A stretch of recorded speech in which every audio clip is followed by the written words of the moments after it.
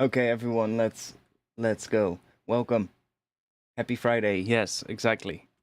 Happy Friday. I wanna start making some samples. I'm working on the sample pack, as a lot of you know, the next sample pack, and I wanna, I guess, just get started doing some sound design, like I said I should do when I start a stream.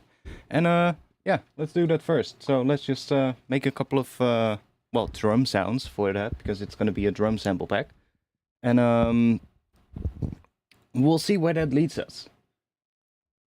Maybe we end up making some samples, and I think, hey, I want to make something with that, or maybe not, and we'll just keep making samples. We'll see.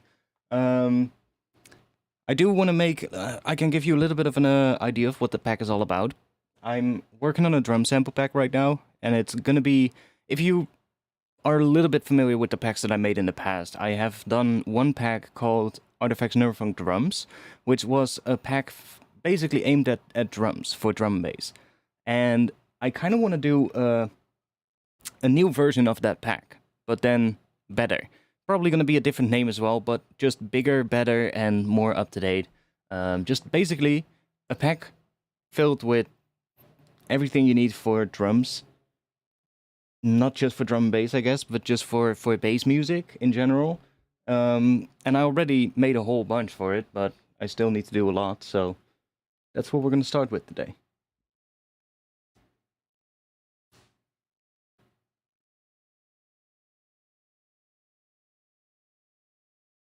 Okay. Let's just get started.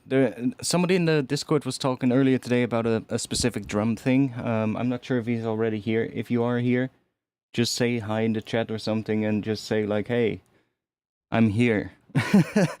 And he was wondering about a drum pattern. He couldn't figure it out, and I'll show you. But just let me know. Okay. So I've been making a lot of stuff already, and I kind of want to make. I kind of want to make some stuff in for every different key as well. So a lot of times, what I'm doing when I'm making these loops as well is I'll be putting in like some atmosphere or some other things in a particular key, like a drone or something that just sticks on one note, or sometimes even a chord progression that follows along a particular scale. Just to get an idea of the pitch, because then if I'm making the drums, then I'll be making drums to those pitches, right? So I'll be making drums that sound good with those notes.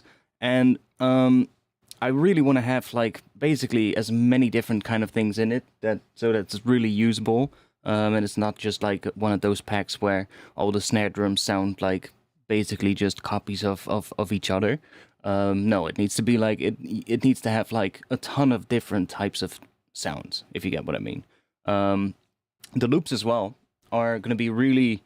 It's not going to be one of those packs where, well, maybe some of the loops are going to be quite filled up and quite complicated, but most of the loops that are going to be included are going to be really bare bones. So it's just going to be like a tambourine loop or a hi-hat loop or a cymbal loop, and you can just combine a bunch of ones together to create some drums quickly.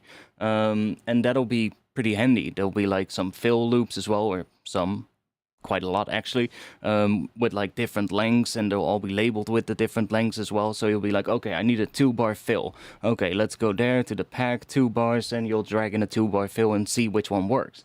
And that is how I want the pack to be. It needs to be really easy to use and just, well, basically have a ton of stuff. Sounds great. I mean, I hope so. I'm not sure how long it's gonna take me to make the pack, by the way. I've made like 300 loops in the last 2 days, so I did quite a bit of stuff already. But that's only a fraction of the stuff that I want to be in there. So I made like 200 shaker loops or something. It's like absolutely crazy. 200 shaker and tambourine loops in like different tempos and all kinds of stuff. So yeah, it's gonna be fun. I think we'll just start making some kick drums. I was looking at some kick drums earlier. You can never have enough drum samples. Yeah, but like I want it to be like it's also for myself, right? It's like I want my own music production to be easier and quicker. So I need a collection of drum sounds for myself that is just basically just any type of stuff that I need. And it needs to be organized properly so that when I need a clean synth-based, like synthesized kick, I can just find it really quickly. Or when I need a more dirty kick, I can find it really quickly. And that's what I need, right? So if I'm then gonna make a whole pack with that, then why not just sell it? I mean, I would be shooting myself in the foot if I wouldn't do that, right? So it's just, yeah. It's for myself too, but it's also for all of you.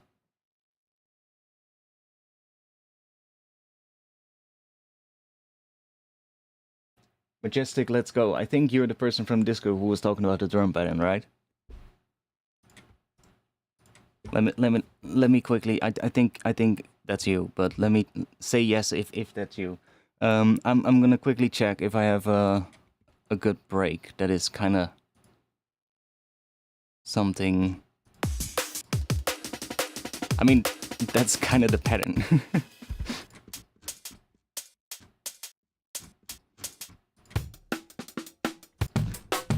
Let's see if we have a... Oh wait, I know one. In the first Noisia pack, there's like a pretty good break that's like a regular drum and bass pattern. Not like a crazy pattern, but just a very standard pattern. Where is it? Not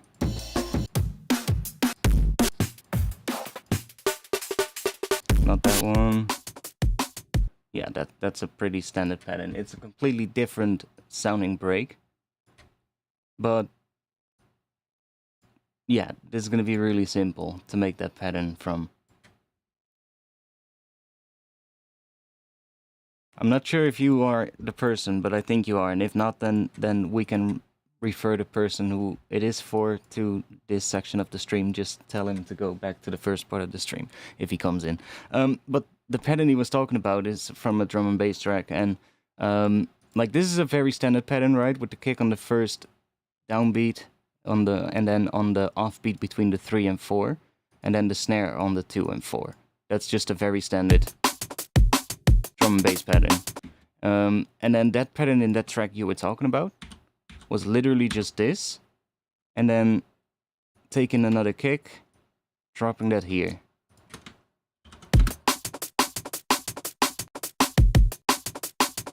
That's literally the pattern. So you just need to find a break with a good sound that you like, that fits your track, or that sounds similar to what you were looking for, and then just chomp it up in that pattern, so that there's a snare on the 2 on the second beat. So you can see the beats right here. So on the second beat, and then on the offbeat between the 3 and 4, and then on the downbeat of the second bar, and then on the offbeat between the 2 and 3, and then on the fourth. That's literally the pattern, and then just put a kick drum right at the end on the offbeat. And it's a pretty... Yeah, I think it was Majestic asking. Yeah, so it's a pretty simple pattern. I actually like it even more if there's a kick there.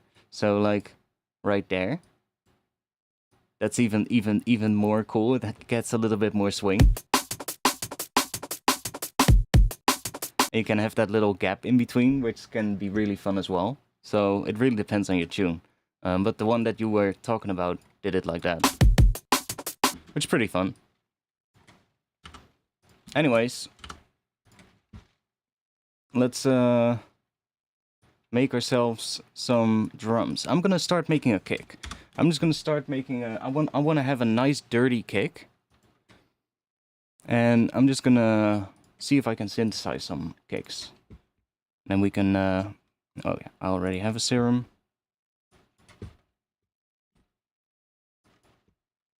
I'm good. Thank you.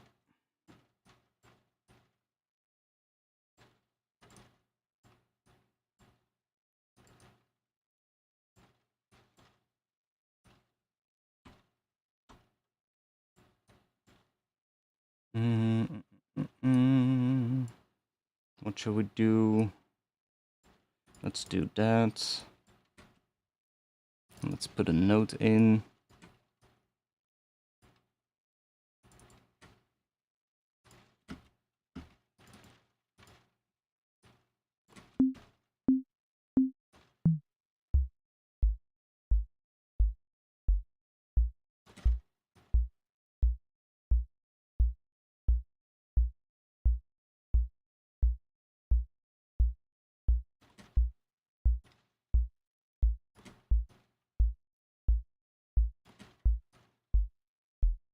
Let's go with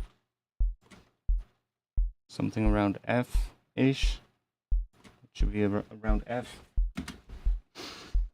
And then let's go do a pitch envelope.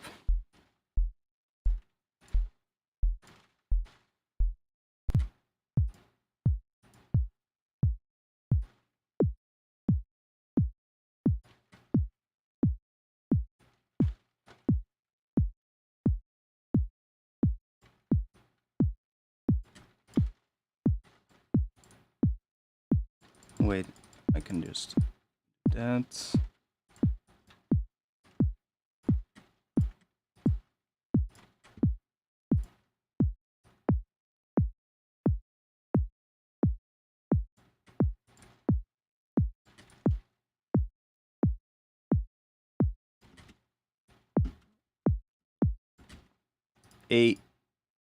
Okay, let's see. I wanna create. We have yeah, we've got these.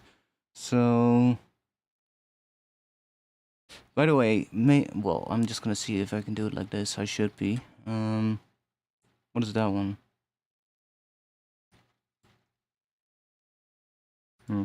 Let's use that one. We want 4, and then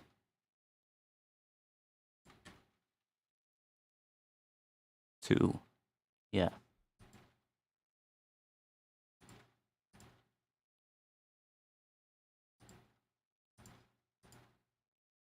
Let's do that. And let's give this a crossfade.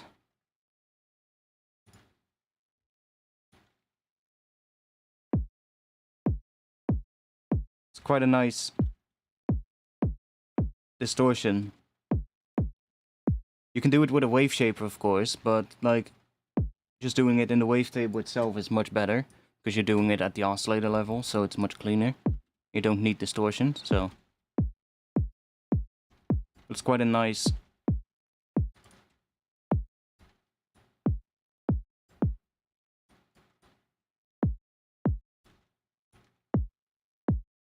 Okay, let's do that. It's raining really hard, by the way, here. Why did I say that twice?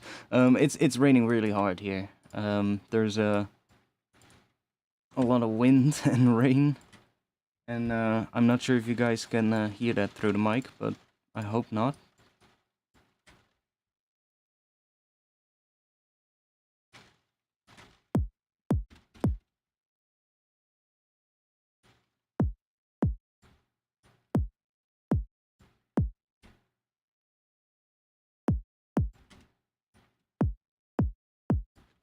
Okay, that's a starting point. There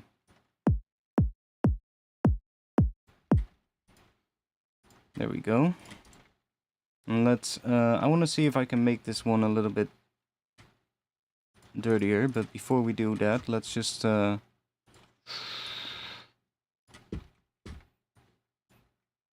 this a little bit.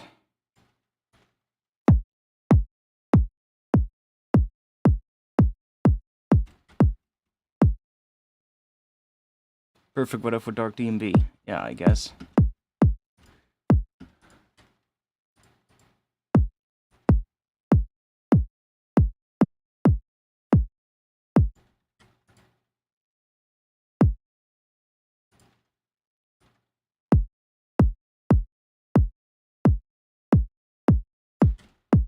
Okay, I want to see if we can make this one a little bit dirtier, but I guess that could already be a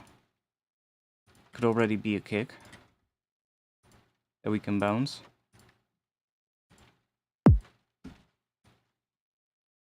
Just a nice and clean one.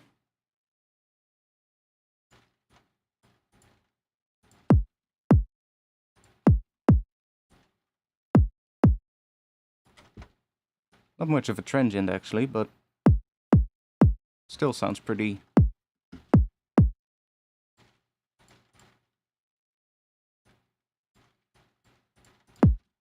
alright.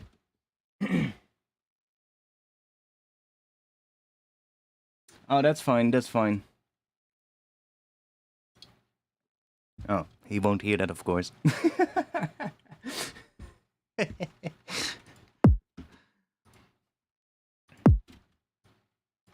So this is hitting F, roughly, I think. Let me just put something in here. I'm just gonna go and grab...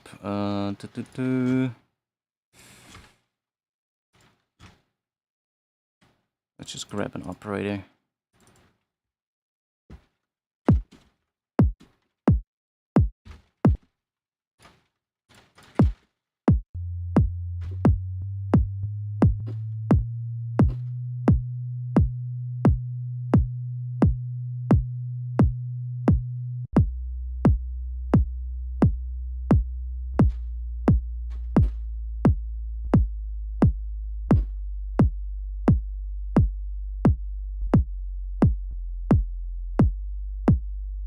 It's more like a G.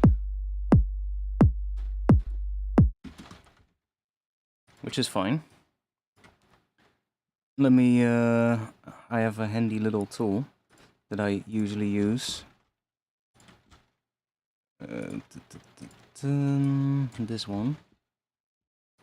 So G would be 49 hertz. It's in that range, yeah. So let's just bounce this one. And we're gonna go and we're not gonna make a whole ton of kick drums. I'm just gonna bounce this one right now because that's a good clean one, and I want to keep bouncing the ones that sound alright. So that would be, what was it, 49? Yeah, 49 hertz. Let's just click that and say 49 G. And what are we gonna call it? No click. Because it had no click. Or close to no click. Okay, there we go. Let's move on. So I want to see if I can make it quite dirty.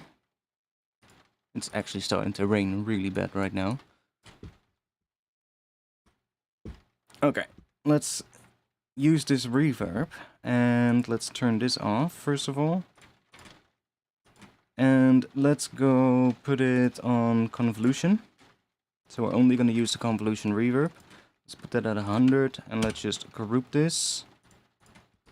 And let's create another chain. So that's going to be the dry chain. Oh, fuck. Let's do that.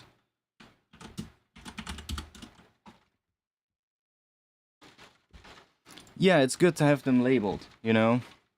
And sometimes I'll even go back and check them later. Like during a session, I'll sometimes give them names that make little to no sense because I just want to move on, you know? And sometimes I'll even add more labels later just to make sure that it's properly labeled, you know, but...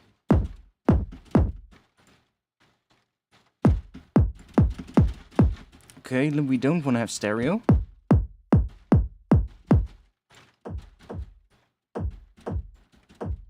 And let's see, let's play around with this. Give it a bit of attack.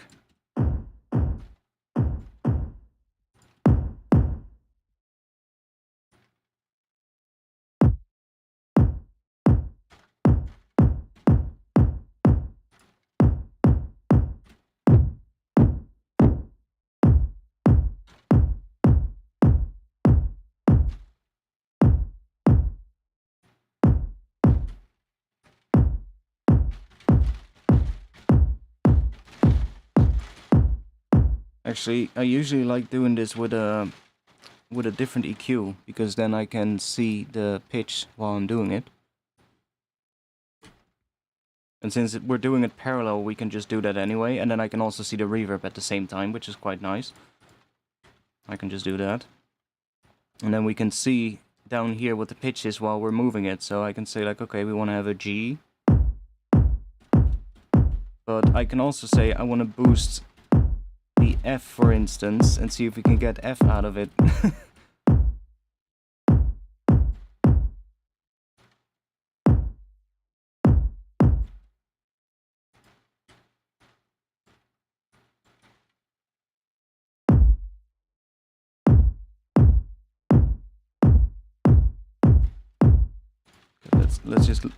Let's just leave that first one, and let's just move through here a little.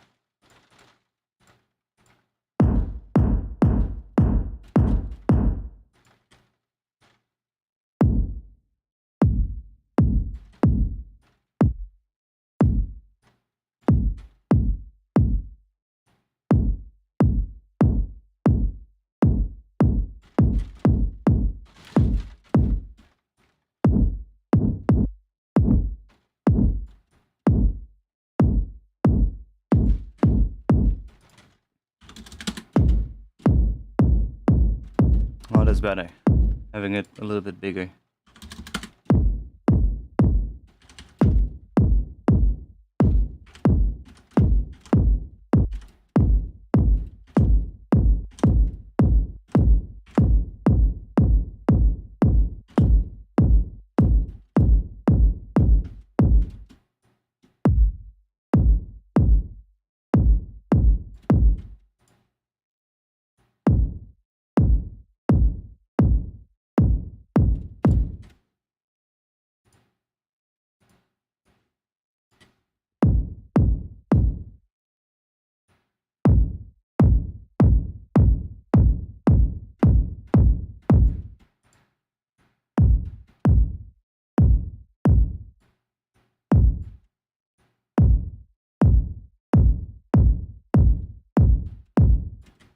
It's actually pretty cool. What does it look like?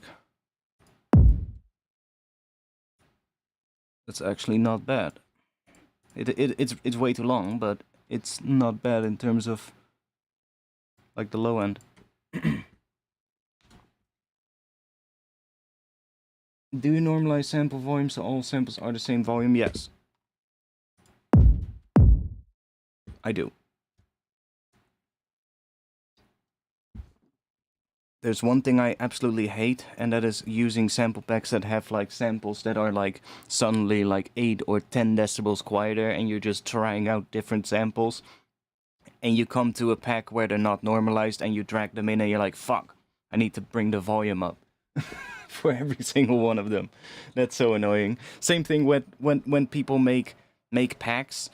Well, I guess with drums, I can still see it when they don't label them by key, but when you get a pack and you get, for instance, like bass loops and they're not labeled by key, I'm like, well, what were you doing? You shouldn't be making sample packs. Get out of here. But yeah, no, I definitely make sure that they're all normalized.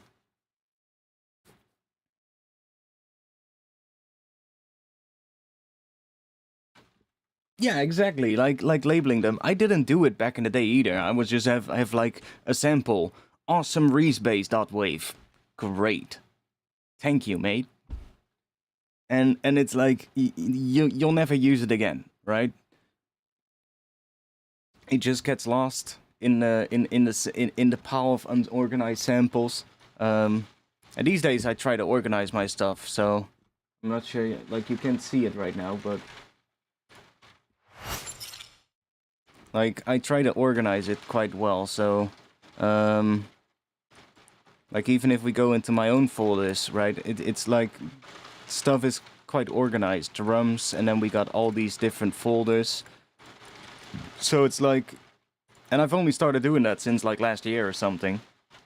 But it's really already helping so much. And now this pack is gonna be like the new So like this is gonna be my source for when I need to do something drum wise, right? It's just gonna be like, oh, I need to have some drums. Okay, let's go in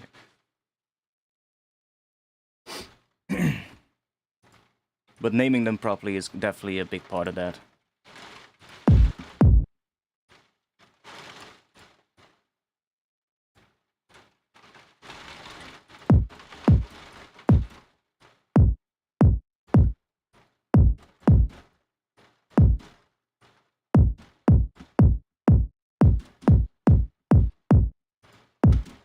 I mean, it's quite nice, but I wanted to have a bit more of a transient, I guess, so... Let's go in here.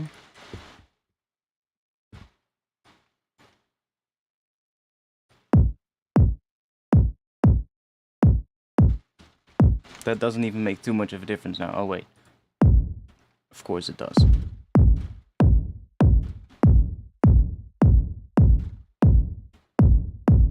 Like, we don't have any distortion on it, but it sounds a little distorted, which is nice. So we have this one, which is creating the main, so like, I guess, click. Maybe if we reduce that a little, and we can...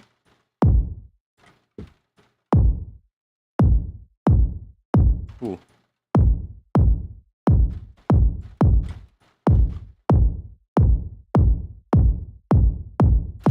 It's quite nice. Can we... What if I put another one on the pitch, but really short?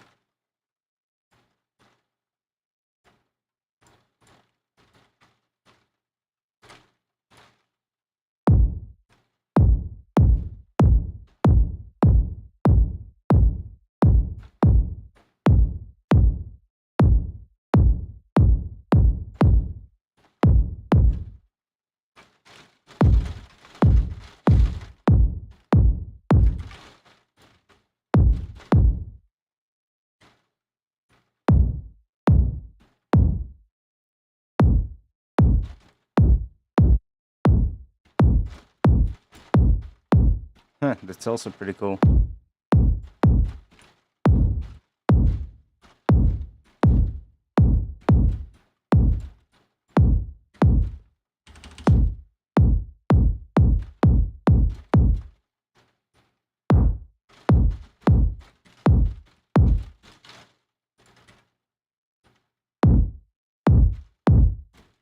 Let's go and do...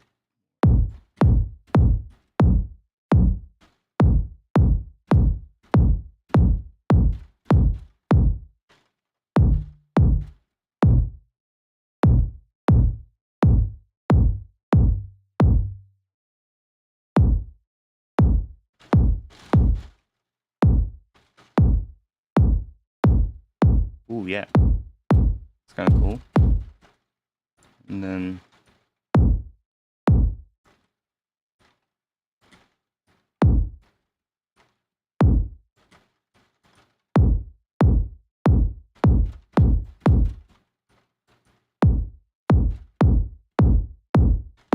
Now let's go and put an LFO tool on here. So instead of having to cut it shorter, we're just gonna make it shorter ourselves. And we can just go and create a shape something like this. And that is 1 beat long, so I can do envelope mode. And let's group this. Let's put an external instrument in here. And send that into the instrument rack, into LFO tool. And now that will cut it short for us, and we can, if we want a little bit more length, we can do half. But it's already pretty short now, so...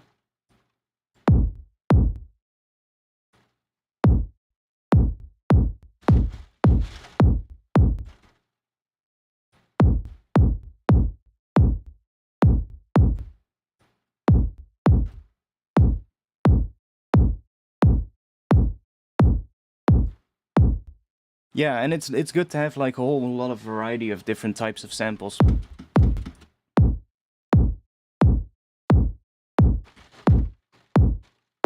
We can even mess with the sample and so the filter in here if we really want to get crazy. I don't know.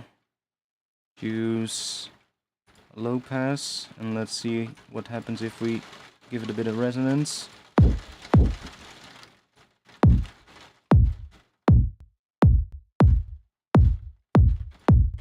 And we can give it LFO2 on the cutoff here.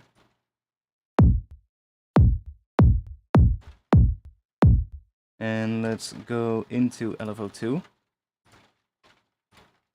Come on, show yourself. There we go.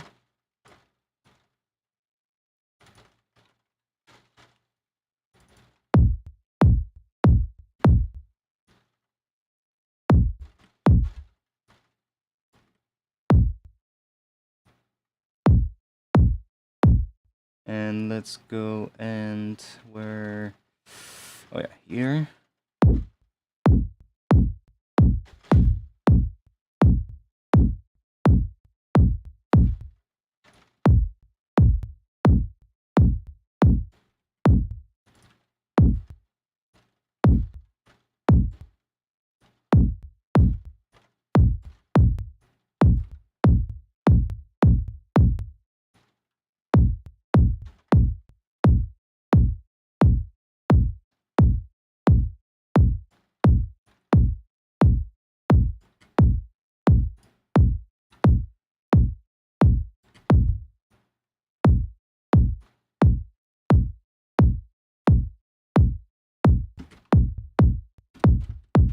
Pretty. All right.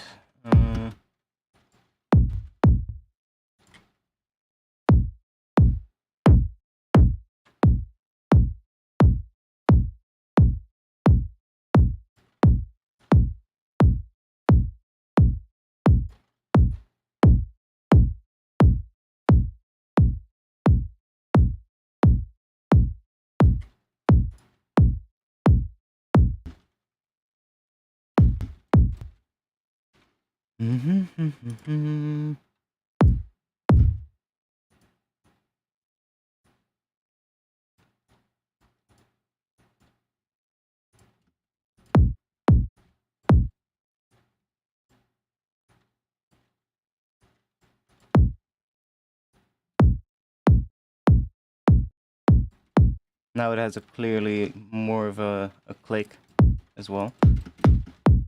It's a bit of a longer kick, but it's fine. You can always fade it a little bit if you need it shorter.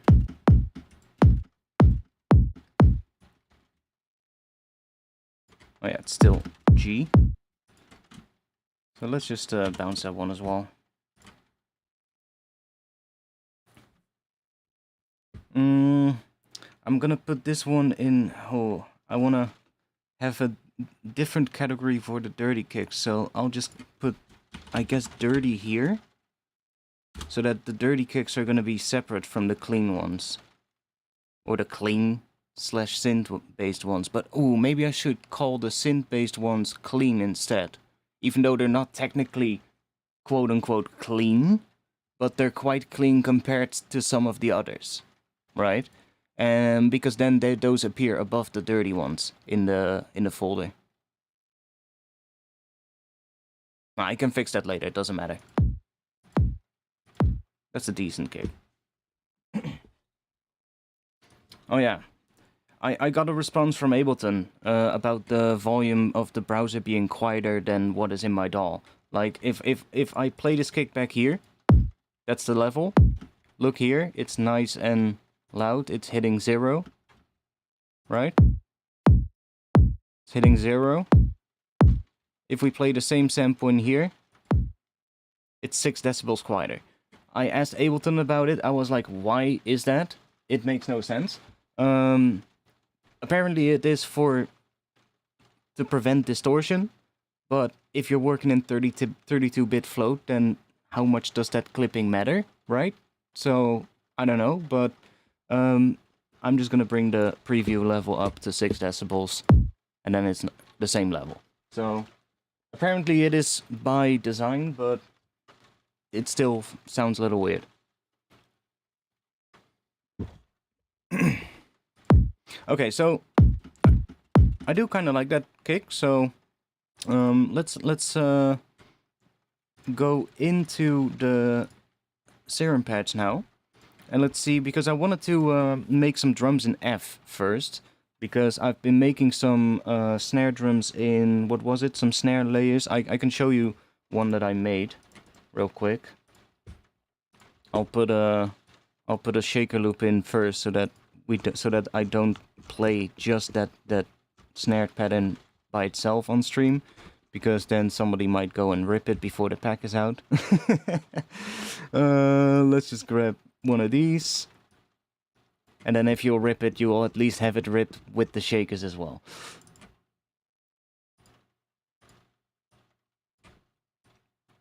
And not the break by itself. I made one that is actually pretty nice already.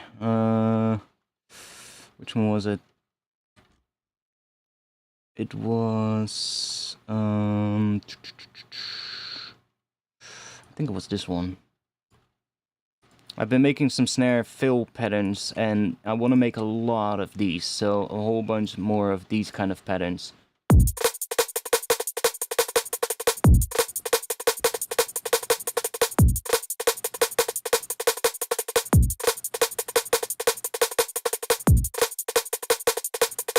I just love these, and it's the same with a lot of these, right? It's just, I've just been making different versions, and just getting like different kinds of ones in there, and they're all pretty cool.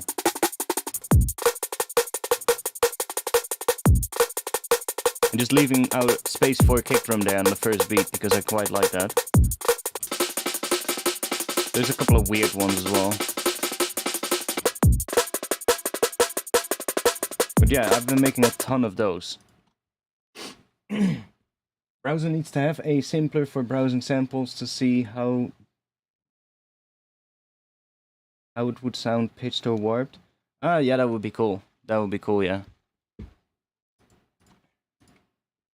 That would be pretty cool. Anyways, I say let's make this one into a lower key. So I'm just gonna do this. It should be F now.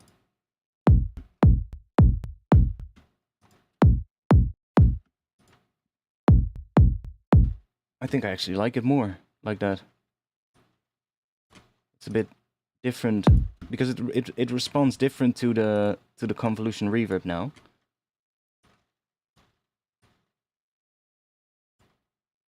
See, the rumble is now different because it's a different pitch going into it. But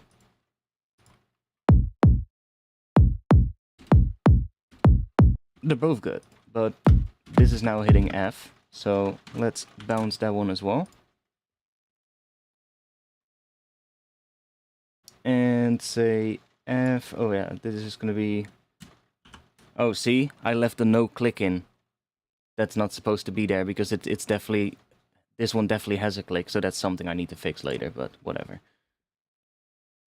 I can't think of something to add now. Okay, so let's use that kick, and I'm just gonna... I'm gonna be smart, and I'm gonna save this. So I'm gonna put this on here. And this as well. I'm gonna put that right there.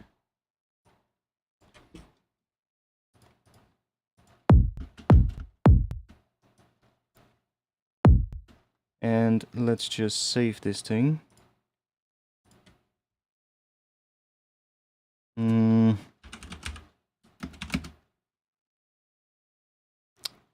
Kick serum dirty kick maker. There we go. Let me put that into my folder with racks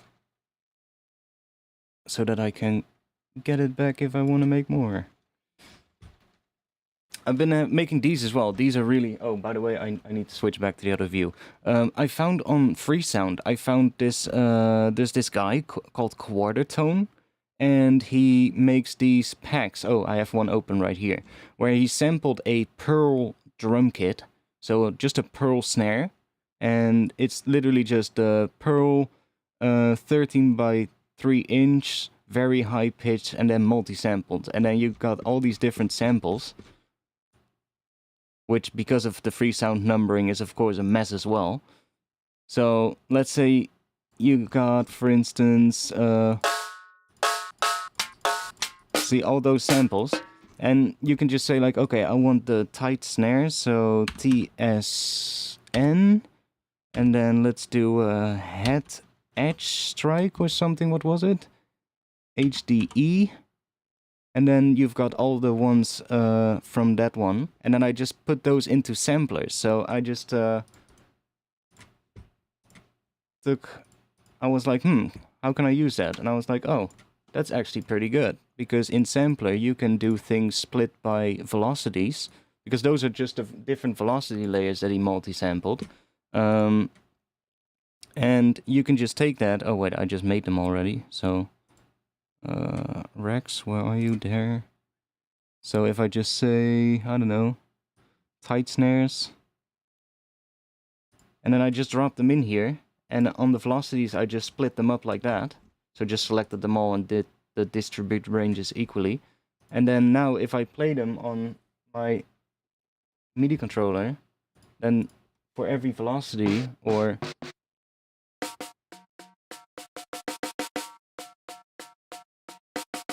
it triggers different samples. And I've been using those as well to then process further and really distort heavily and stuff to make some of those snare rolls as well. So it's kind of fun. Because they sound pretty clean, they're pretty well recorded, so. And he made a whole ton. There's also ones for hi-hats I saw and other things. I found some weird shit on Freesound as well. I found, now I'm talking about Freesound. I don't even know where I put them. Not in here. Did I put them in here? I found some weird ones, which was absolutely... I think it was more for demonstration purposes, for like some kind of a school or something. But, oh, here they are. But it was actually pretty interesting, because some kind of an audio school, which had uploaded like packs with like 300 different examples of badly played violins. And stuff like that. And then they also had a pack with like well-played violins. And then it was like, wait, what? So all those bad ones, there's some really interesting ones in there actually that are like, that could actually be pretty fun if I distort the hell out of it and turn it into a lead sound, right? And it'll be like,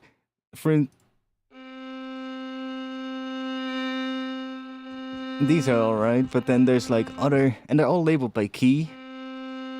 And then here you get like bad timbre.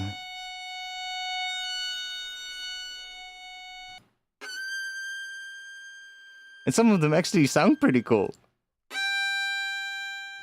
And there's also, these are just single notes, but then they also had scales played badly, and those were the best. Those were so good. Like all kinds of bad tempo, what do we have? Bad pitch.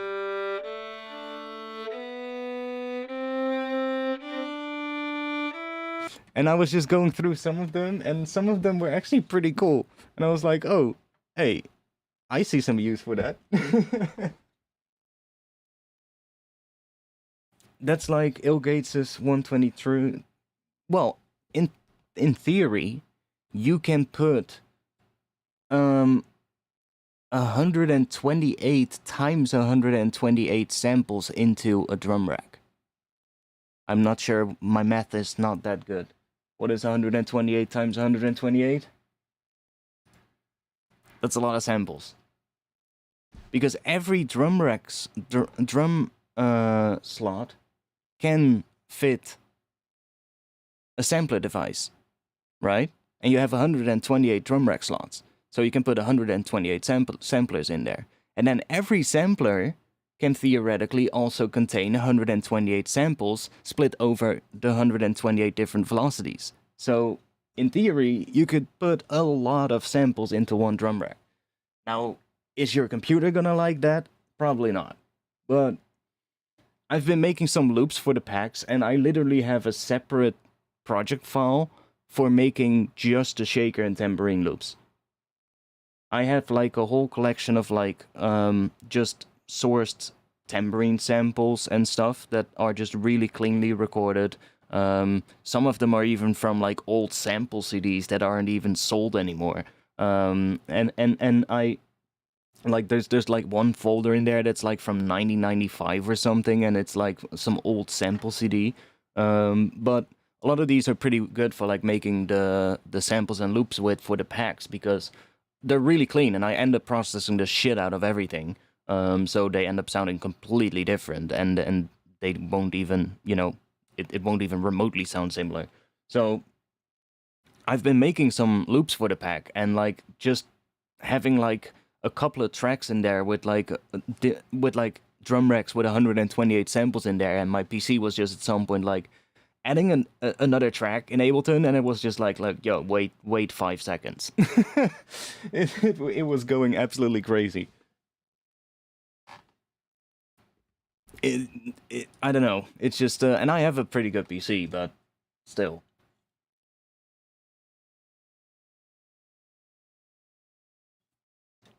And yo, great. What were we doing? I forgot. Why did I add this track?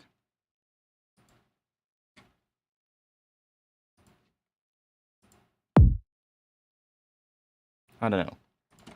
Doesn't matter. Let's get rid of that one. So we have a nice kick now. Let's start with this kick. This kick is in F. I'm actually just gonna grab the one from the pack to make sure that I just made. F. Yeah, that's the same one. Cool. I say we make some snare pattern to go after it. Boom. Ooh, let's make it slower. Let's go and make a bit of a slow loop. Slower.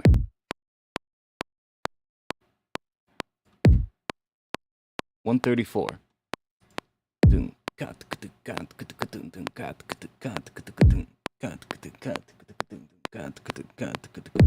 Yeah, that's gonna be nice. Something like that.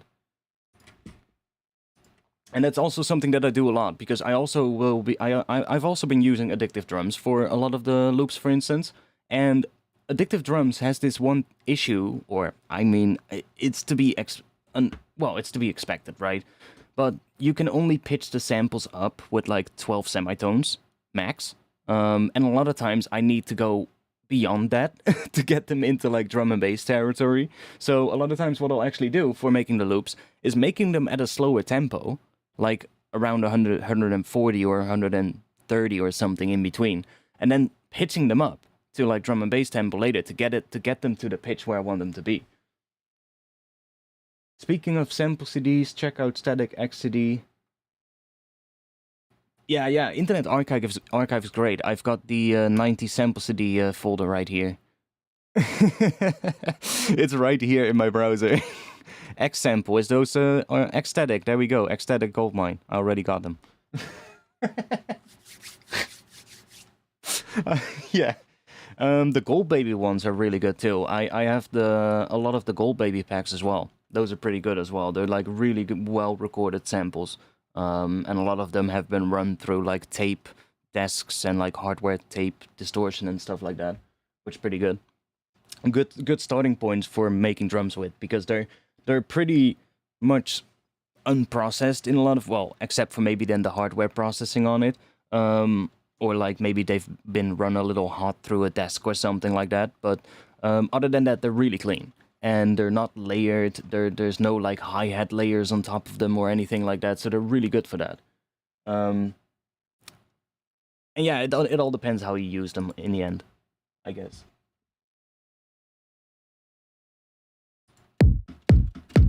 Okay, I feel let's grab an Addictive Drums.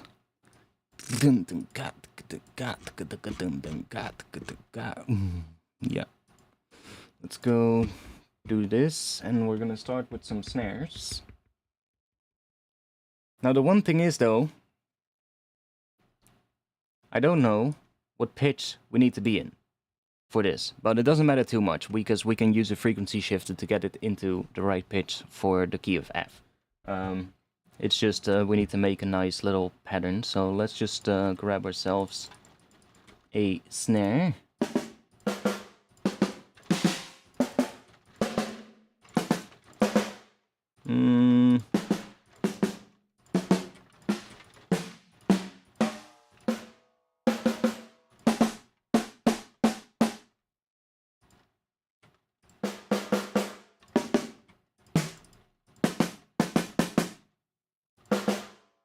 Just use that one for now. We can always go through them and see which one we like more.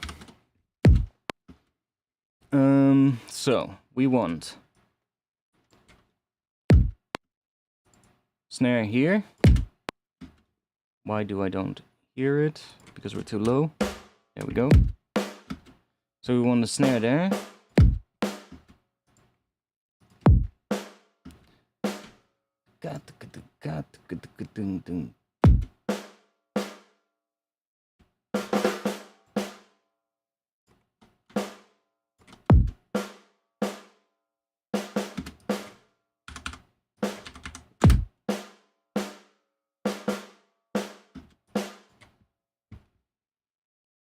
Let's do ghost snares as well. We want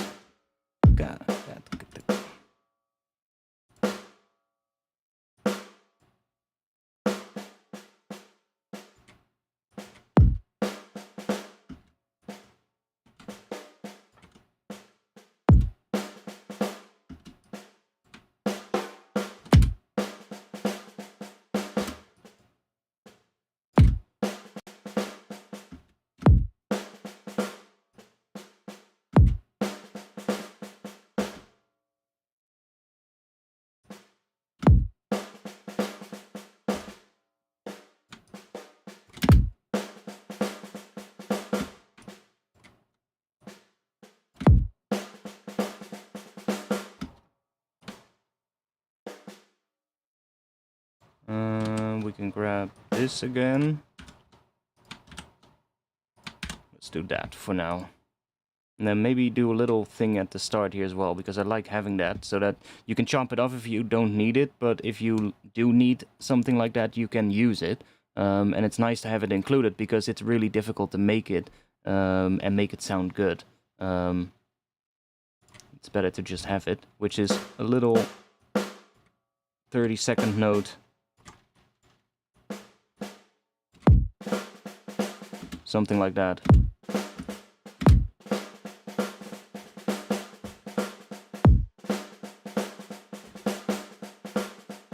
Okay, so now we need some swing. So I'm gonna go and, oh yeah, let me just switch back to that one. So you can still see some of the browser, just not everything. I'm gonna grab my my own groove template, which is just gonna shift those 16th notes a little bit to the right. So that one and that one, all the ones that hit on the 16th are just gonna go to the right, and the ones that hit on the 8 notes are just gonna stay the same. So let's give that a little bit of a range.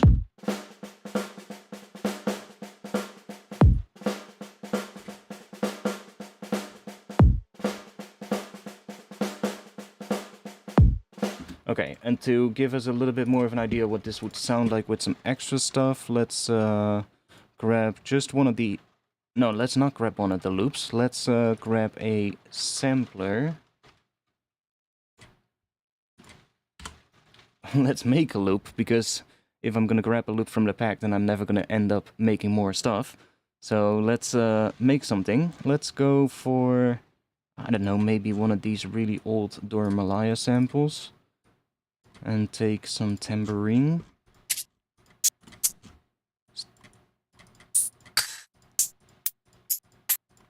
Ooh, that's kind of cool.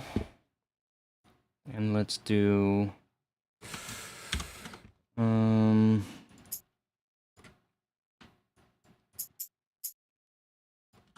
let's just do that.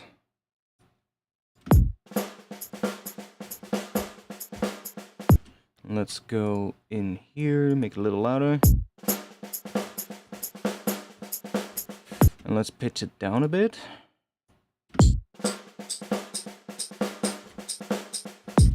I should probably take a drum rack. Let's grab a drum rack.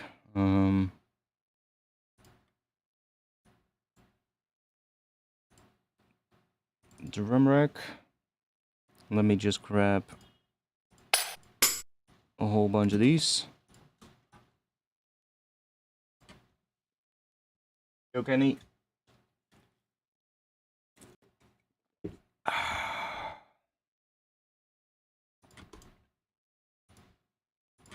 Set up the gates and let's do.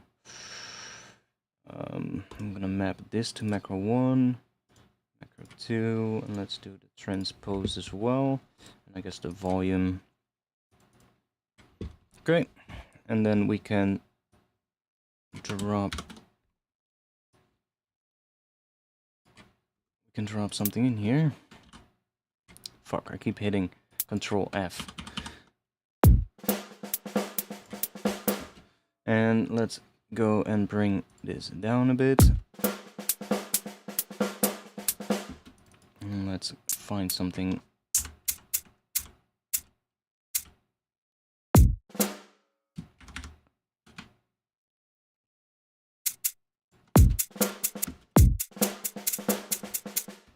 No, I just want to have some.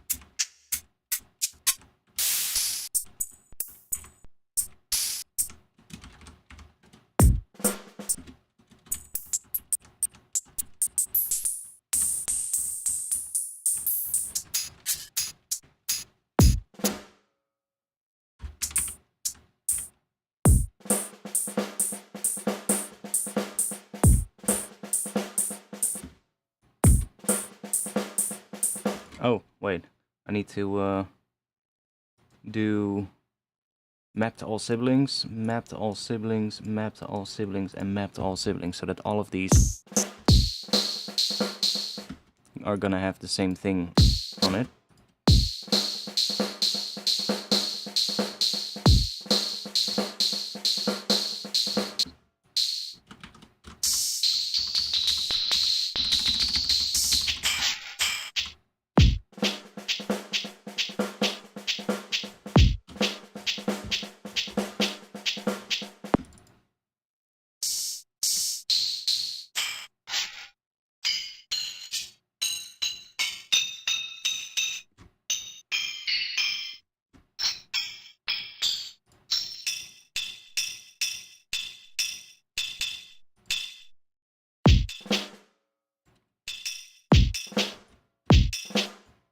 It doesn't matter. I'm not gonna have that one included in this anyway. We just need something.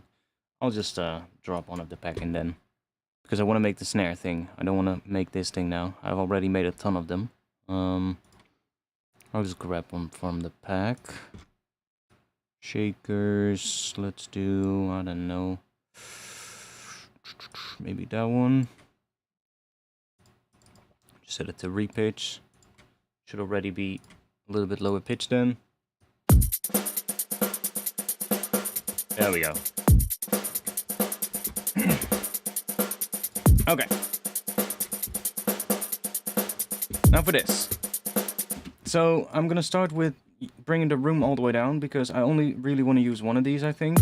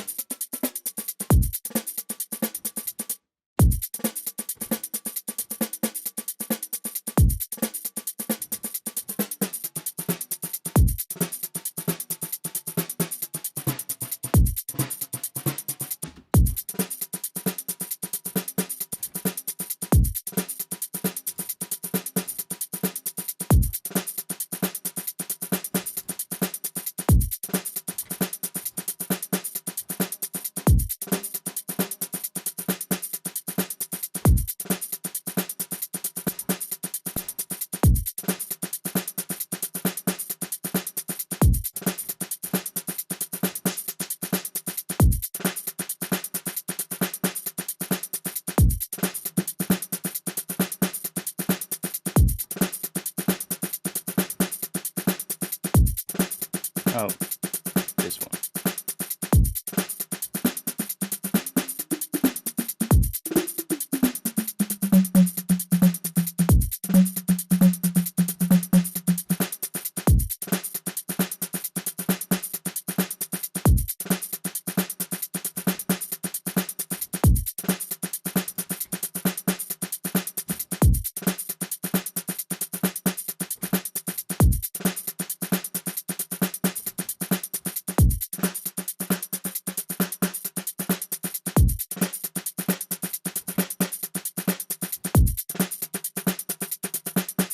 Ooh, that's actually kind of cool as well.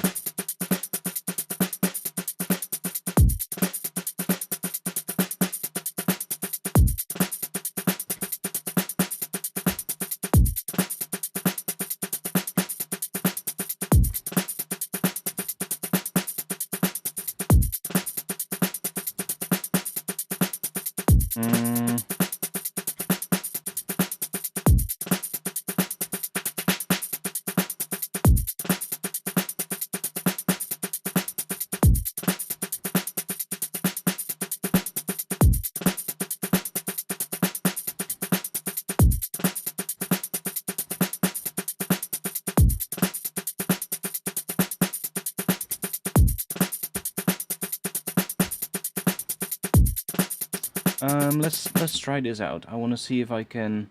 Let's use one of these. So I'm gonna go in here, and let's grab another snare.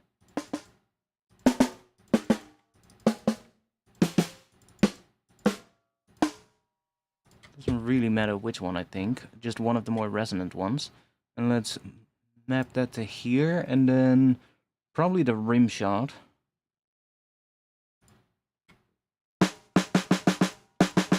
So we can add some resonance to it. And let me just do this.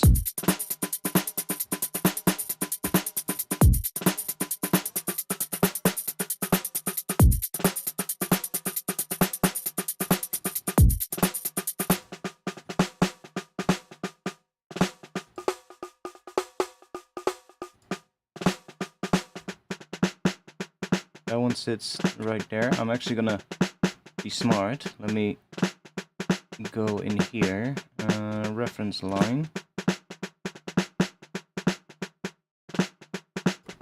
right around there.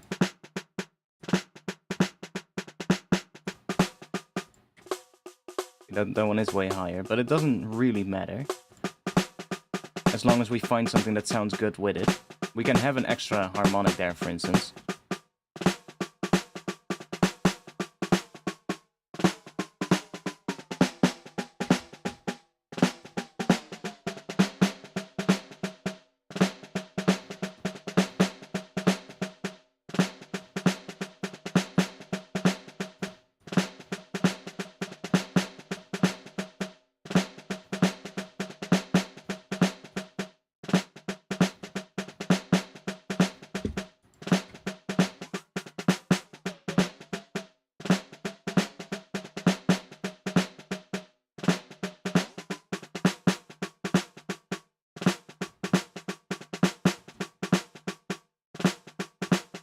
I just literally put it an octave higher.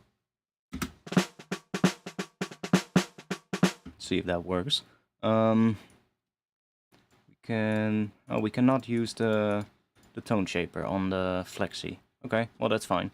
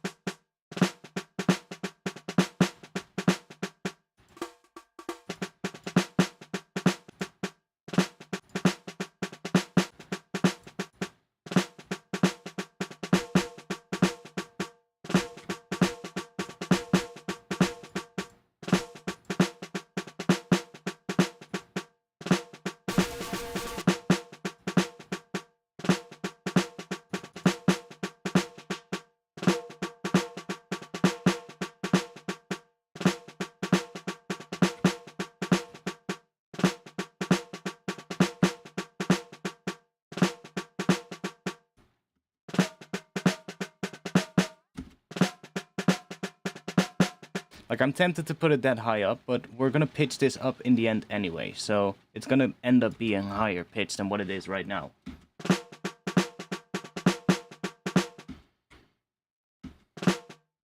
You can put it a bit higher, though. Like, the fundamental of this one is kind of more becoming a resonance now of the other snare, which is fine. And we can also say, take it off if we want.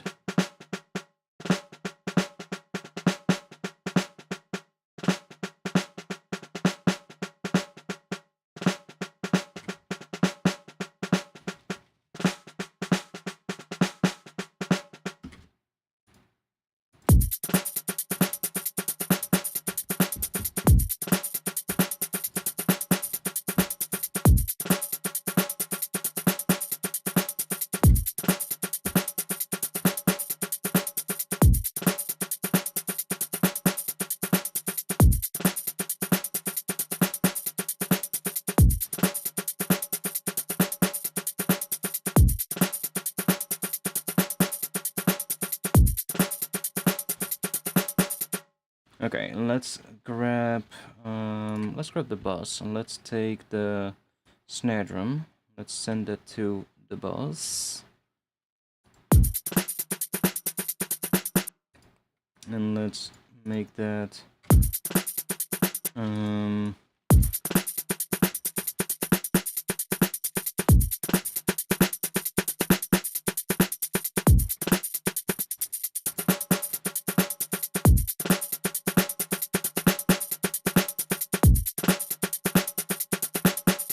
so we're just using that to kind of emphasize the transient a little. And I can also, if I really want to, I can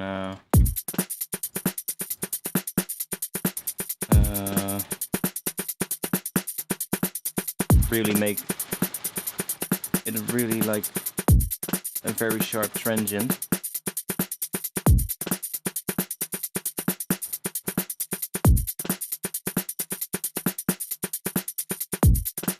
But it's not really needed, honestly.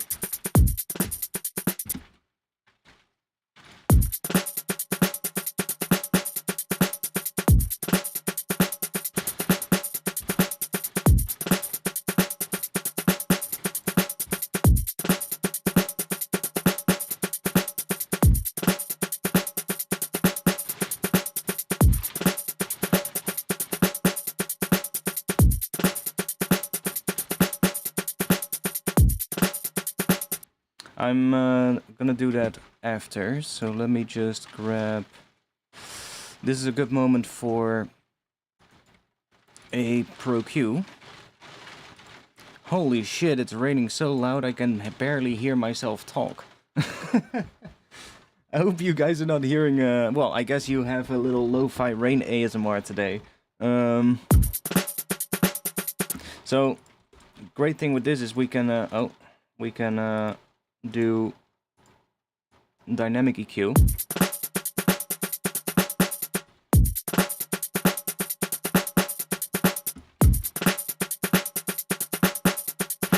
So we can, for instance, not have it boost everywhere, but only when that frequency comes in, and then we can use the threshold here.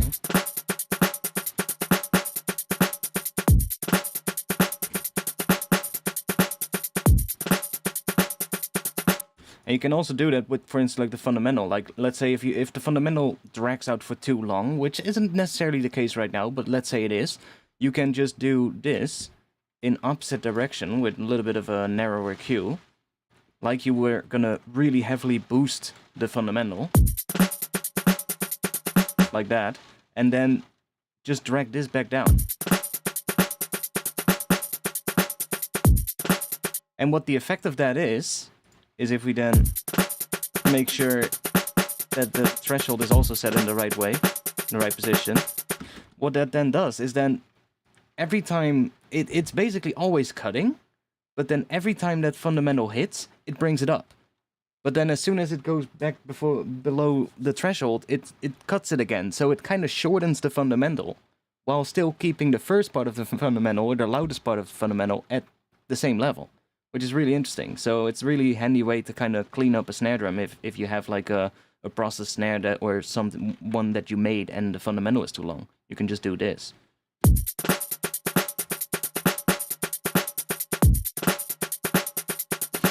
And sometimes when I'm making drums, I actually have the weirdest EQ shapes. Don't be afraid to just give it a weird boost like that.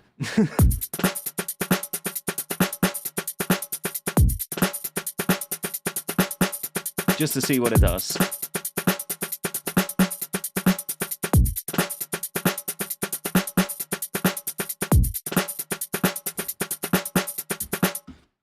Let's go and put a Saturn on it. You hear the rain? Sample it. Yeah.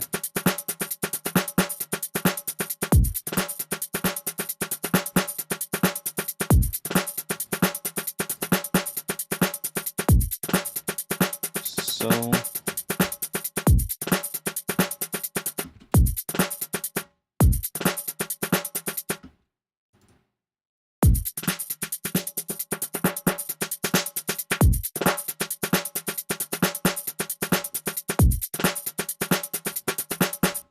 Okay, let's see, because we want to have one on the sides. Do a low cut.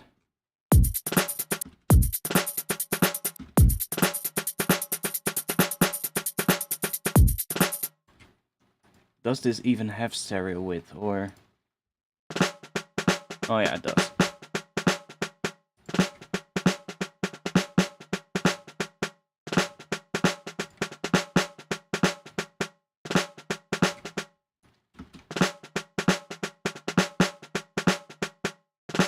This one I'm gonna put only in the mids. Stereo placement mid.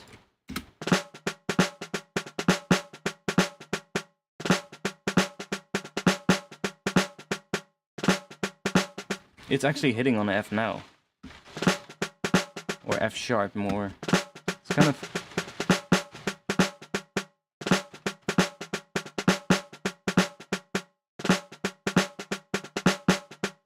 kind of weird, because if we turn this one off, yeah, it's hitting more like G. F sharp. Okay, F sharp. F sharp it is. So I'm gonna quickly just I do want to have a little bit more of a transient on these, but let's just freeze this one real quick. And let's put that on a new track.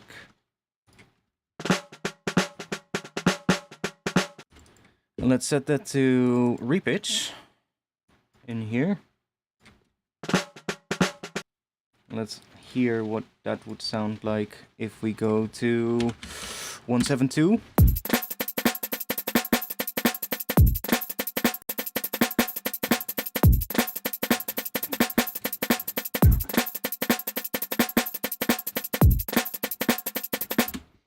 Okay, not too bad.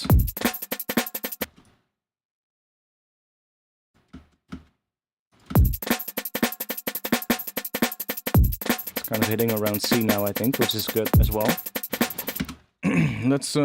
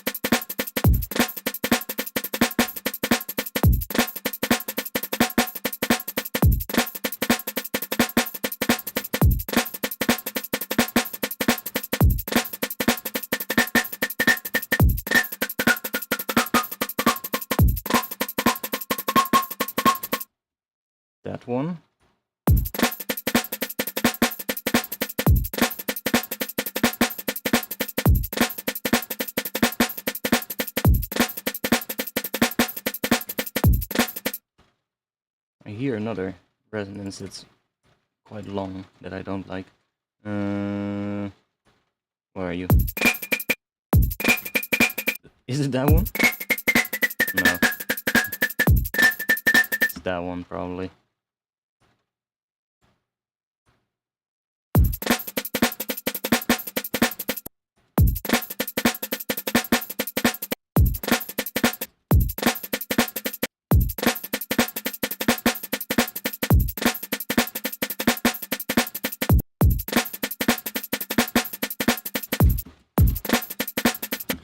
It doesn't really matter too much. I'm just messing with it at the moment. I use frequency shifts a lot as well when I make drums.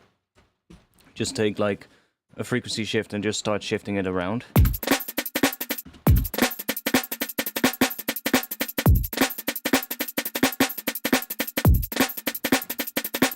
That's actually pretty good.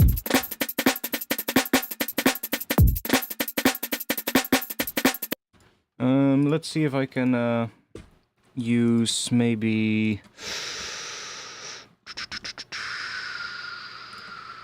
Let's try this one.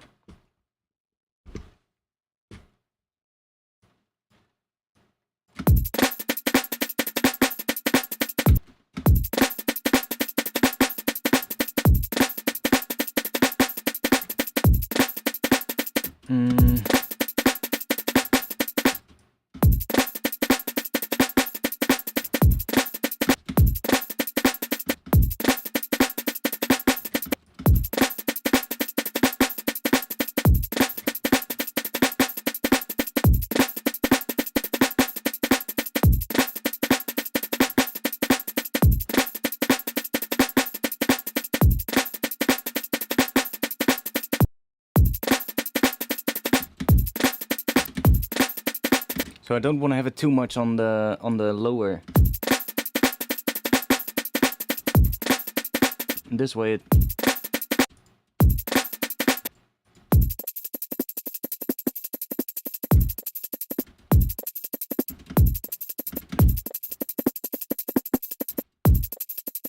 It's not really doing much on the first one because of those extra little hits, but it's fine.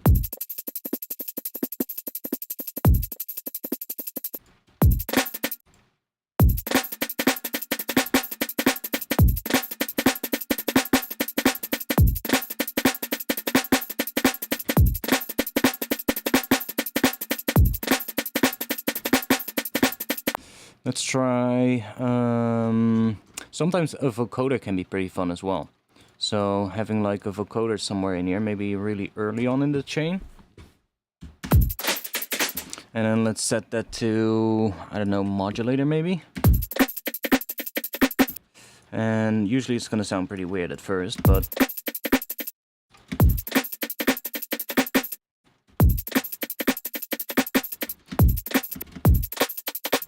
I most of the time end up using it as a layer.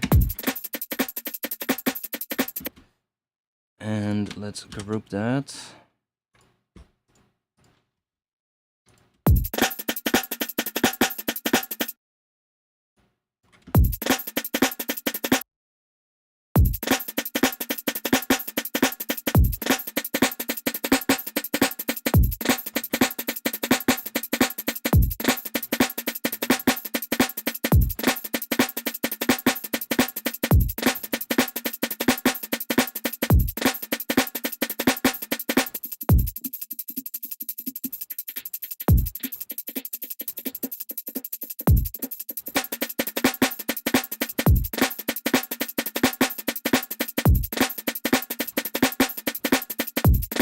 Really subtle. Let's add some erosion to it. Why not? Just messing around to see what we like and what we don't like. Let's do mono noise just to make sure that it's there in mono. And it's not going to sound weird in stereo.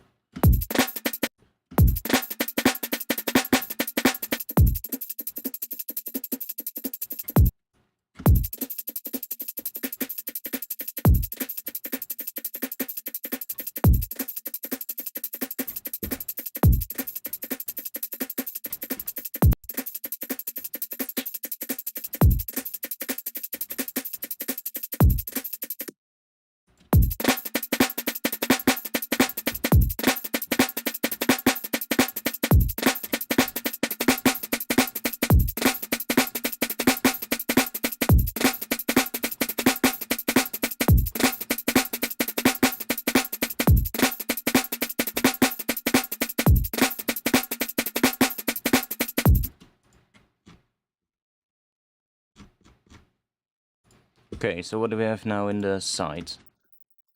Let's turn this one off.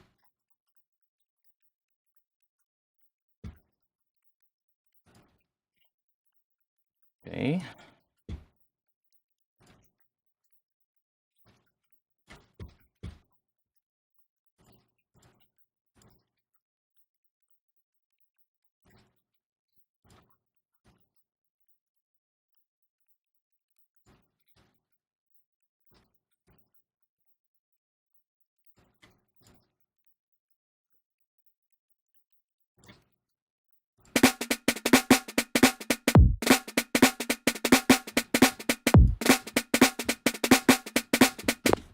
Let's I guess grab a little bit of reverb as well. Let's just do a bit of convolution reverb. Made for drums, maybe? Let's go shorter.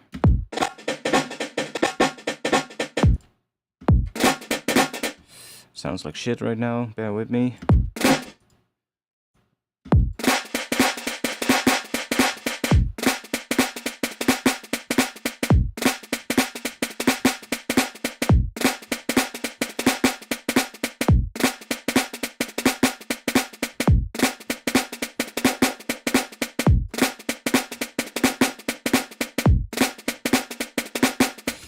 Maybe I'll use that somewhere later. Maybe I'll use it here.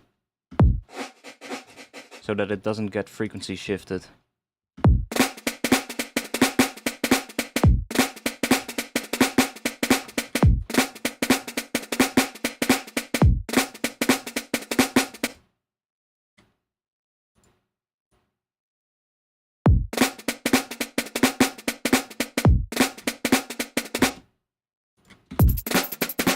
Oh.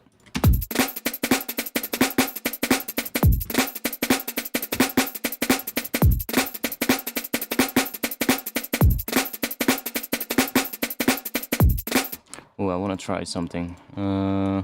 See if this works.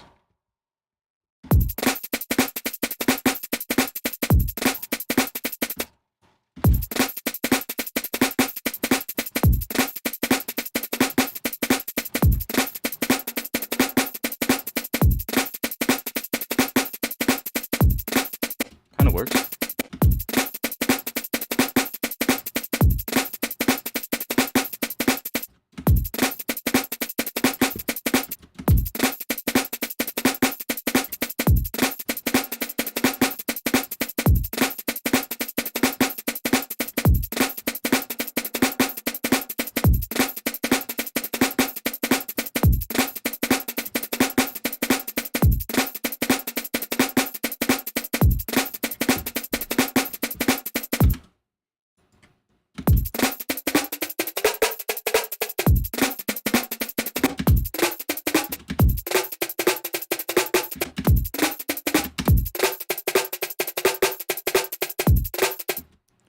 Ooh.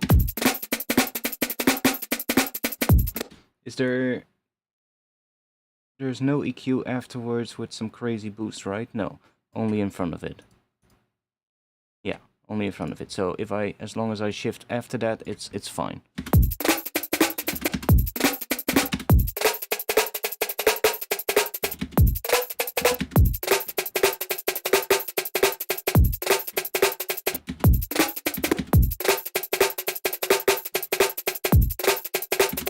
Ooh, I do kind of like that. Let's see. What if we take isotope neutron 3 transient shaper?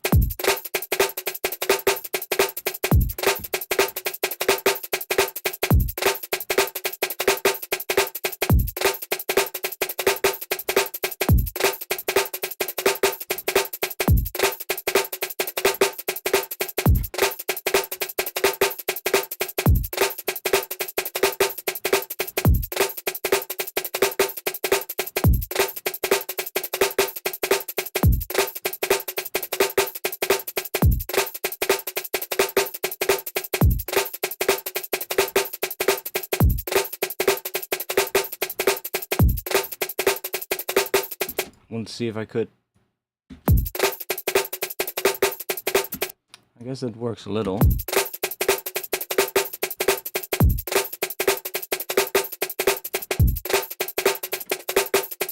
Yeah, it definitely works.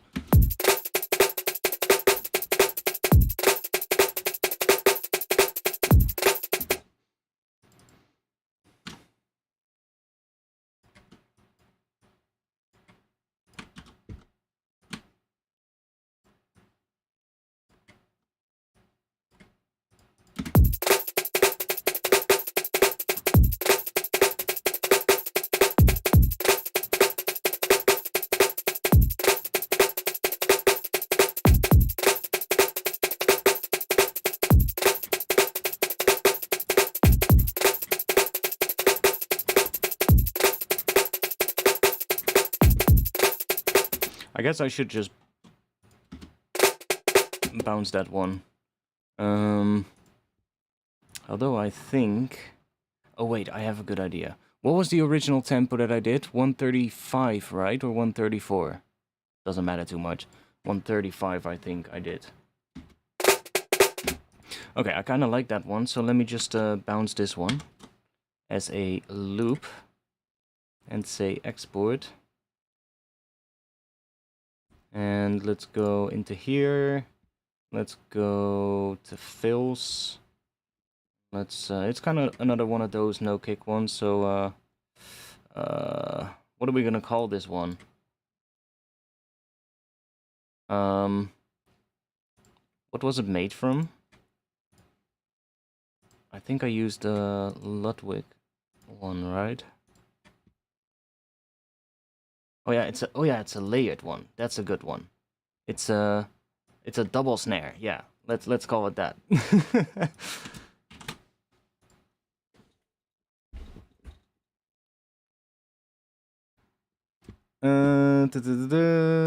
Pack fills. Let's do one of these. This one is in 172 though, so let's do 172. 2 bars, yes, 2 bars.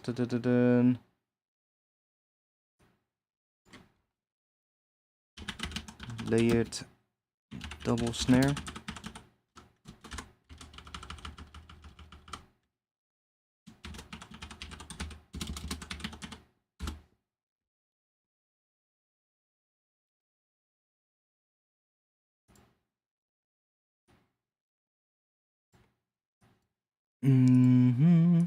That's it, making a pack. If you want to do it right, it takes quite a lot of time, but it's fine. Where are you? 172. Yeah, that's pretty good. Okay, nice.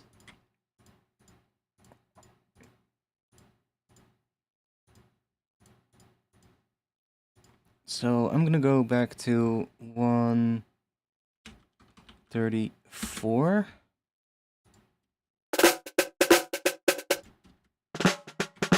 Oh yeah, we can't hear that, but if I do this, we can.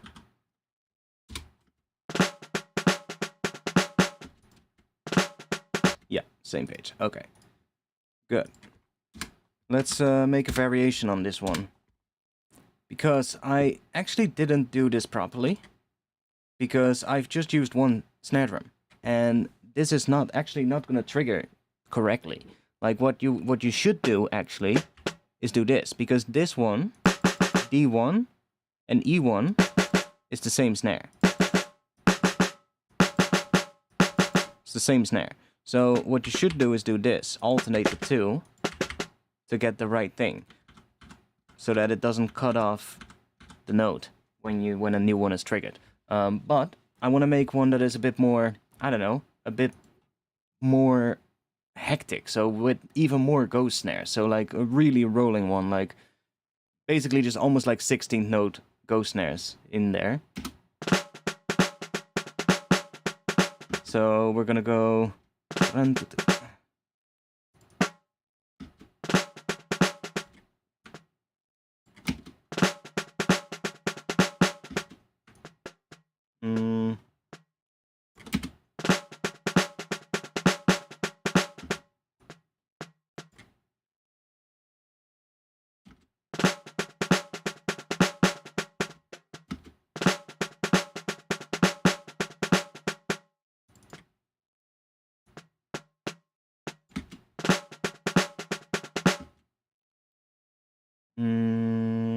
let's put one in here.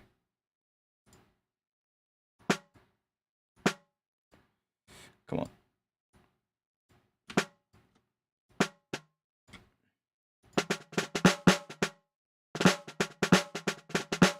Not there.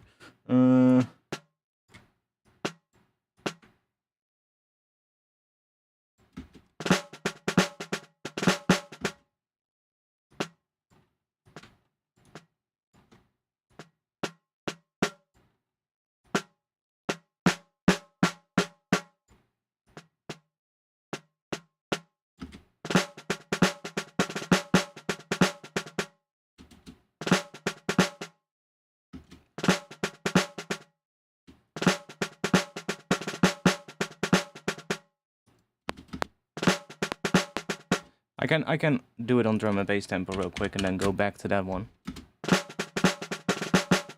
Yeah, that's not the right spot. We need something else here.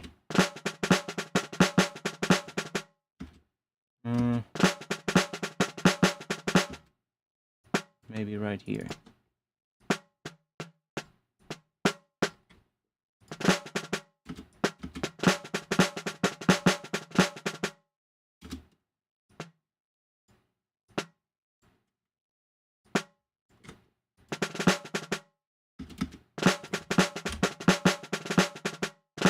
There we go.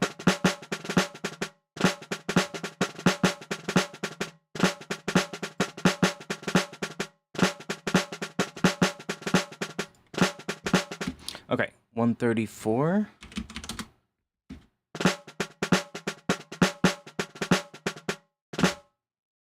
And then we can go in here and we can do this, that.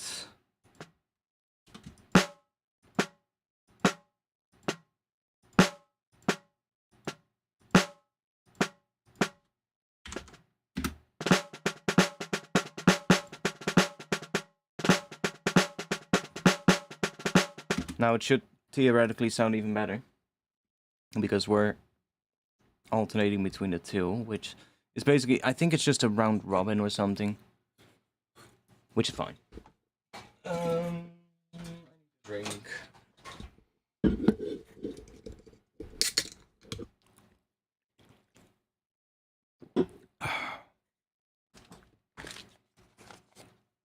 Okay, let's put this one on here.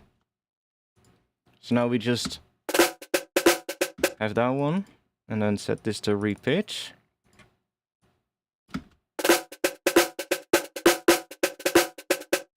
And then we're gonna go back to 172.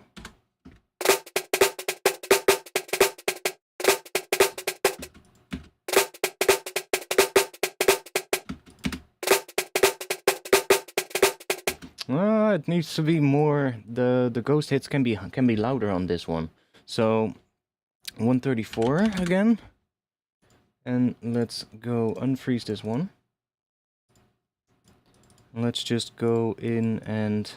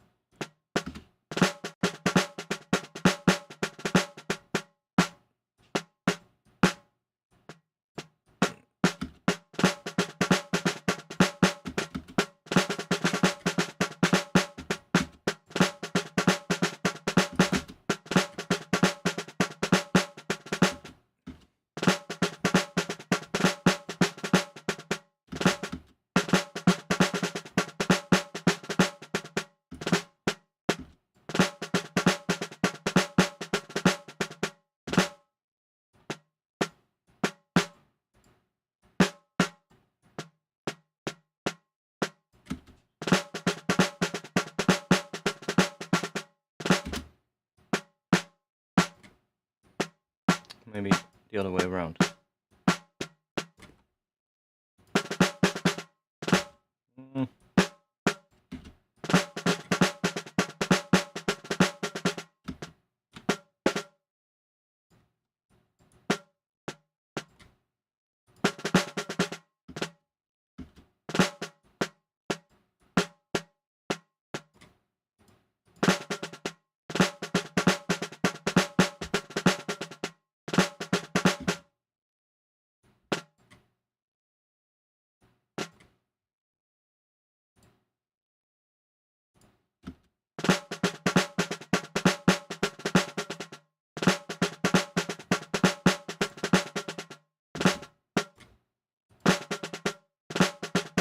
That should do. Okay, let's freeze this now. Now the ghost snares should be a little bit louder. And then I'm gonna put that here. And then say repitch 172.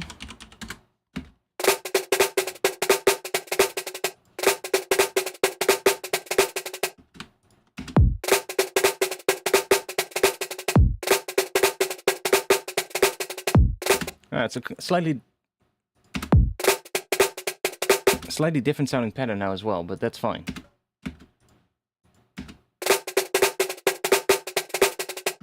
That's fine. I'll bounce this one as well.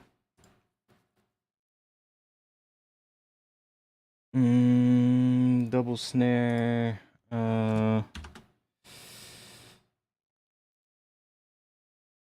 More ghosts. That should be explanatory enough, I guess.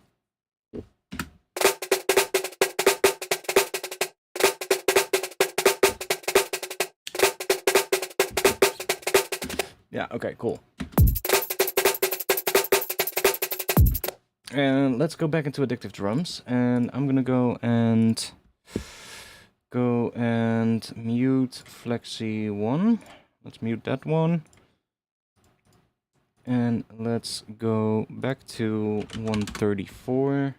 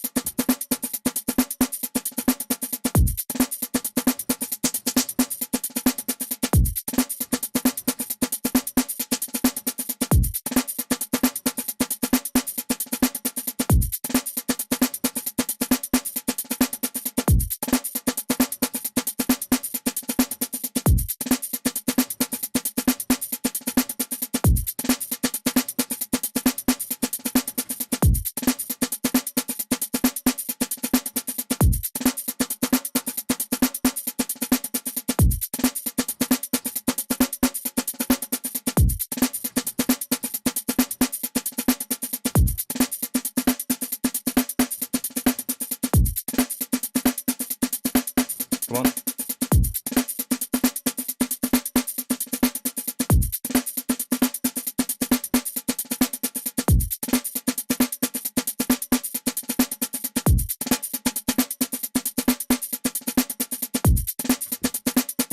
We can also, if we unlink that, then we need to go to the kit page.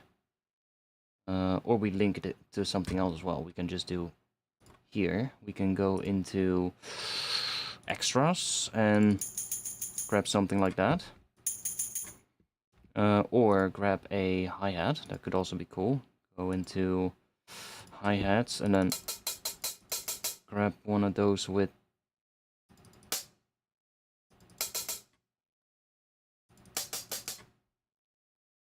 try that one, and then we should be able to go back to the kit page, drag this one to here, and then I forgot which one it is. Open A or B. Let's try open A first. No. Unlink. Oh wait, maybe it's not open. Maybe it's just one of these.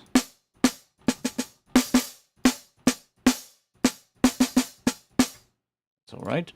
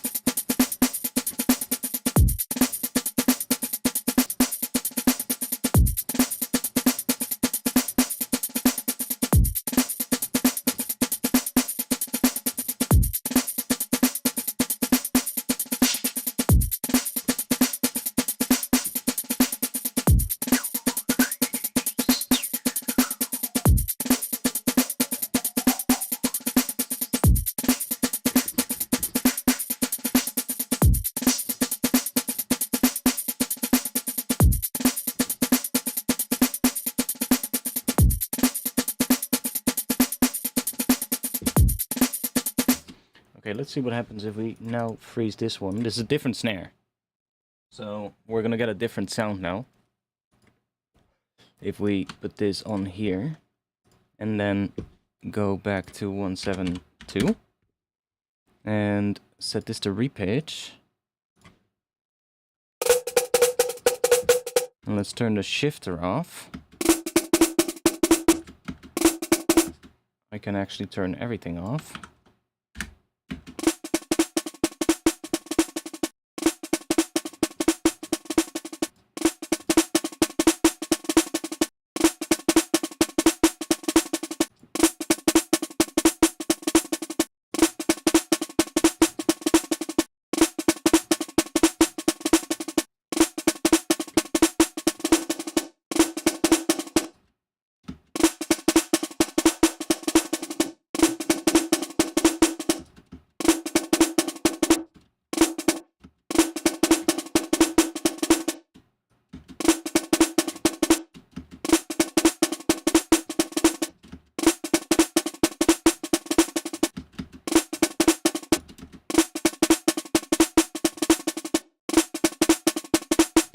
Ooh.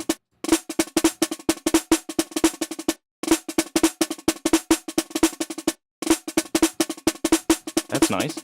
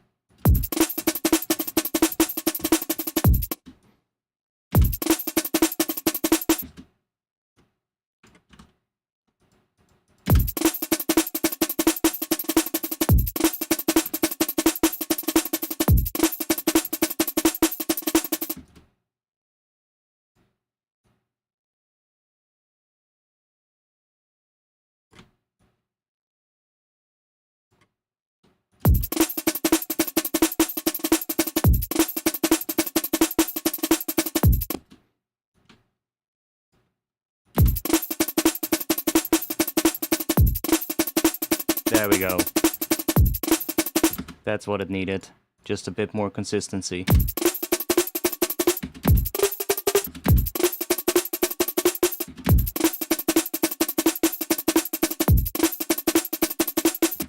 Let's maybe do it after now, because that reverb is... I feel it's also boosting the fundamental a lot, so...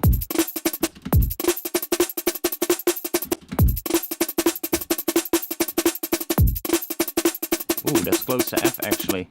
It's really close to F.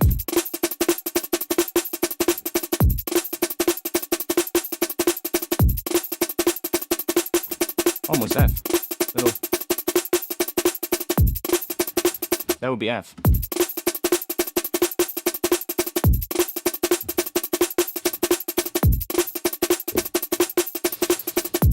I've also made a bunch of cymbal stuff as well, which is quite nice. I haven't made too many cymbal loops yet though, but I have a pack here called Artifacts Modern Drum and Bass Drums, which has kind of become more of like a temporary place to dump all the stuff that I made, that I need to go through.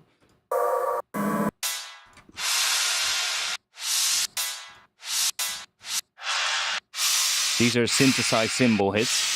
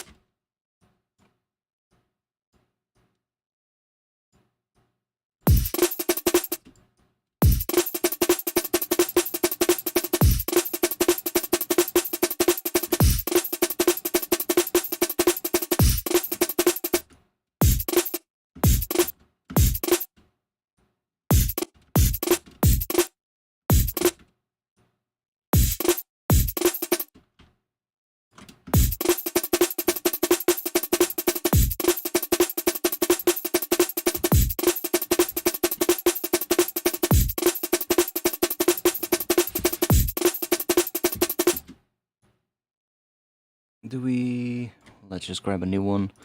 Let's grab a FabFilter Pro Q to give this snare pattern a little bit more EQ.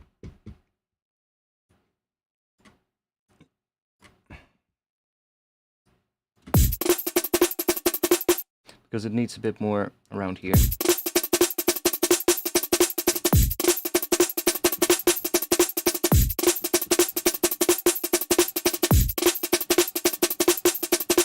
Right around there.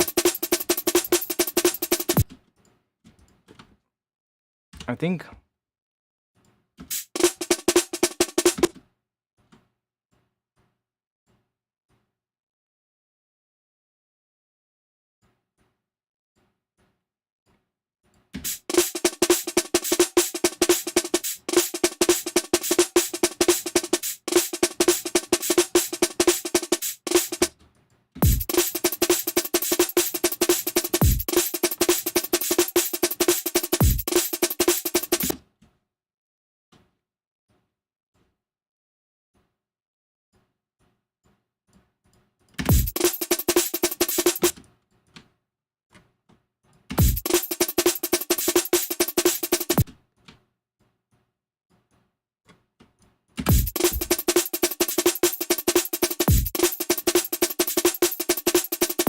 oh, that's nice.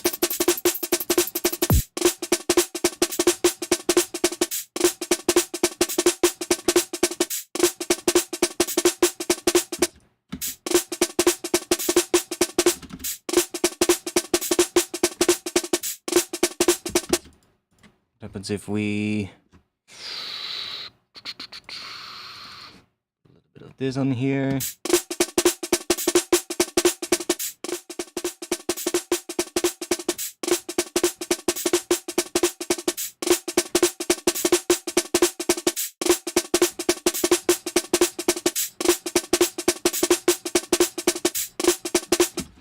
I can do something that is actually pretty fun. If we take the... Let's see if this works. It might not work, but might actually be pretty cool on that hat. Let's take a kilohertz ring mod.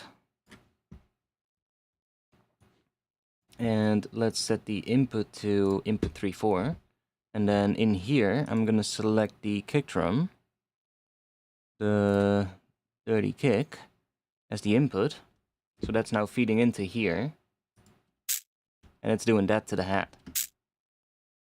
But it's only working when there's a kick, so it won't work for the other one. So if I want the other hats back, then I just want to take this off and do this.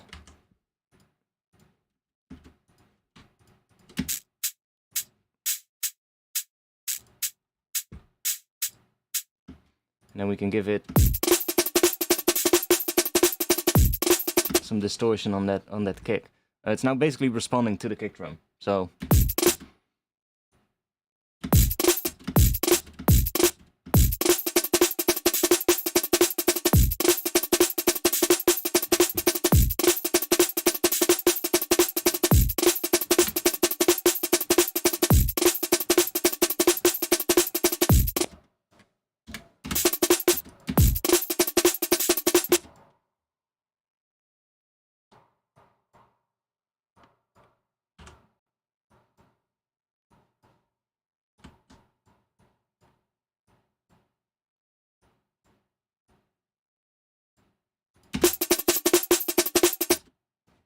not sure if that's gonna work. No, let's just leave this one out. So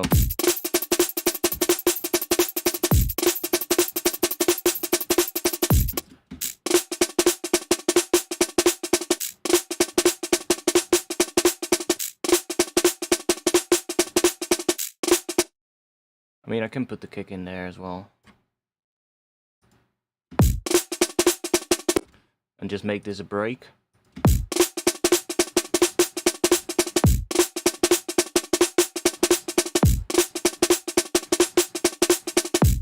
Because that's a pretty good break, actually. So let's go and... yeah, that's all fine.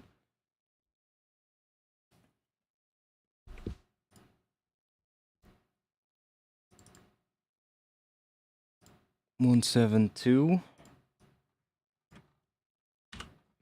What are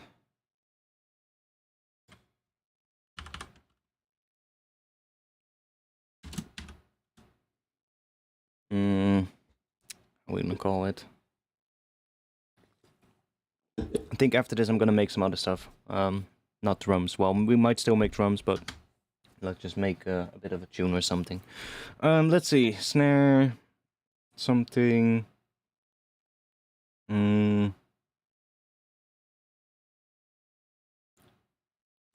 are we gonna call it? Damn. This is the annoying part of making sample packs. Temporary. I'll come back to that later.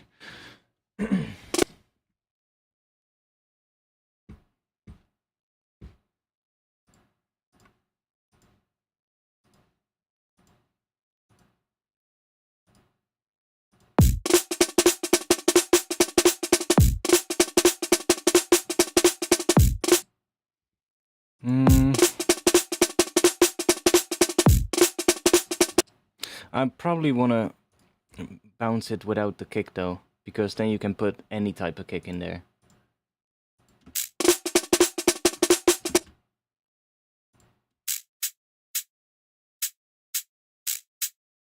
Honestly, let me just bounce this one.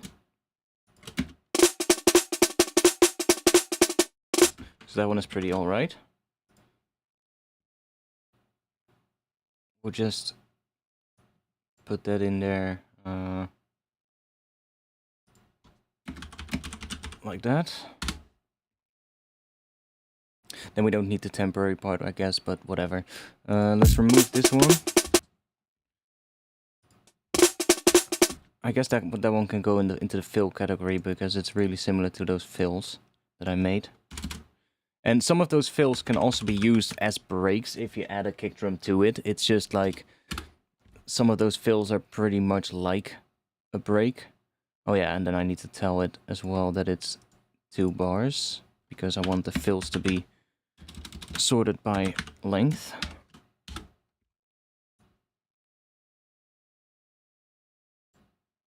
There we go. Another nice fill. And then I'm also going to bounce this thing, which is a really basic thing. But I'm just going to bounce that as a loop as well, because a lot of times I want very basic loops in there as well, because those are going to be best for combining with each other. If you make like a loop with a ton of different things in there already baked, you're going to be stuck with that, right? Yes, you can chop it up, but if there's a hi-hat layered on top of the snare drum, you're never going to get that hi-hat out of that snare drum, right? So it's better to have it separate, and so that you can just mix and match and say like, oh, this hat pattern also works with this snare drum loop, right?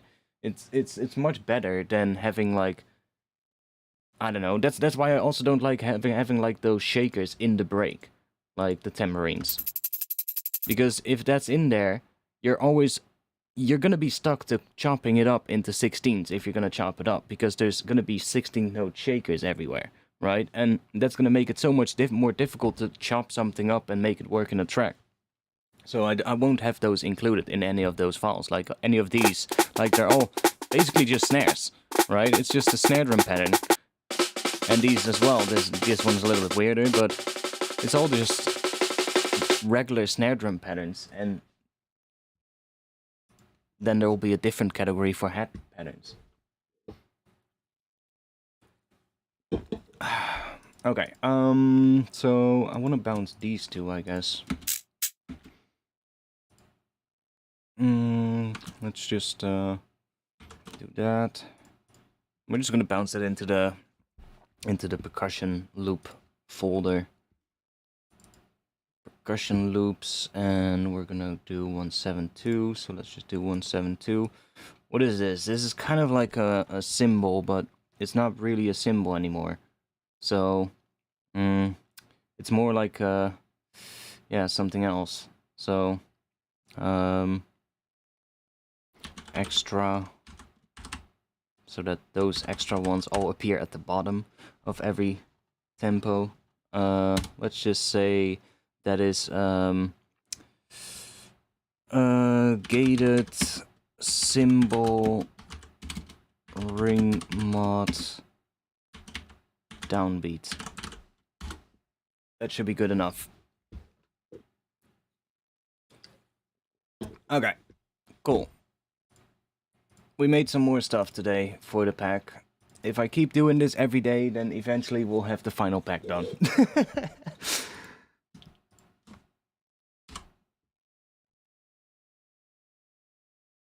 There we go. Time for something else.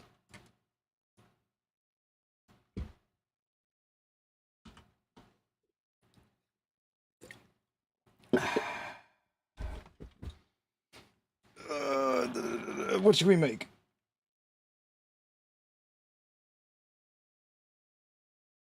What should we go make?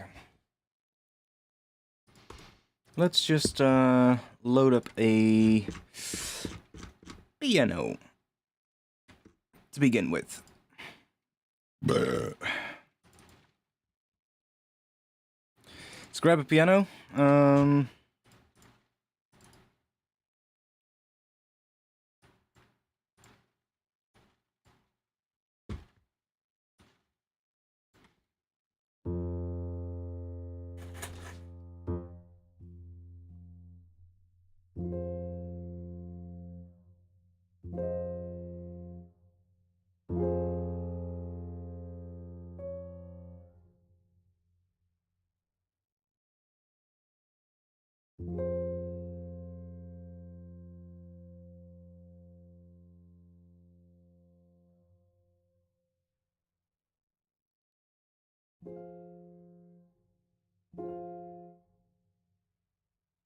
Do.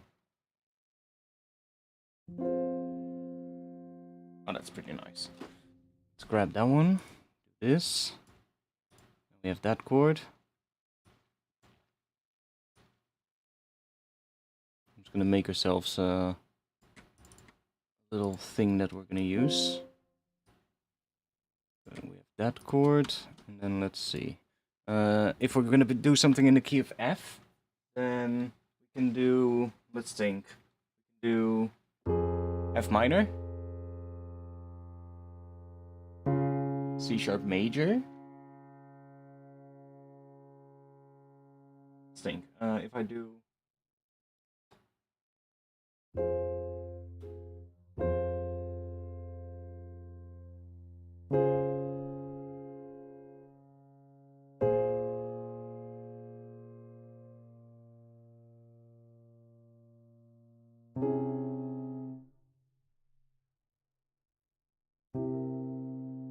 Maybe that.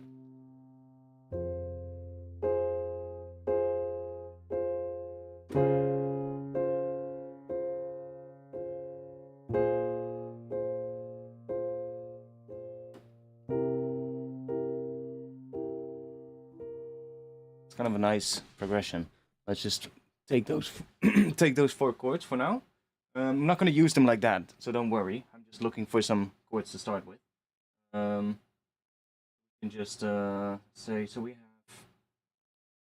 minor, we already have that one. Then I was playing F minor, but with C sharp underneath. Let's do that. Let's grab that one as well.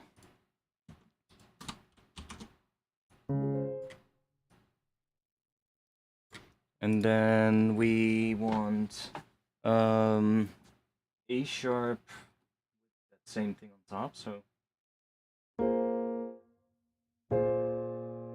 sharp F in the 5th, so that. Grab that chord.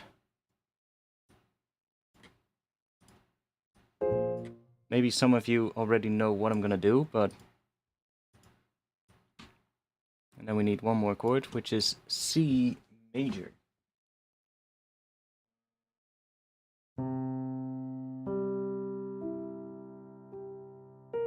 But with an A sharp in there as well.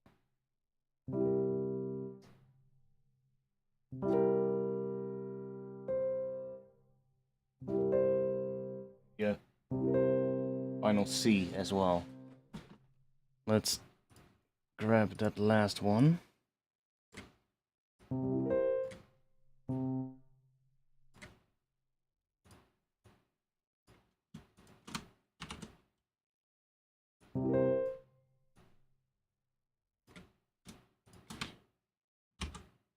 Okay, so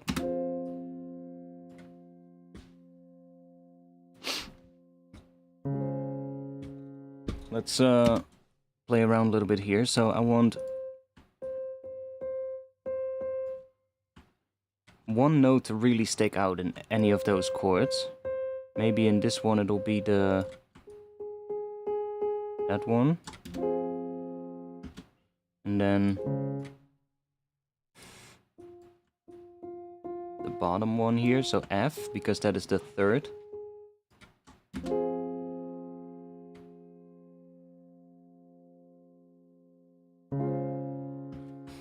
Let's make that one quieter.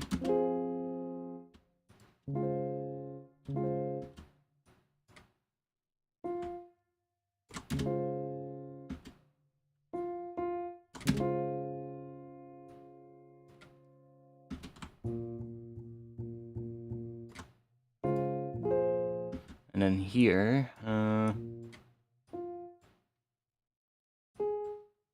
ooh, I have an idea.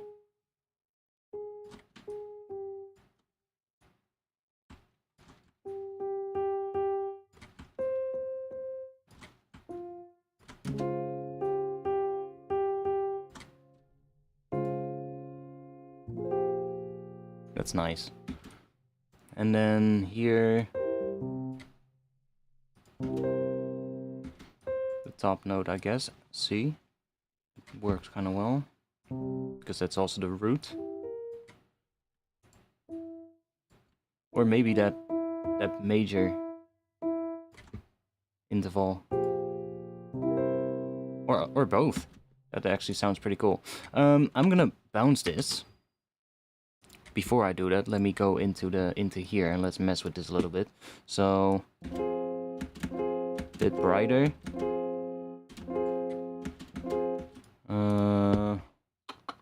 Maybe some overtones.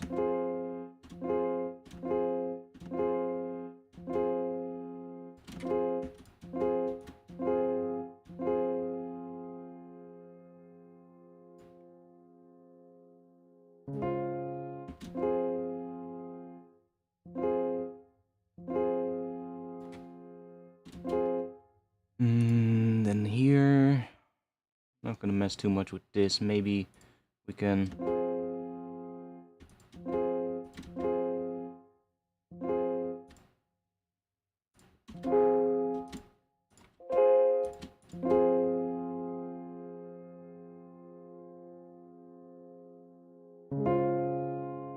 one thing I am gonna do is I'm gonna make it a lot more narrow, because I'm planning to resample this.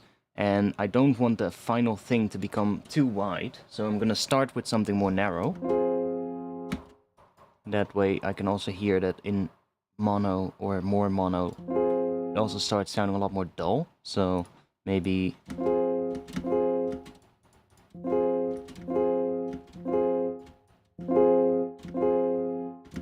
body. Do we have more? Bite?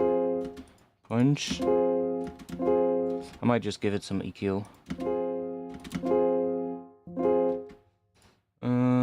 What else do we have? The bright side. Oh, air.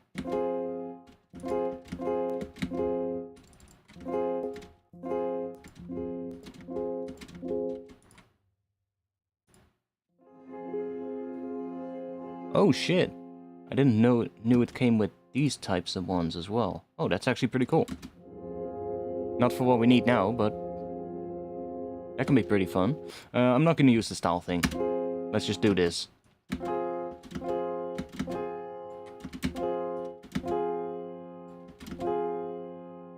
That's enough for now. Let me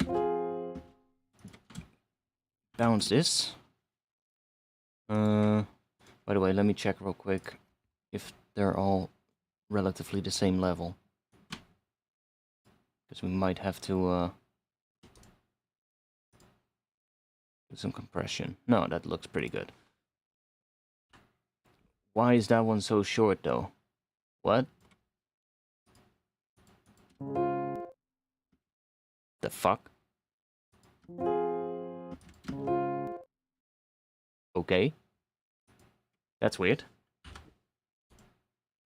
Unfreeze. Let's bounce this. Not in the sample pack folder. Let's go to the project file. Projects. There we go. Stream March 31. There we go.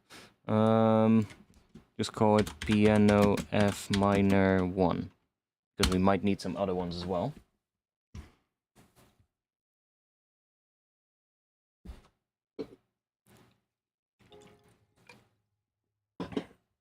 Oh, and I'm gonna do that again because loop was still turned on, and then the end of the last note is gonna bleed into the first note, which I don't want.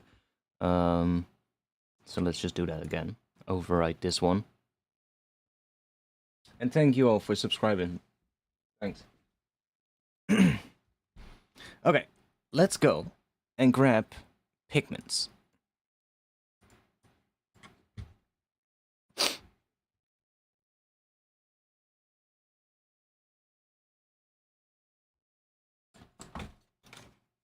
It's still raining like crazy.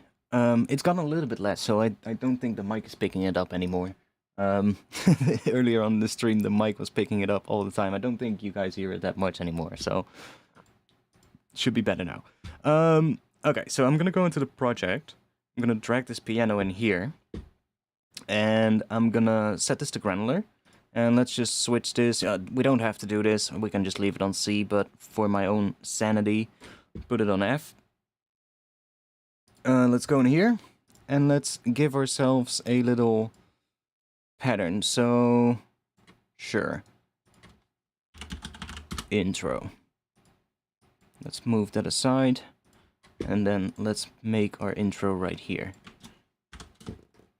Grab ourselves a long F note, F3.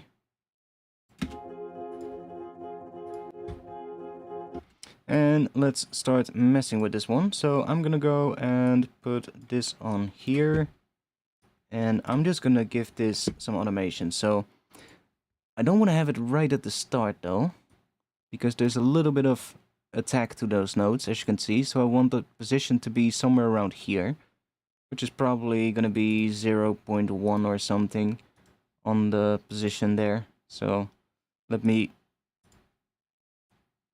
call that position. Not that Ableton is gonna see that for some reason, but we'll just group this and we'll just map that to macro 1, and we'll call macro 1 position so that it still shows up like that in Ableton here. And then let's just put this at like, I don't know, maybe 0.1. Yo. 0.1. Okay. Oh, it has set itself to 0.01. Okay. I think we need 0.1 or something. You know what? Remove mapping. I'll just map the I'll just map this itself, because then I can type the value in properly. And I can just say, do that. Oh, and then I need to remove this one real quick. Delete automation. There we go. Okay. So then I can just say 0.1, which might already be too much, actually. Where is it now in the sample? Yeah, it's already, holy shit, it's already all the way there. Okay. What? Okay, there we go. This one is still hooked up as well. Let's do that. Okay, now it should be good. Okay, 0.01 maybe, to have it in the right spot. I want to create ourselves a nice... Oh. 0.01. Yeah, there we go.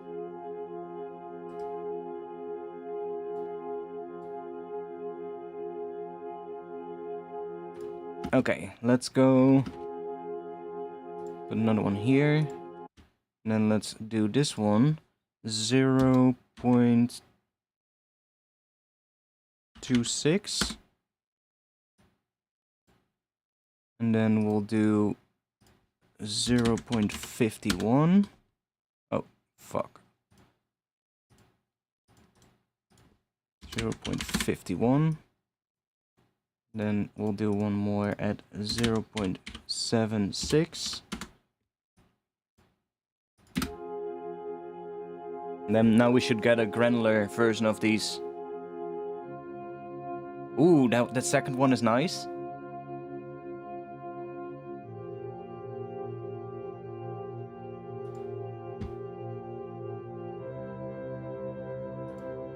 Okay, the high note in the last chord needs to be different. But that is definitely nice. Now let's start messing with this.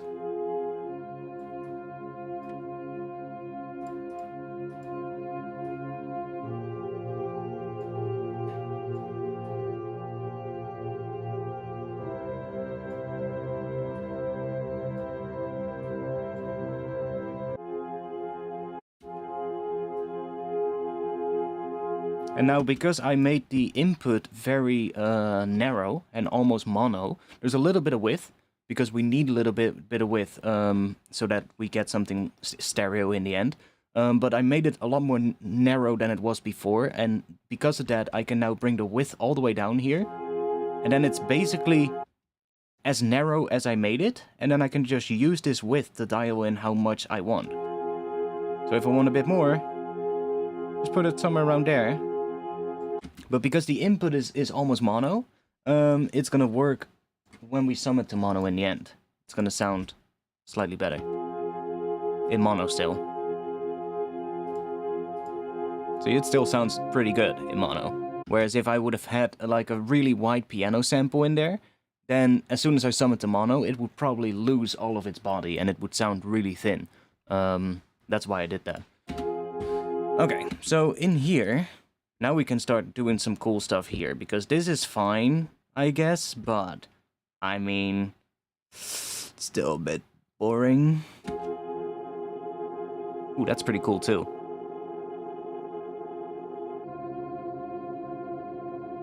But, what if we go to plus 12?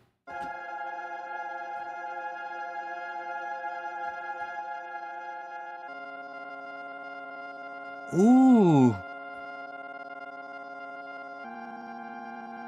Oh, I love how out of tune and weird that sounds.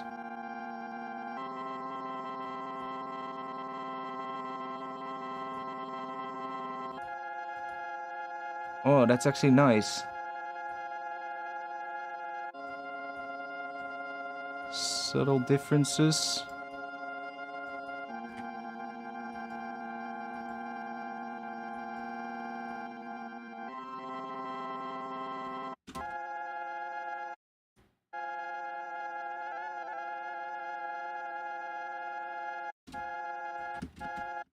Let's go in here. Let's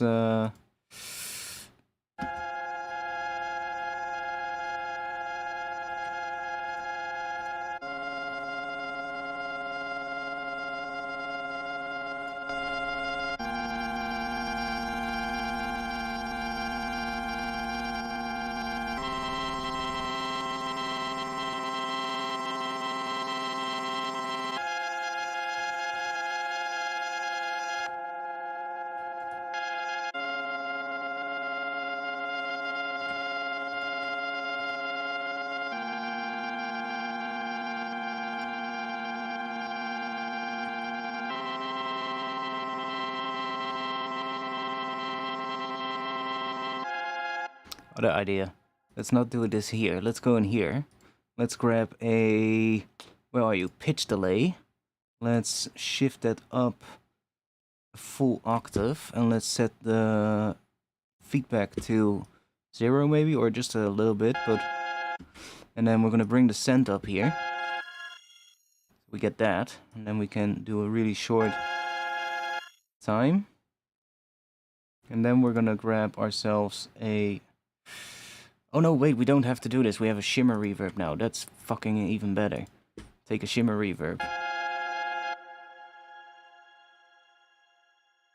Then I guess, yeah, let's...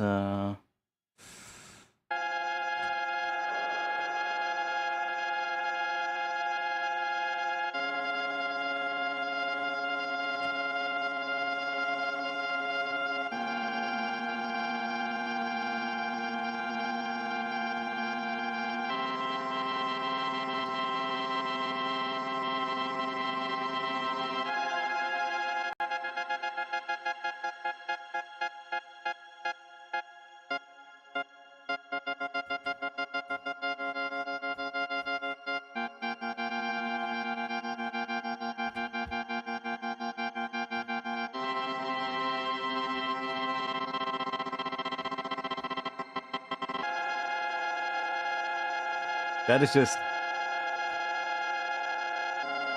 Having them, like, placed perfectly so that they kind of almost overlap, but almost, well, not entirely. It's a pretty interesting sound.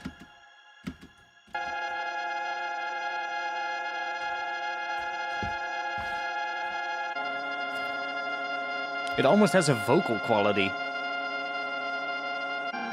At some on that second one.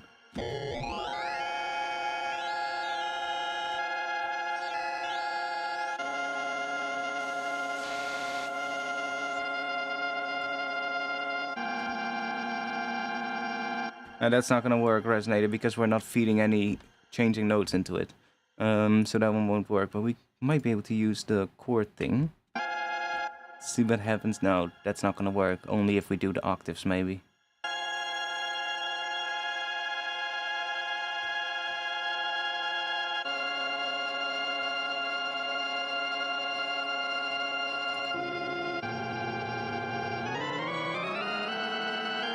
It's getting a bit much with that.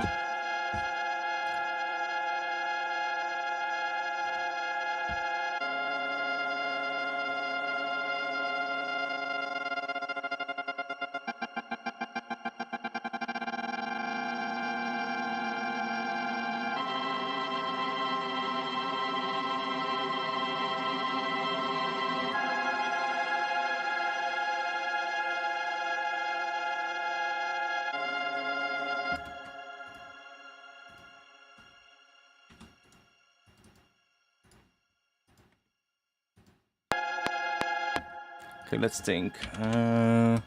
Go to 175.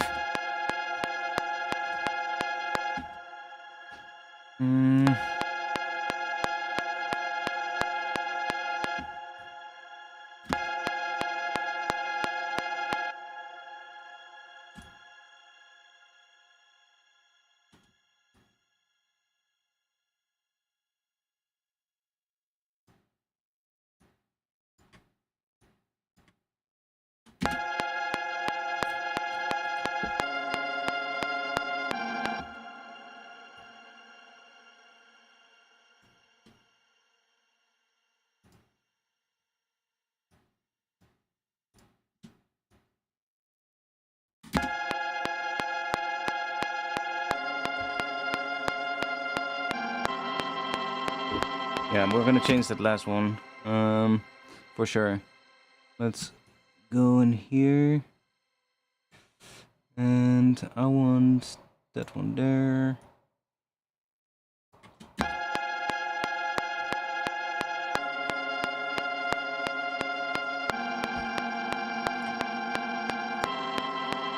I still don't like it entirely. I kind of fucked it up a little.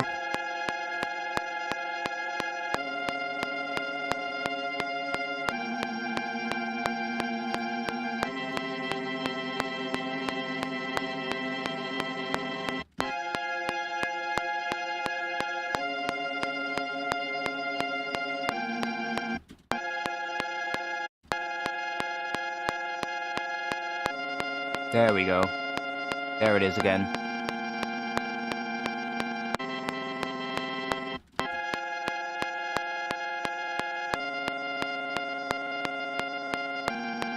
There it is again. Okay. That's fine. Maybe if I on this one, let's try changing this value to 0.52. That should put it a little bit further in that thing. So let's see what we got. Sounds slightly better. I'm gonna go and change this one now. So let's go and see that last chord.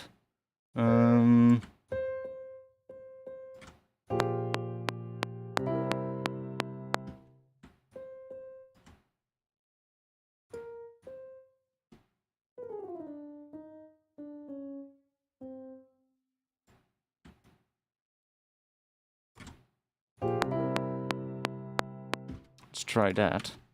Let's bounce this. Say it piano 2. Now this is why I did this. I can now literally just change this chord, rebounce it, replace the sample in pigments, and I don't have to change the automation. It will just basically just replace the chord for me. So now I can just say, okay, I didn't really like this last chord, we made a new one, drop that in there. Let's see what we got now.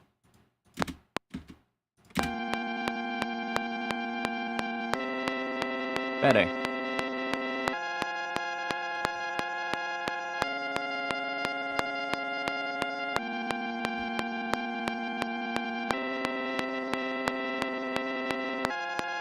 So I'm thinking now, what progression are we gonna do actually? Because we can do, that is F first.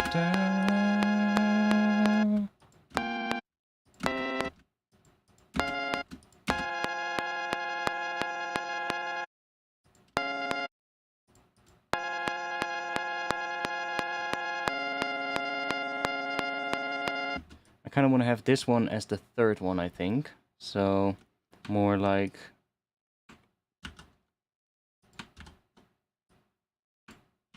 there, and then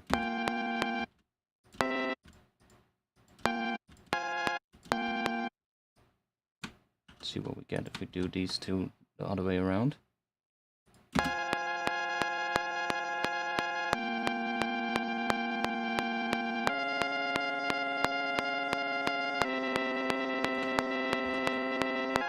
I still think the last chord is a little weird, so we're gonna mess with that chord a little bit more, but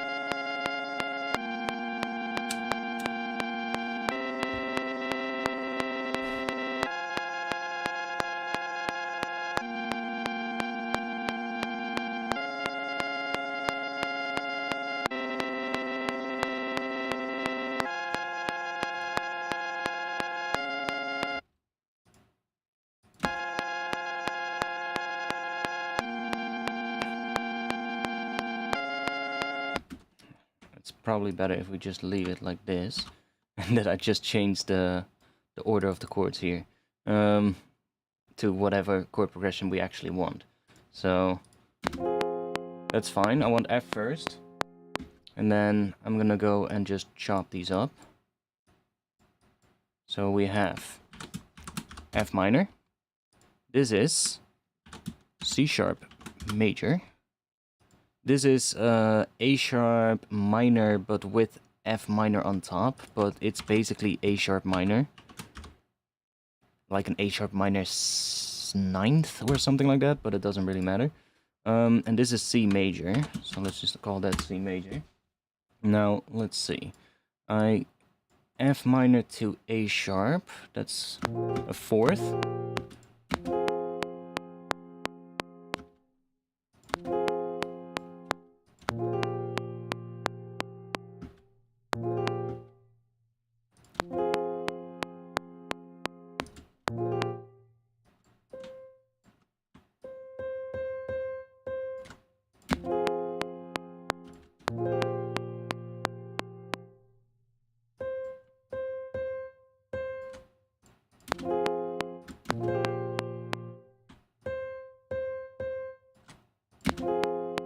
Yo. Then go into major.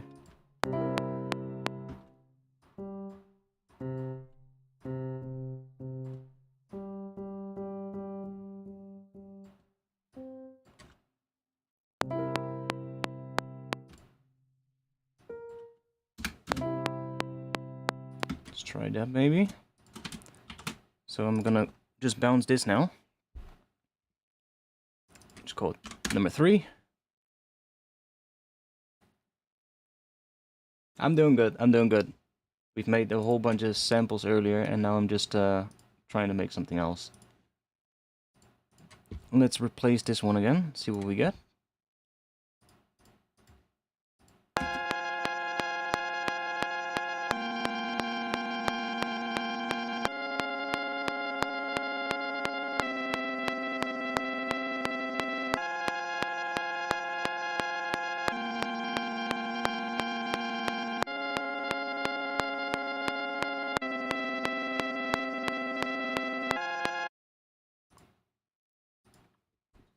So I'm thinking, what other...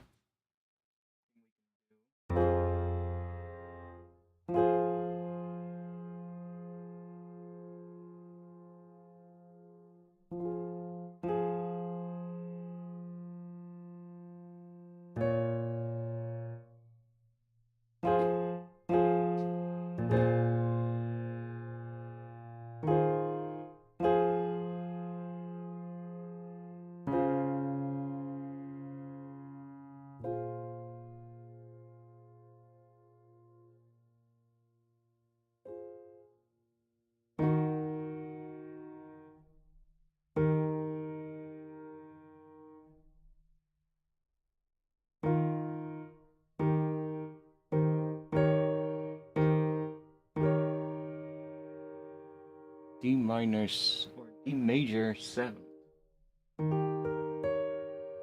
D major with a minor 7. It's also pretty cool. Let's see what happens if we replace the last chord with that. D sharp, major, minor 7.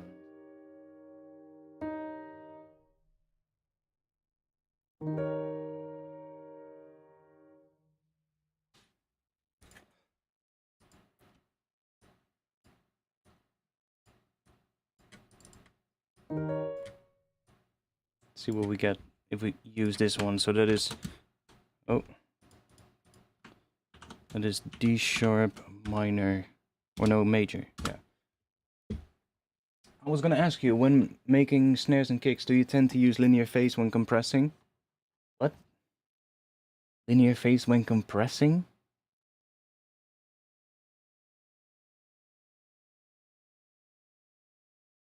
Since when does linear phase have to do with compression? I mean, I guess only with multiband compression, but I almost never use linear phase unless I need it.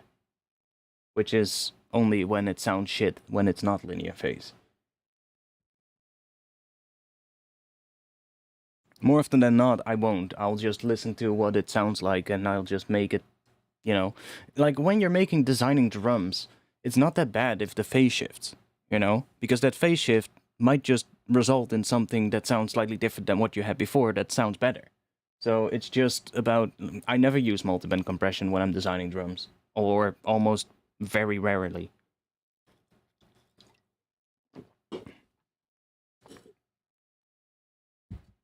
I very rarely will use multiband compression when doing drums, or when designing samples for drums like kicks and snares. Because I'll do it in layers. I'll just stack layers on top of it. I'll just be like, oh, it needs more high end. Okay, I'll just add some noise to it. Simple, you know? Oh, it needs some more low end on the fundamental. Or it needs a bit more punch on the fundamental. I'll just add an extra transient bit or make the transient more punchy. You know, I don't need post processing to do that if I have control over the separate layers.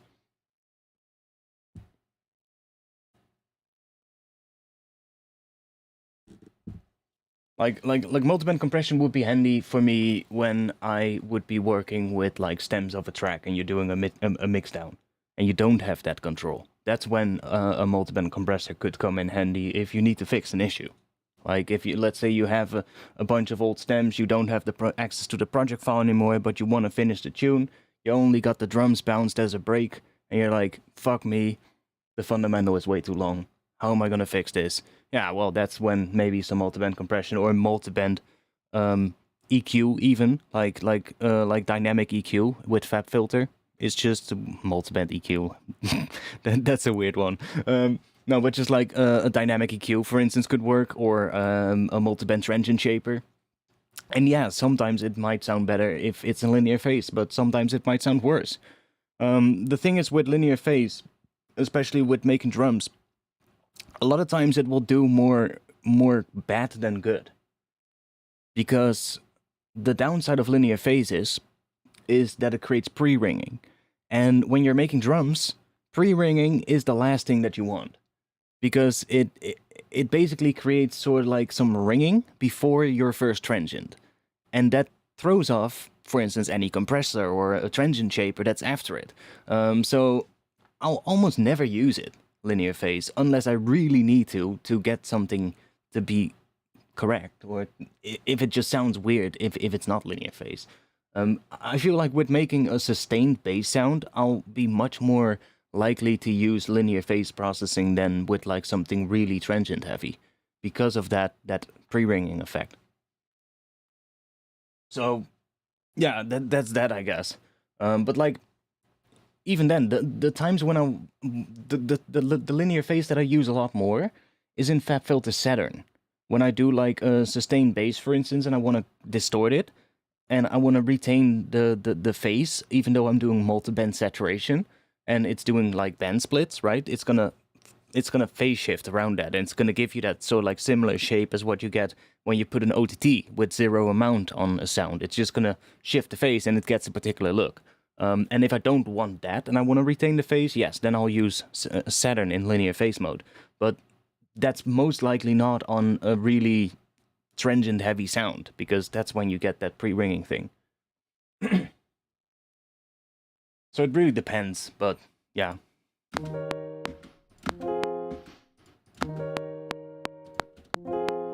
So that would lead back into F. Let's see what we get if we bounce this.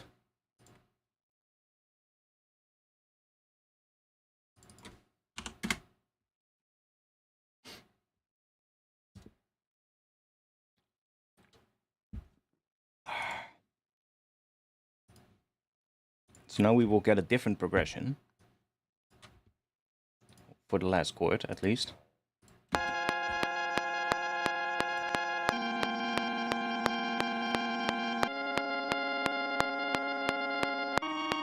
No. No. But I kind of want to have...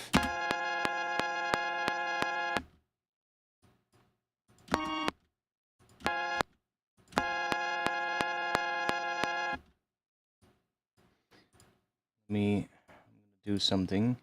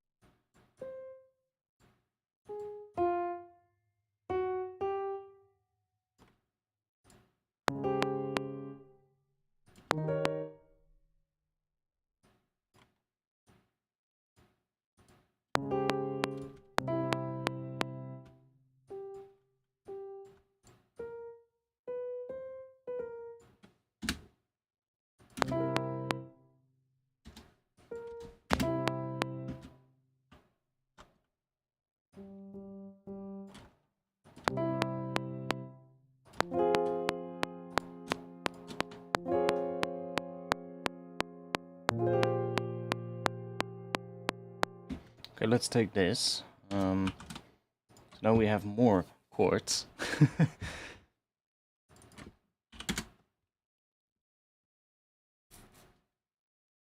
I'm gonna have to mess with the automation a little, but bear with me. You'll see what I'm doing in just a bit. Let's drop number 5 in there. Now, let's go...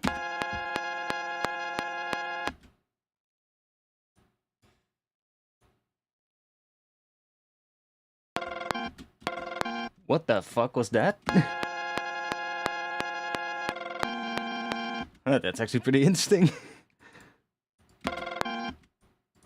It's probably right on the edge of that sample. Yeah. Interesting.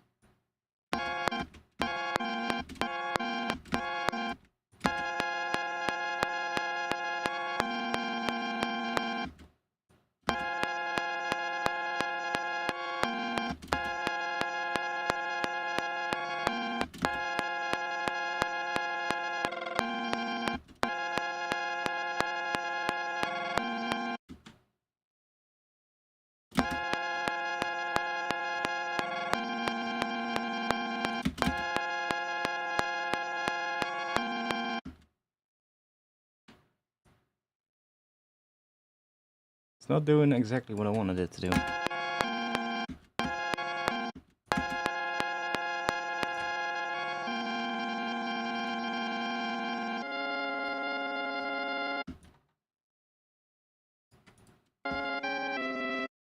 That one is better.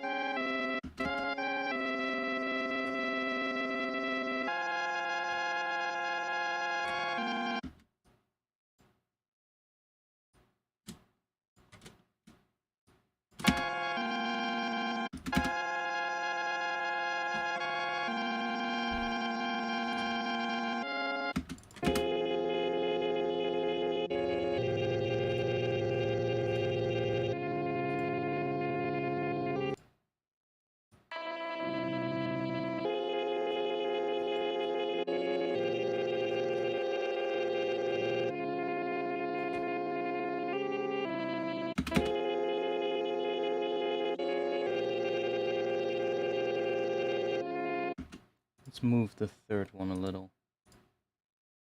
This one, we're gonna move that slightly up.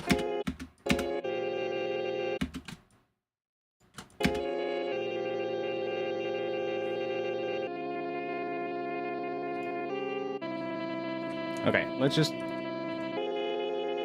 go with that for now.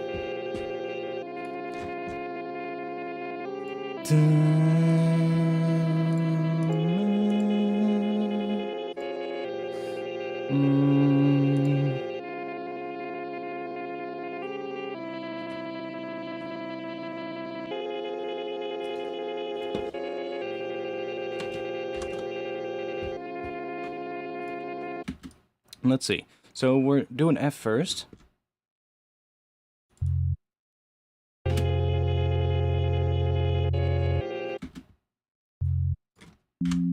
I'm actually gonna grab a sine wave instead. Let's just do that one.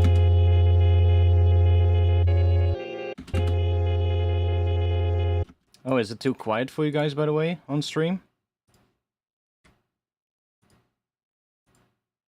Or is it the right level? Because if it's too quiet, I can make this one slightly louder.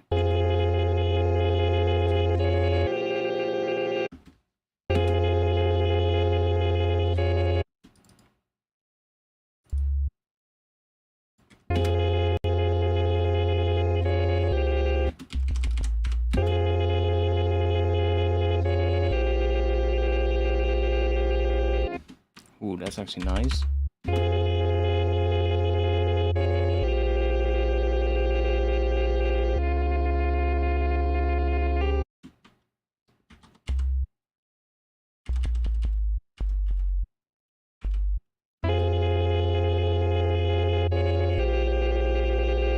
Thinking about the last chord.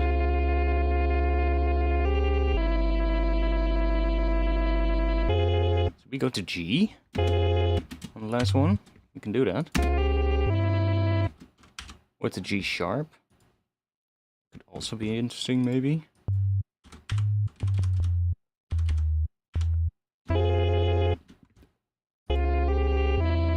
Or the E.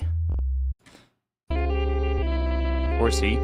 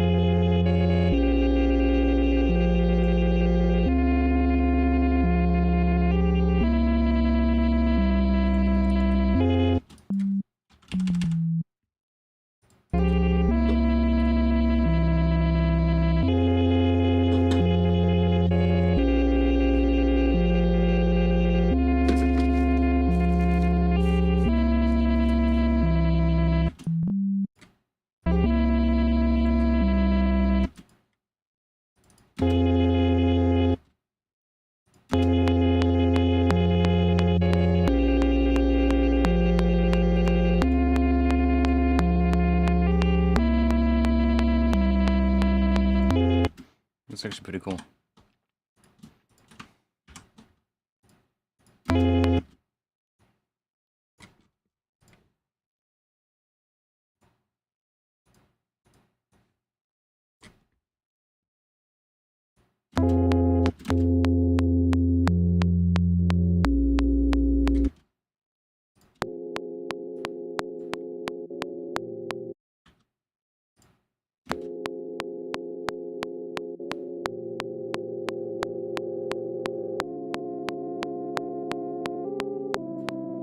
It's so weird.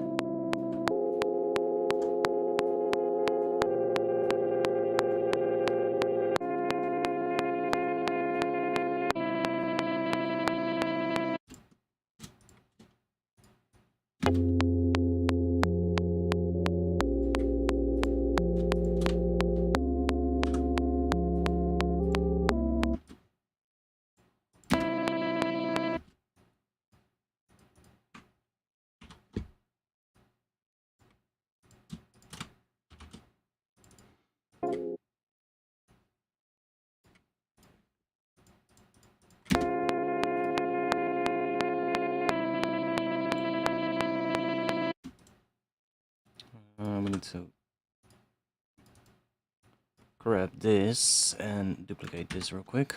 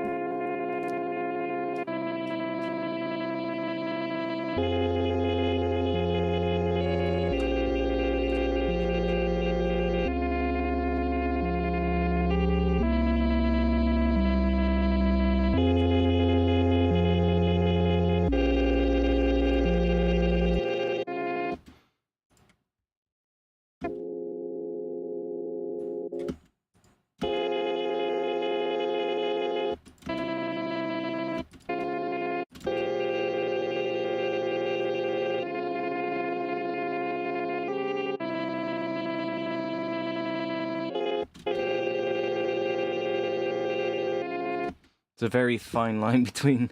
Maybe if we set it to ratio, it's going to be easier. No. We have nothing in between, so we need to do time.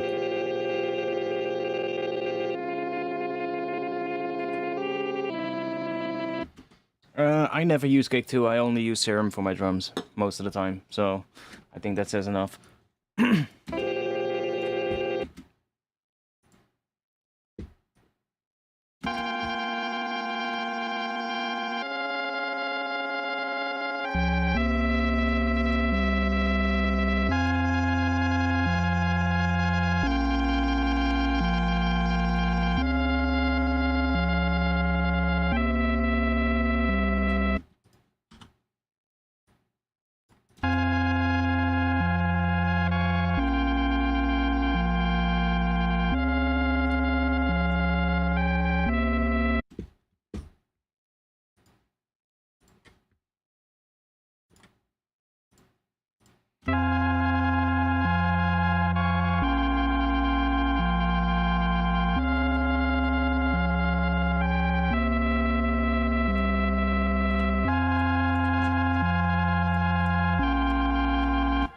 Okay, now I want to see. Let me do this.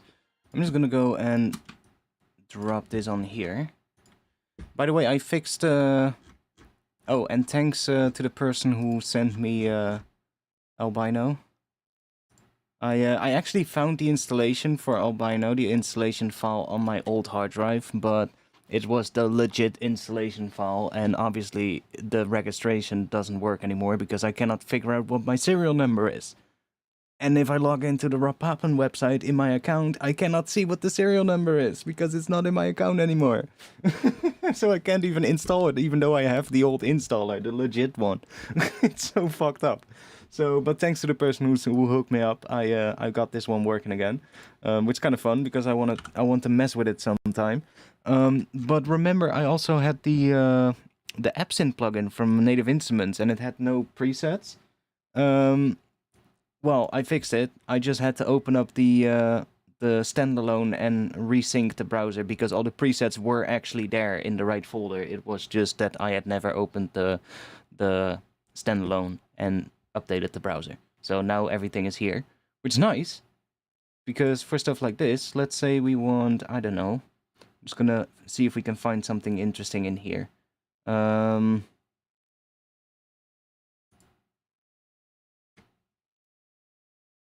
Let's do pads maybe, or do we have in piano keys? Oh yeah, let me put a utility on that to make it a bit quieter because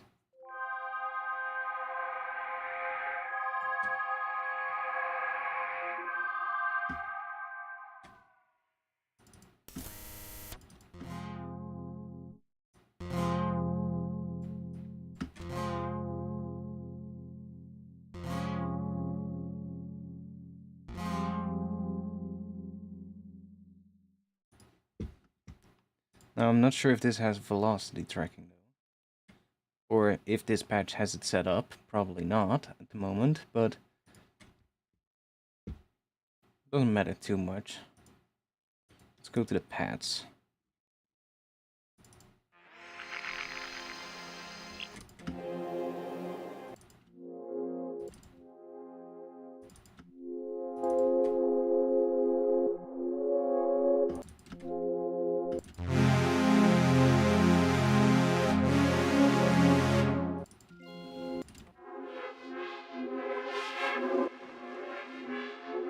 That's weird.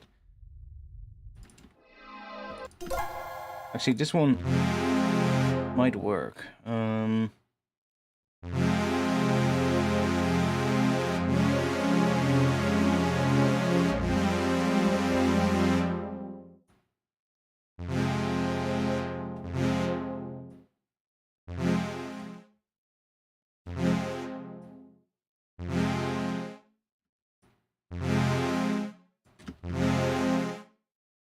Just make sure that there's no bleed between the chords.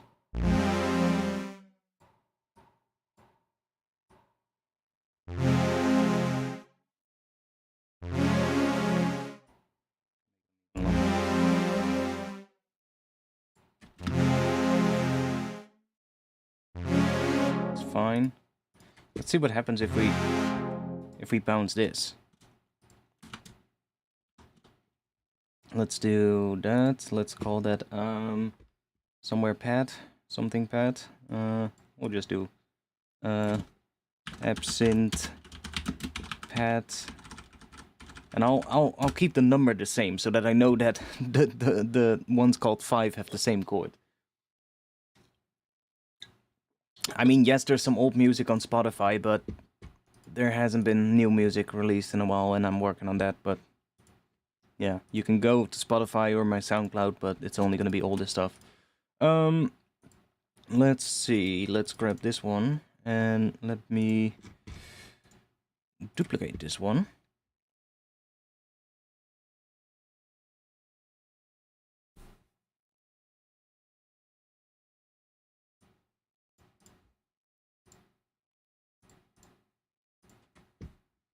And if I now put that pad one in here, then without changing the automation, we should already get...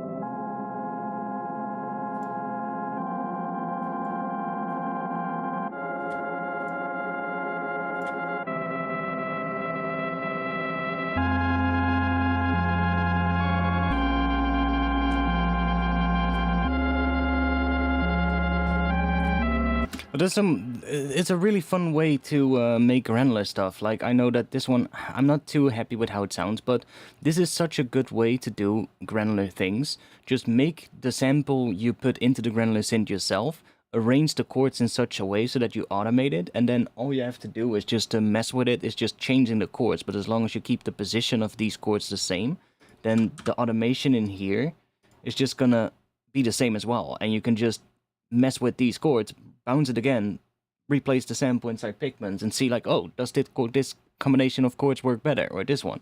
And it's really nice. And then if you find something you like, you can just start, you know, doing the same thing. Let's say, take these chords, and you still have these chords, right? So you can still have these chords playing, for instance, and just think like, okay, what if I take a flute and just play a single note on top of each of these chords with the flute, and then bounce that flute by itself and put that into a Pigments patch, for instance, and see how that sounds if we granulize it. You know, something like that. You can get really creative with it. And you can create some pretty interesting soundscapes. I want to see, though, if we can maybe do something. Let's... I'm going to grab some samples from the pack that I already made. And let's just go, and I'm gonna go into the unorganized kicks for now. See, do I have a nice one in F? That one is kind of cool.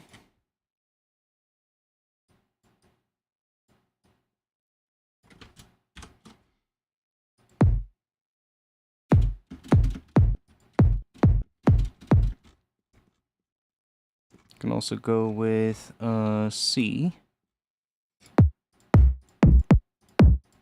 Or we can go with something else. Ooh, that one is pretty nice as well. What if we do...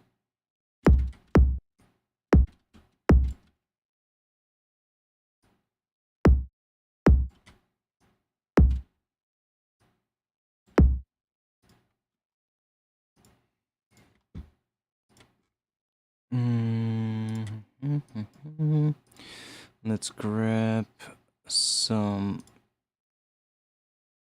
let's go into the final version of the pack. Let's grab some percussion. One of these maybe.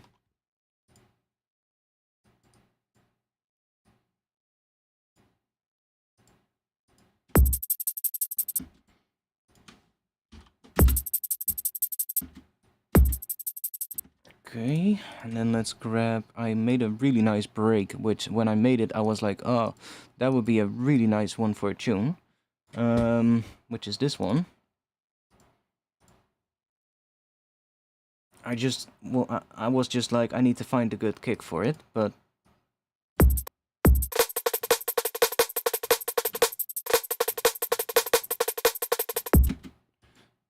Let's do that. kick on every first beat.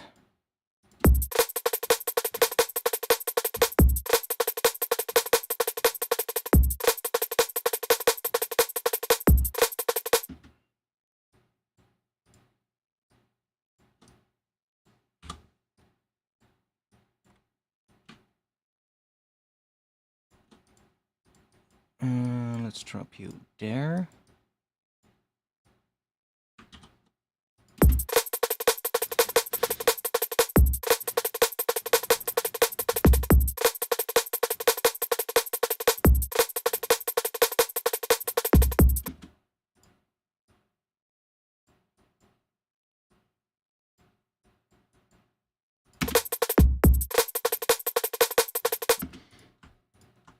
Now that kick, let's see. I want a different one. I think. Let's see. We made a bunch of ones. We made that one was really good, and it's an F. So let's do. There we go.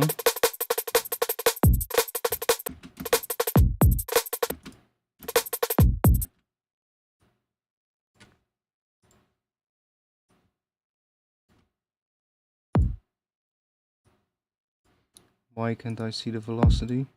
Okay, velocity is at 100. Then we need to increase this a little.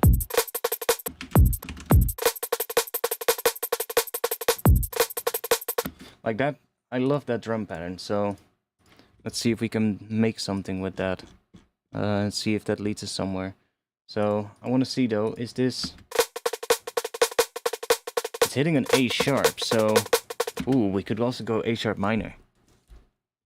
Kick hitting on F, that hitting on A sharp. Could also be fun.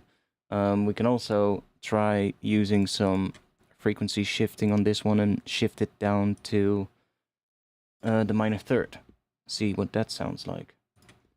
So that would be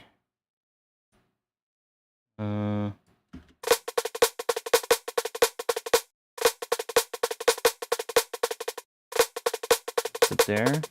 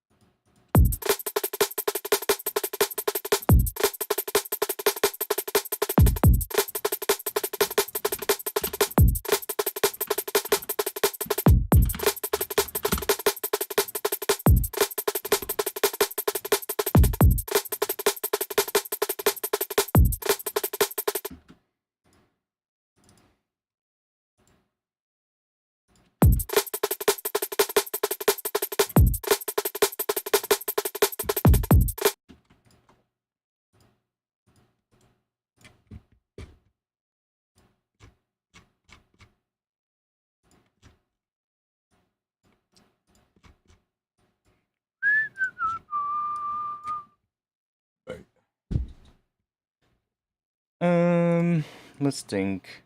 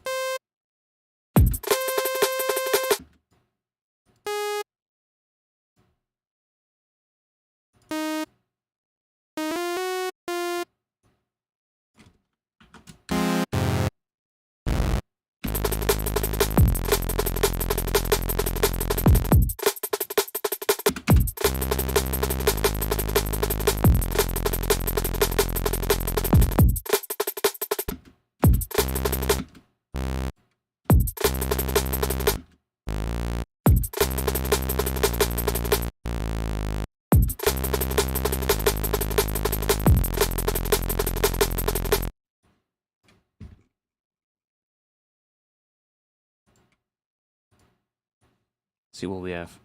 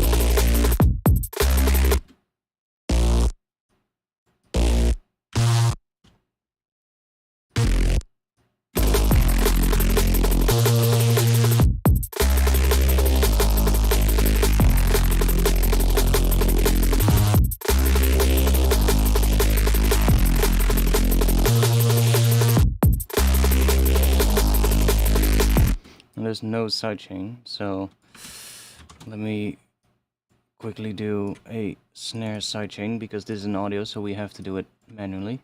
But that's fine.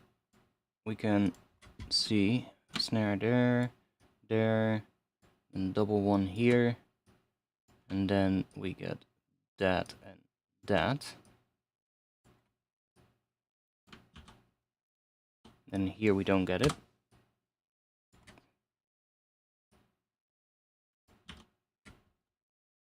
And then this one we can just hook up to the kick. Just say, where are you? That one.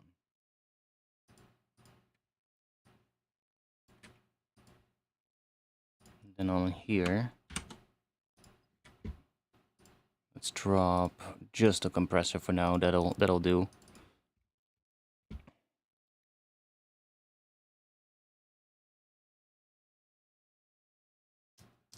If it wants to. Okay, sidechain kick, and then we'll do another one for the snare.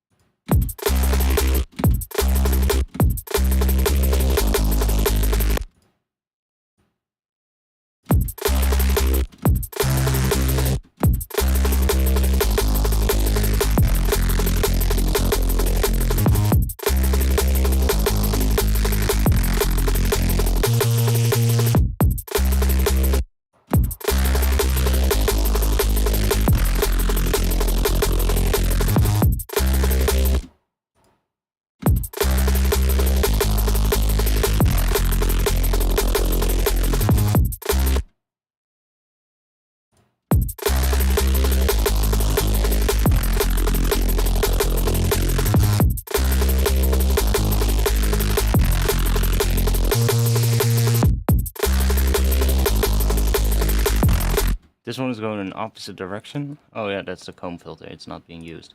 Is there another filter on here? No.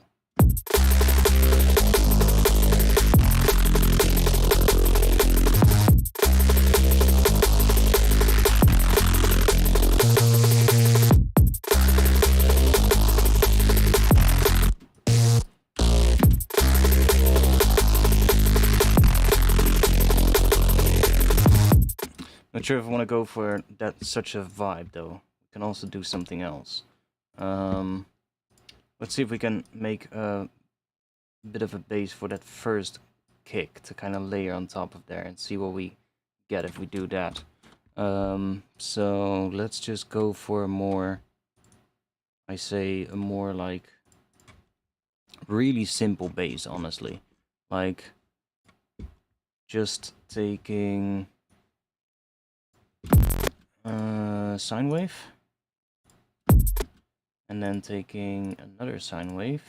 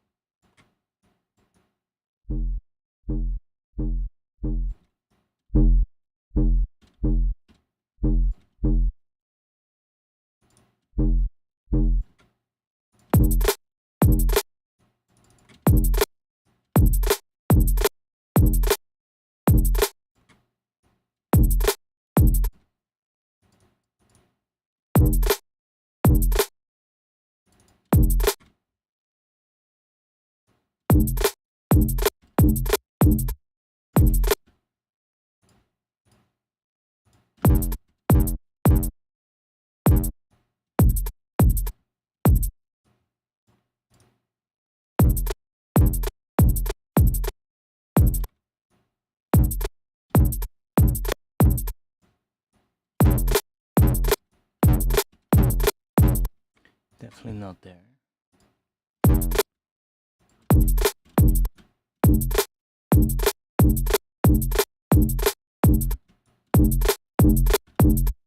Do like that.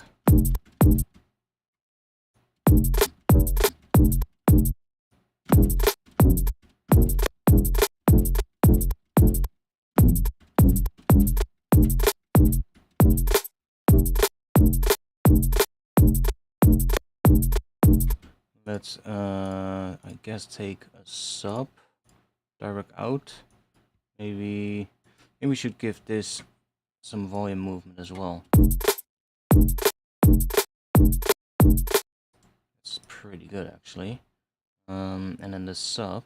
Wait, we can just do this, and then we can go in here and we can curve this one up a bit so that the sub stays longer.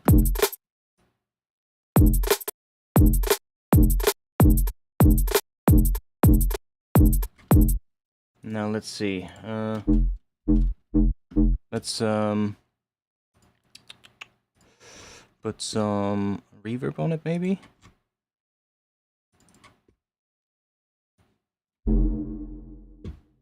And I'm gonna group that reverb.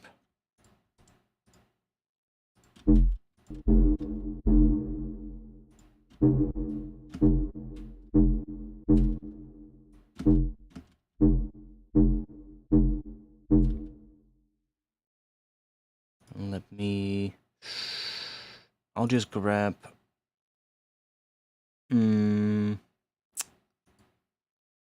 I'll just grab...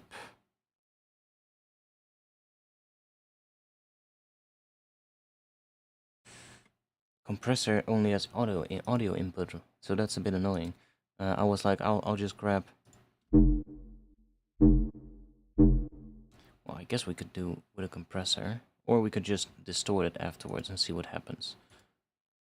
Might not need it.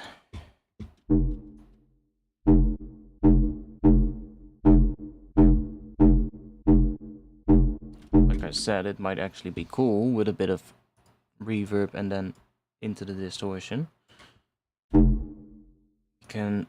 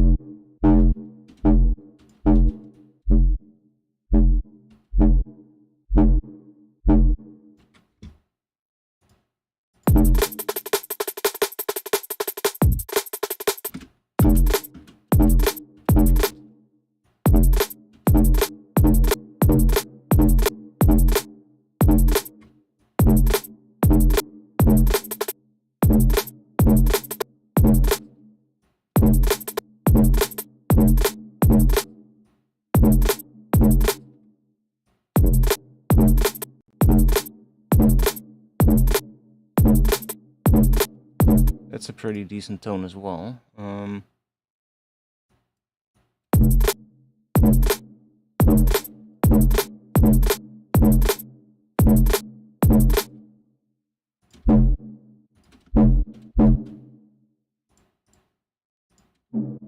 That one though is probably gonna...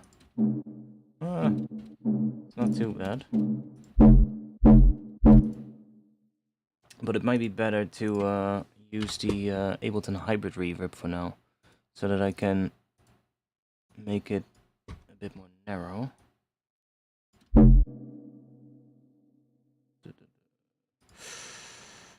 Let's go.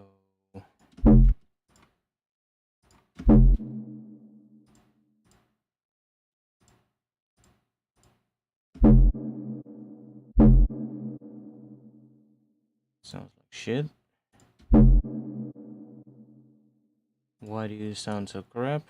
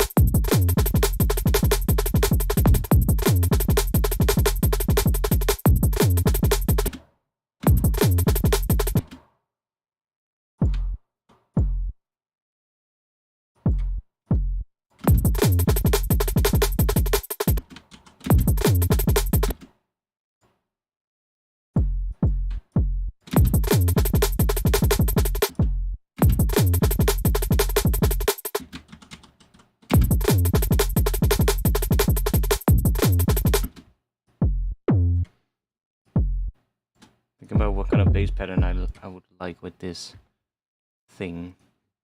Oh,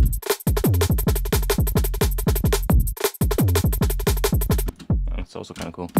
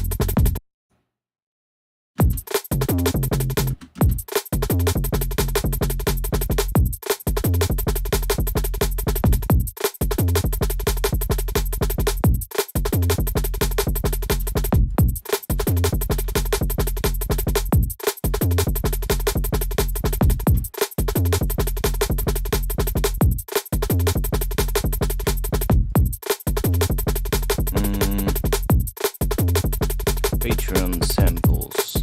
Oh fuck, which one was that? Noise?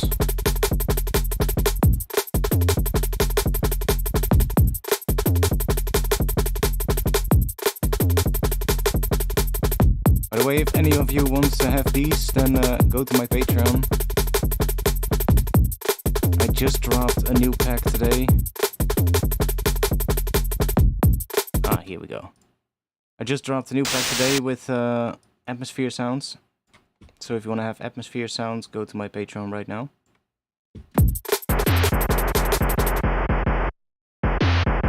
Now the noise is gonna pitch as well, which is kind of cool.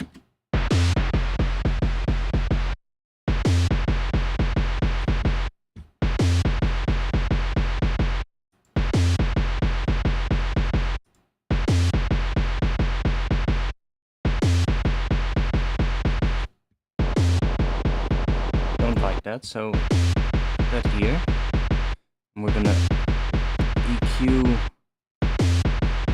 this one. Shaper box is also pretty good. Yeah, I should actually use it more. I updated today.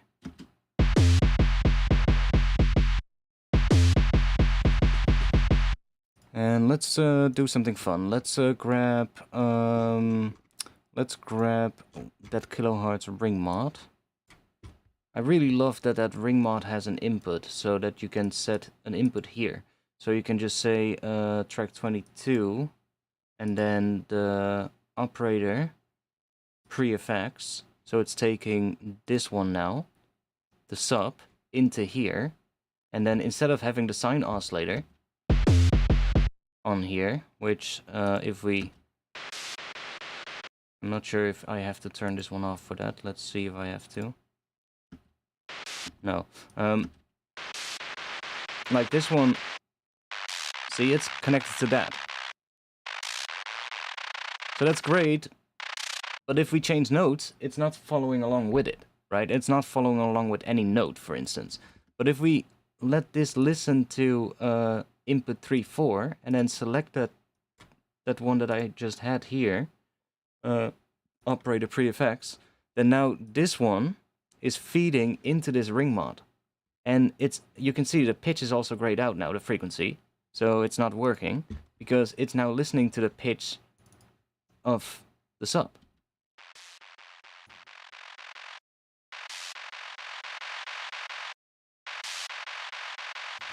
And if it's not loud enough, we just crank that up. And now it's following with the sort of like the frequency of the sub, which if we then layer it back,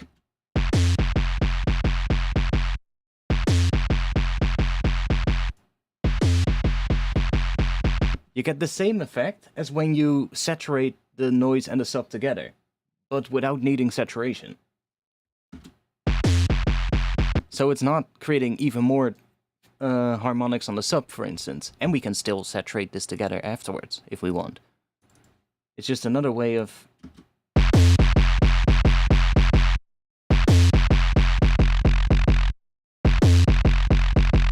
And you get more control over how it sounds. Like we can do that, for instance. Kind of interesting.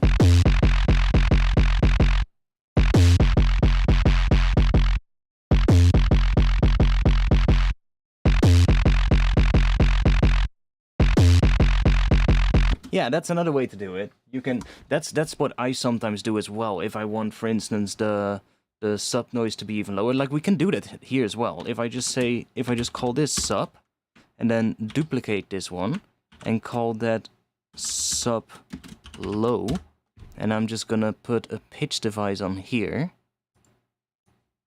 and I'm gonna drop this an octave. So we're gonna do -12. And then we're going to turn that off so we don't hear it. And in here, in the input of the ring mod, I'm going to select sub low pre-effects. So now it's an octave lower, the input. Ooh! Ooh, that's mad. That's pretty mad. Dun, dun, dun, dun, dun, dun, dun, dun. Oh, we need to go up on that last one. Let's see. So,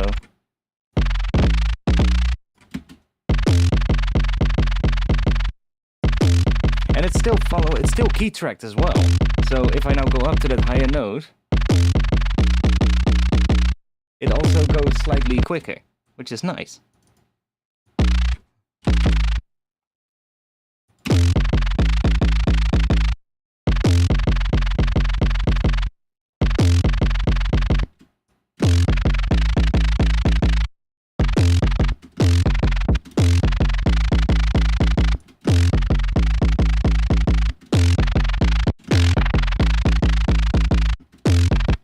And I think the filter in here is key tracked.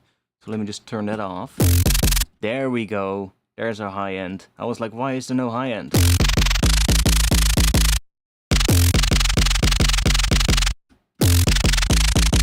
It's a weird notch in it. For some reason.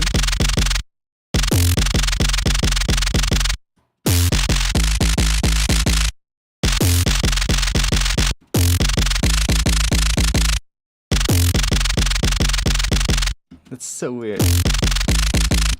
Now we can also grab one of the other noises. Patreon packs. Let's grab one of these ones.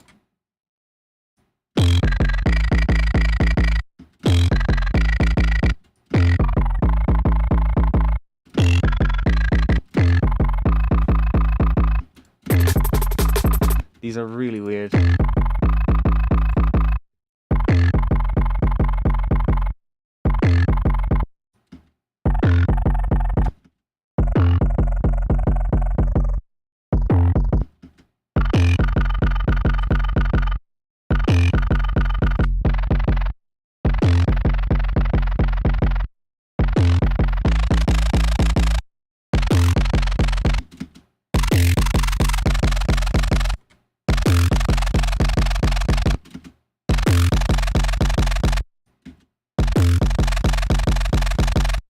And I guess we can also classic. No, I'm just gonna leave it on this.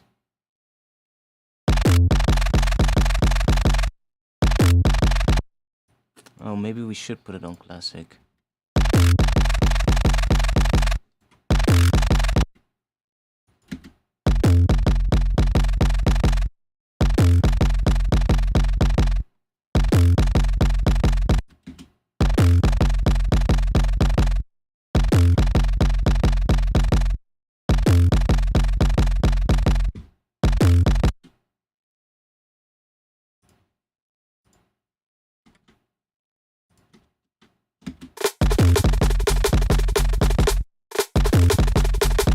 Might have to do a different snare pattern though. But we'll see. Well,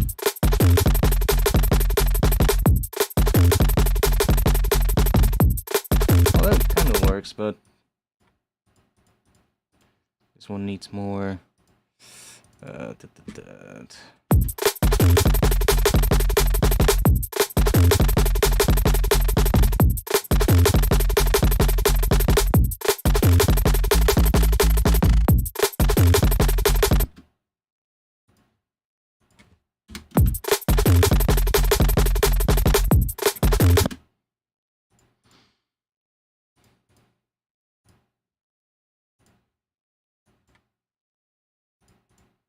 We can also mess with this one now. We can say if we take this off.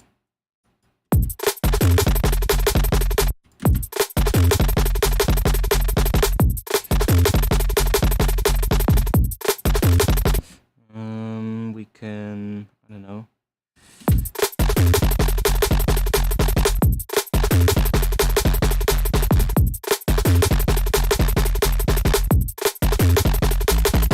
You can also just say fixed.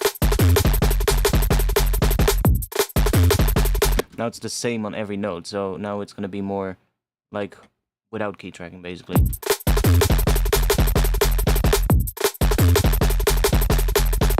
And then it also sounds cool because now the ring mod is not key tracked, and now it sort of like creates the same sort of like sound and makes all the hits more cohesive, even though it makes them all sound more similar, even though they're similar, different pitches. See, now the ring mod is sort of like similar, which is actually kind of cool.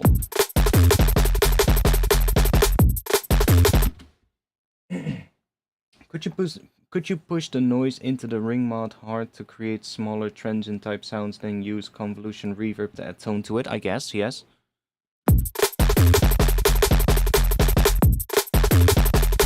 You could probably.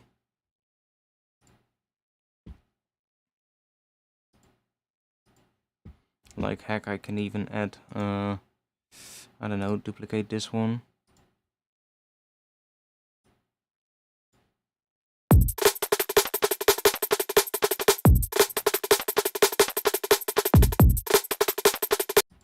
Sure. Let's grab a hybrid reverb.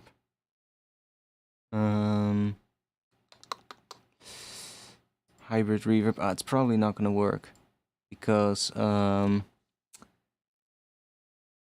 with a convolution reverb we can't key track that. It's gonna be annoying. Well, we can still try it, but it's gonna sound weird probably.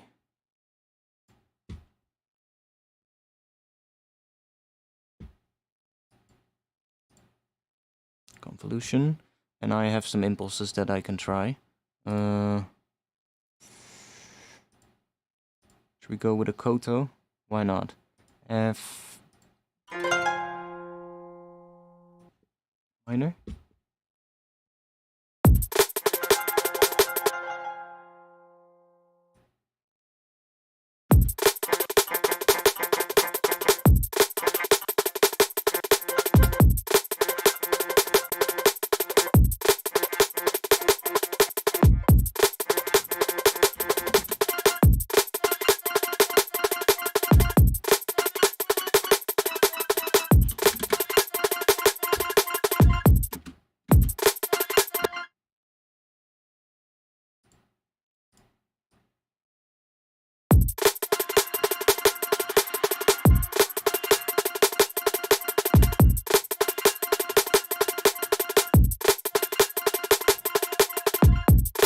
See, when it changes notes, it's not going to follow along with it. So I would probably more be inclined to use, I don't know, maybe like a spectral resonator.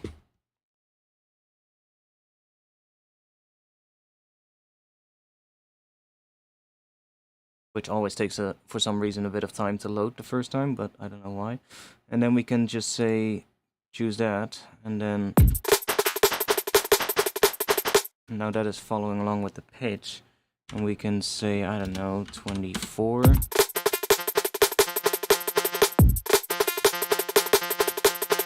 I do find this one sounds better with chords though. So maybe instead of this one, go for Corpus. Corpus is always a mad beast. Corpus is nuts, yeah, Corpus is crazy. There's so many weird stuff that you can do with it. Hey, my candle is dead. Let me grab a new scented candle. Real quick. I've got one ready. I went to the store before the stream. Already smells nice. It's not even burning yet. Let's go. Burn!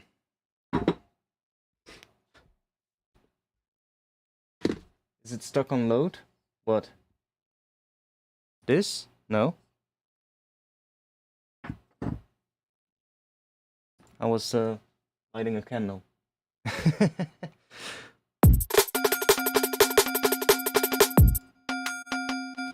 Corpus is such a weird thing.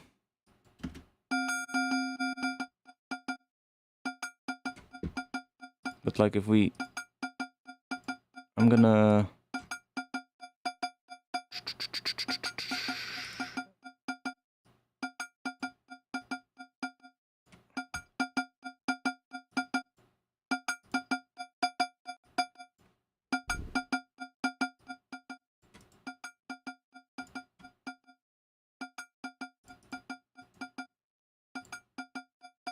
try something.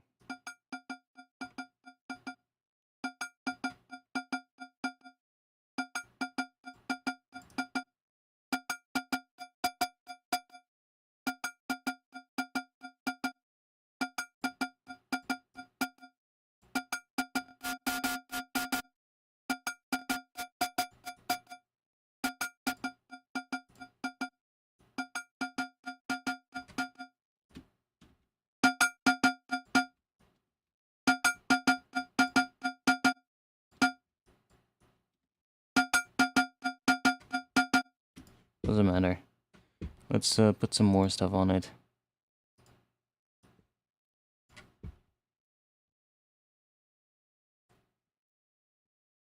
No, it didn't crash.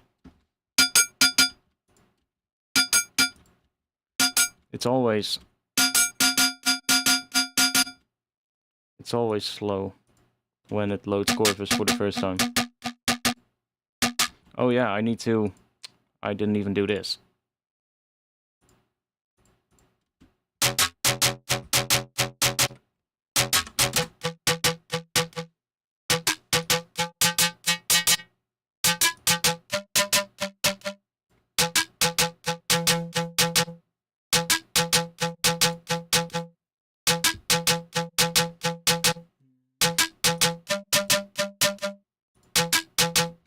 What is the LFO connected to? Or how do we connect it to something? It's connected to pitch. Okay, good.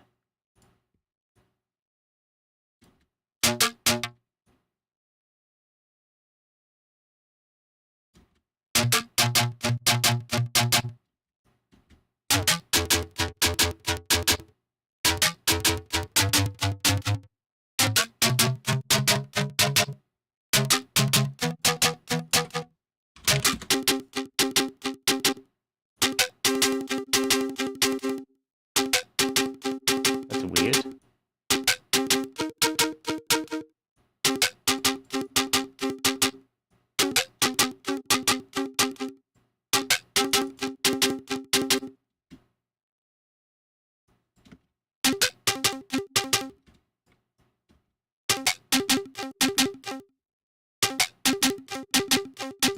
I mean, I'm just seeing what we can get out of it.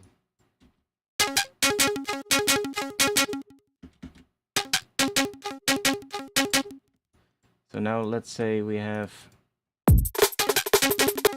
where is,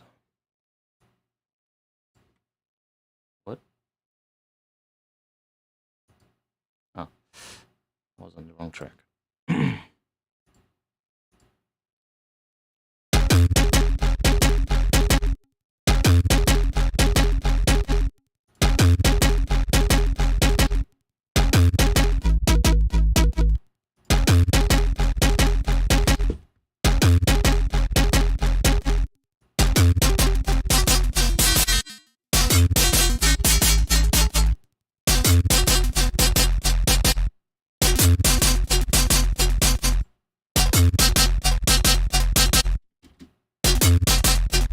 Get weird sounds with corpus.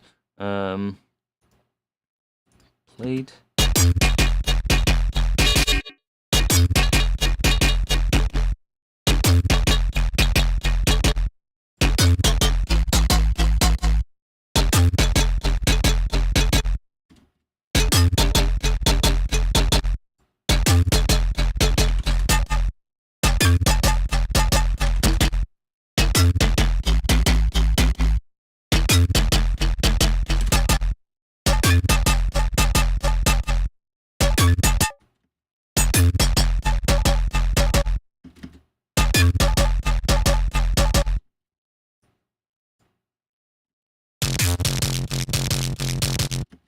Okay, maybe a bit much.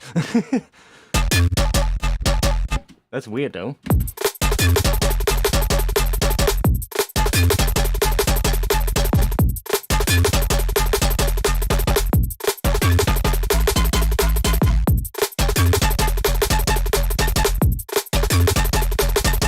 You can get some really weird things with corpus just by messing, and then this is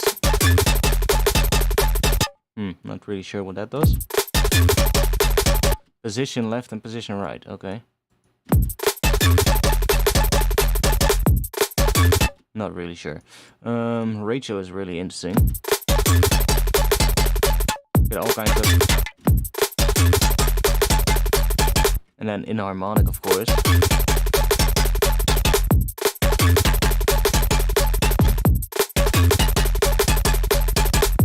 And just by messing with this, and I did the LFO on it, of course, so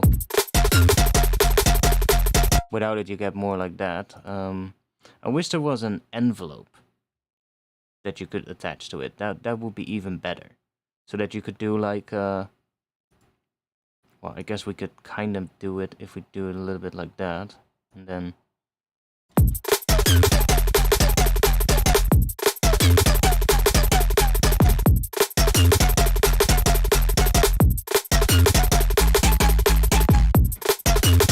oh, that's weird.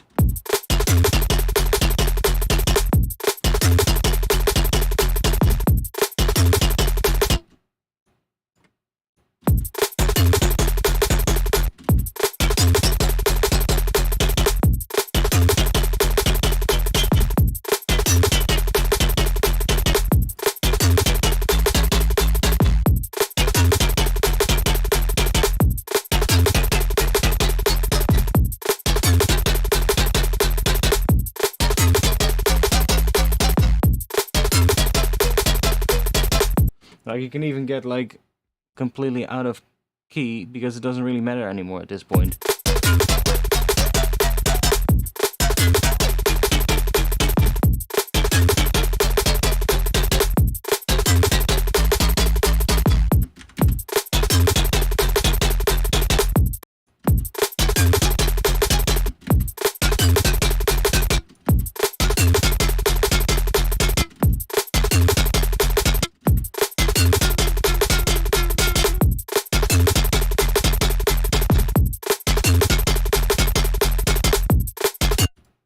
Pretty interesting. What do we get if we just go for... I'm just gonna quickly check something. Let me mute all these. I'm gonna hook these up to the track 18. And let's just quickly check if we go... let's go in the unorganized version of the pack. I don't know. That maybe.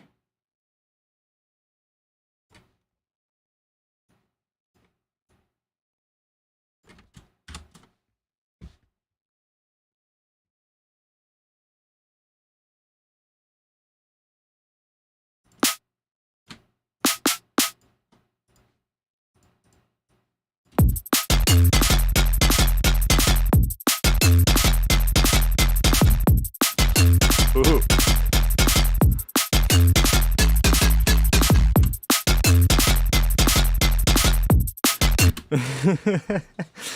If we're gonna go for such a vibe, then it's definitely more such a snare drum vibe, I think, if we're gonna go for such a bass.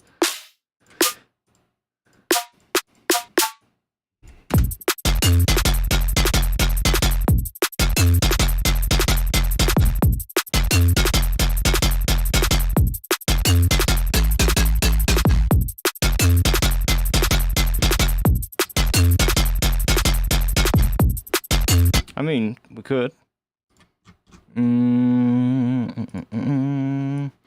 I did make some...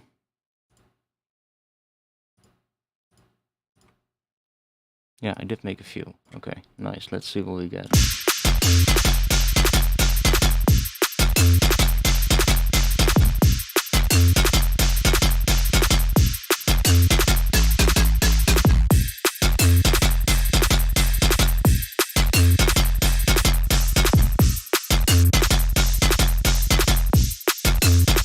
What happens if we do beats mode and do health, and then let's just set this to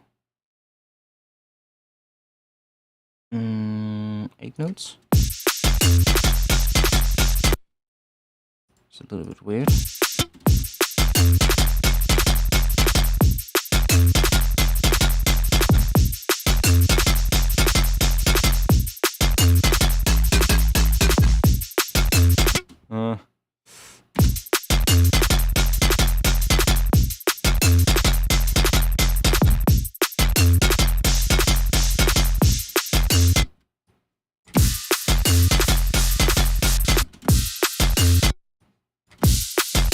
Definitely still need to make other ones as well.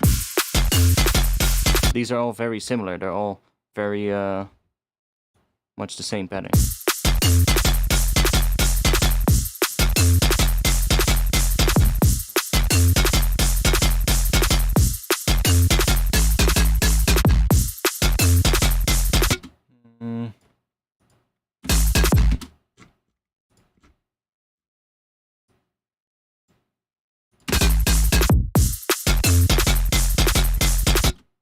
Okay, let's see.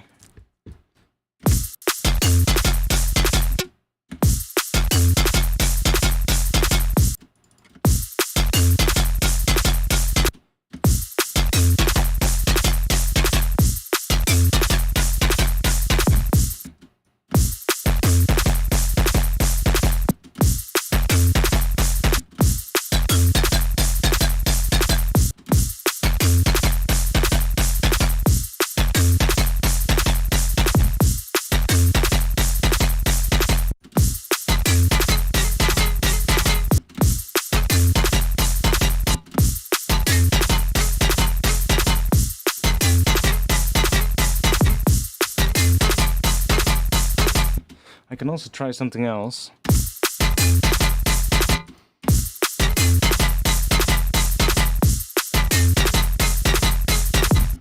It's kind of weird, but...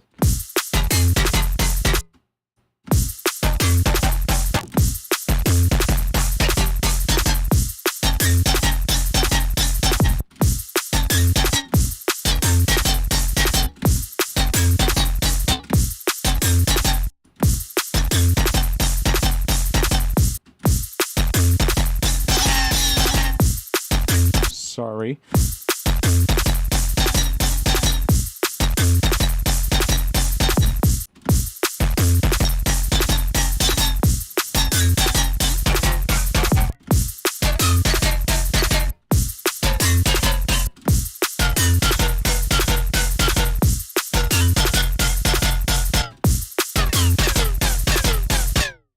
I wish there was an envelope for this.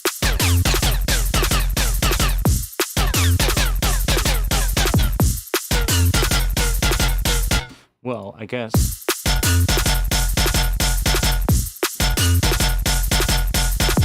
Ooh.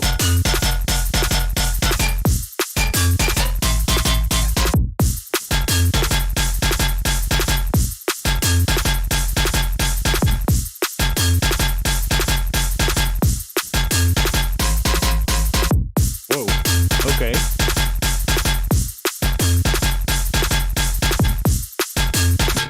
That's kind of an interesting one. On that higher one as well. Yeah, that definitely sounds cool.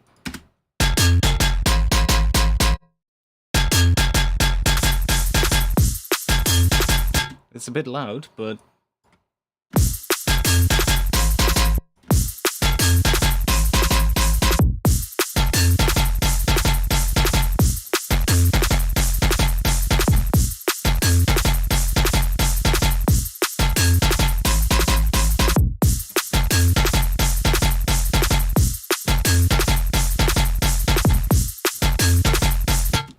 this one just needs to be so much more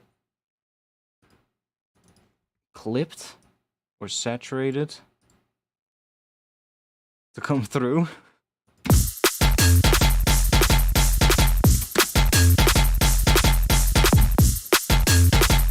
And then still it has issues. It's running into the limiter, I think, hard as well now. Yeah. Sidechain on. Yeah, it is on, but it's maybe a bit short.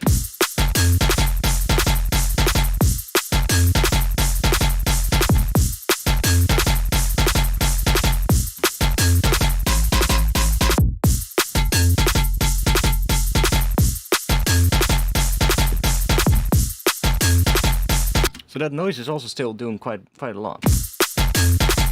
It still is a bit low pass though, that noise. So let's grab this and also get rid of the low end that is created by the ring mod. And then let's give it a bit of a boost here.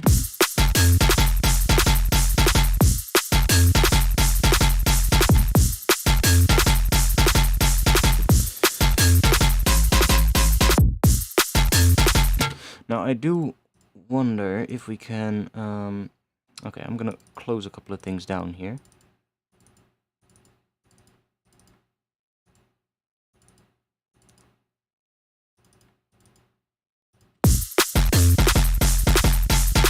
Oh wow, that wave shaper is doing a lot.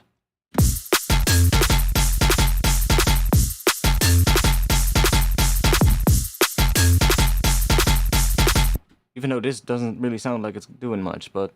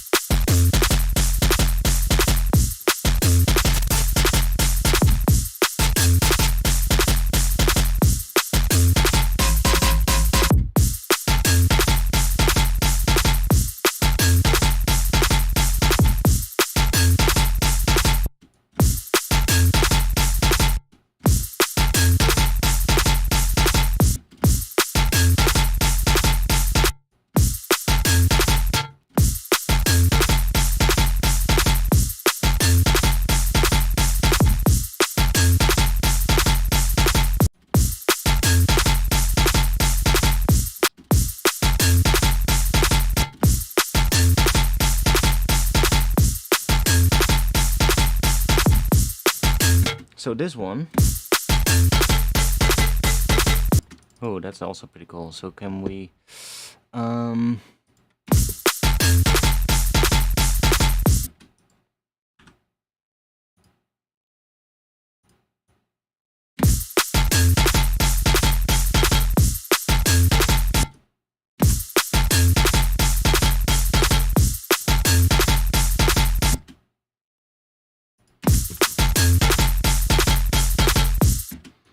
we can use it maybe somewhere at the end as well to kind of pitch down.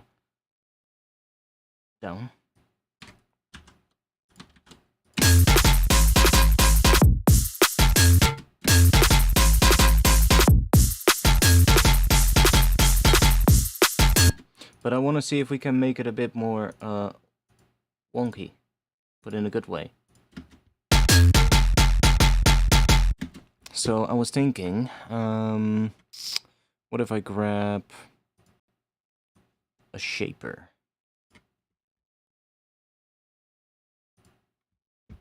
And I create a shape. Let's make we'll do that. Then we'll go there.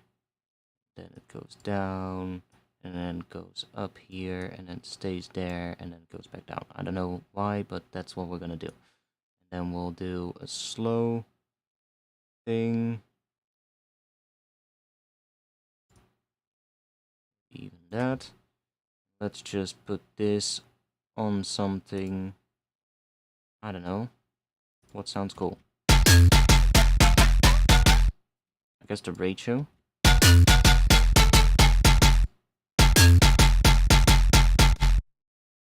Or inharmonic.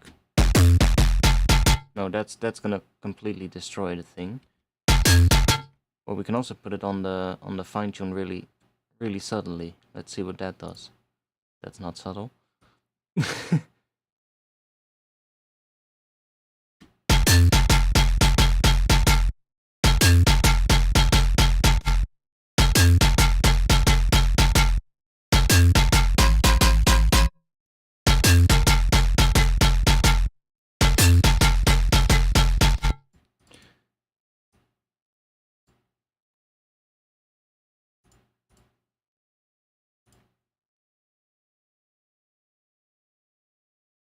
Okay, let me do that and then bring this down.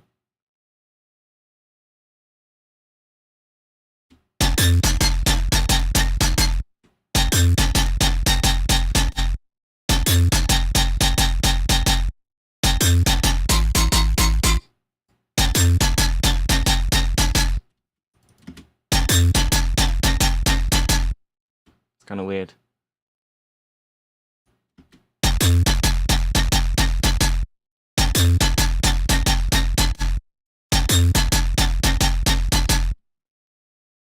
Yeah, not really doing what I wanted it to do. Okay. Let's go back to that.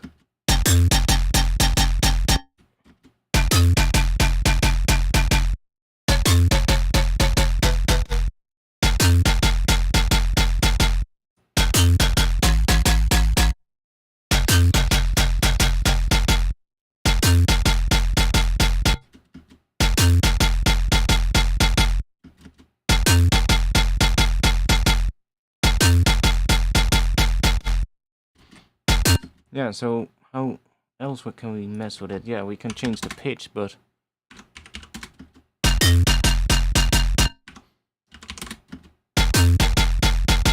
I think that's the best pitch. So honestly, the only thing that really works well is doing some pitching now, I guess, with this. Or just start post-processing it with, like, I don't know, frequency shift.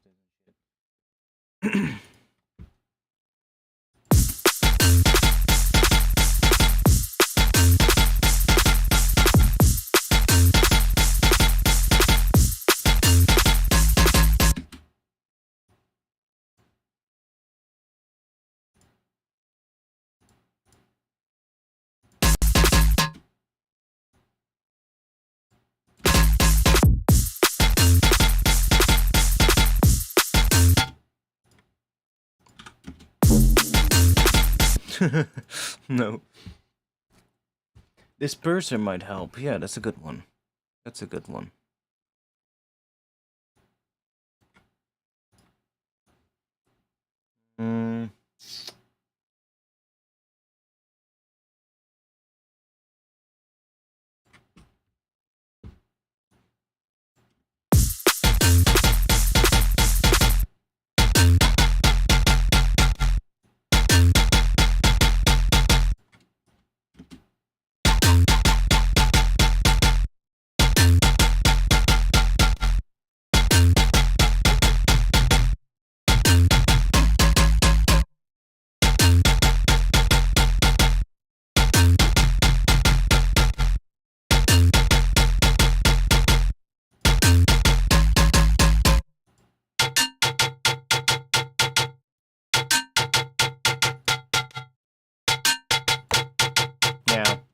definitely works. To make that more, like, a bit more watery. I agree.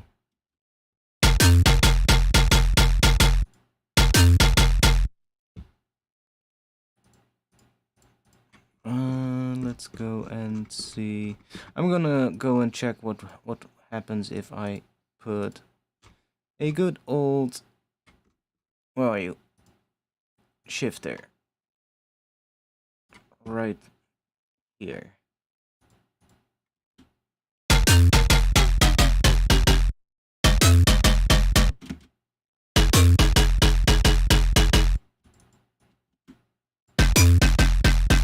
We probably want to make sure that it's high pass. At the end, maybe? Because we're gonna get a lot of extra sub.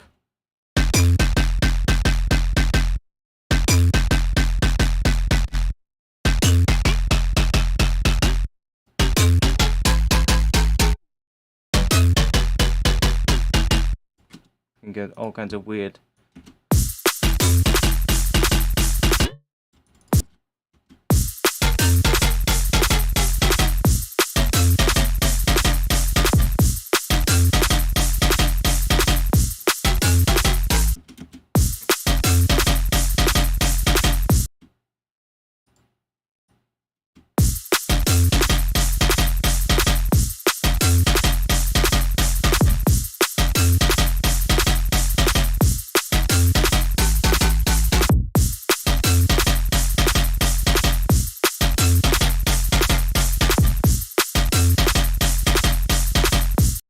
Such a weird sound.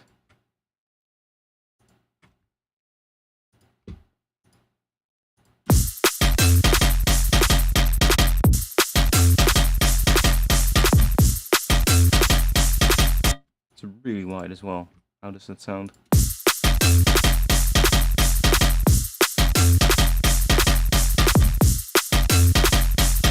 Yeah, it sounds really wide. Grody.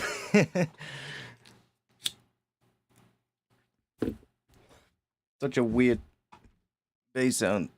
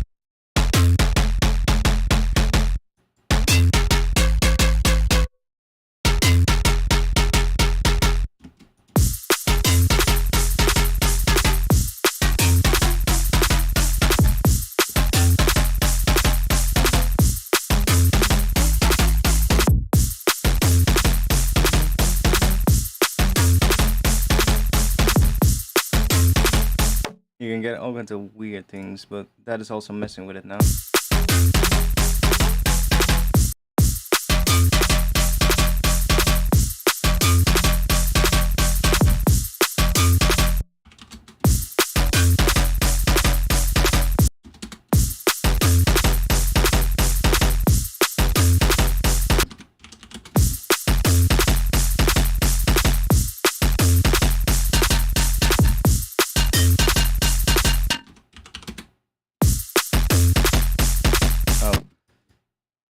My bad. That one just sounds more nasty, I think, but... Okay. Okay, down further doesn't even change pitch anymore.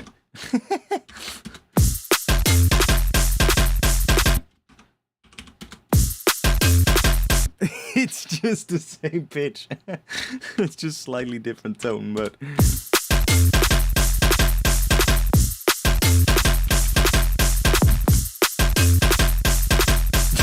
it just says no, man. I can't go any lower. I'm like, fuck that. It's higher, no problem, but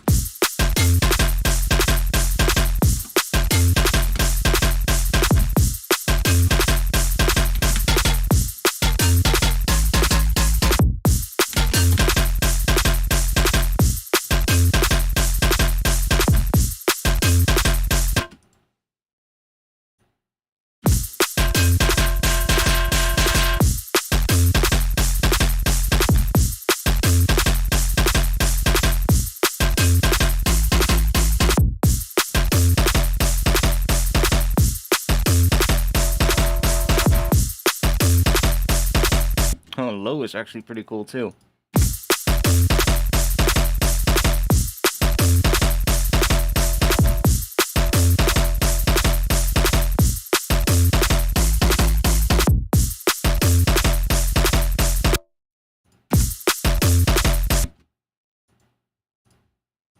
Still not sure if I'm ever gonna use this thing, but hey, we're making something weird. High is fucked. Medium still works, it has some more upper harmonics, but low is kind of cool.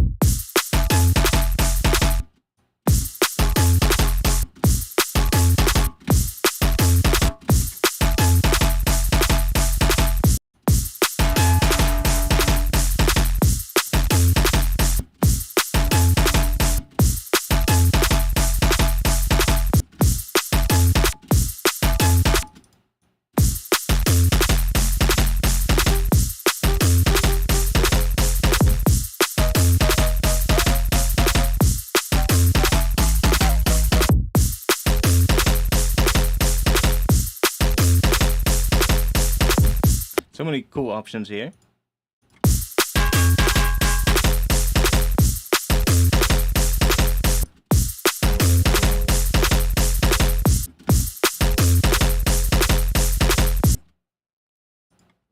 We now do minus 36.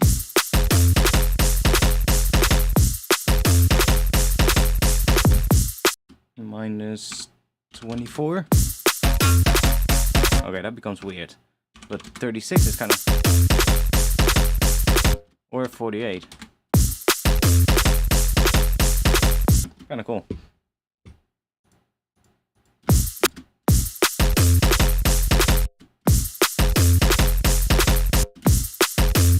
It's literally saying C minus 2.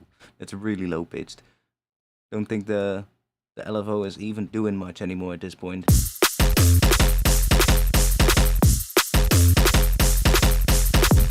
It has just reached a pitch and it can't go lower, I think. Even on that note, it's the same pitch. it's just C minus 2 now, and it's not going any lower than that. It's like, yo, why do you tell me to go even lower than that? But it's weird because it doesn't create a low tone.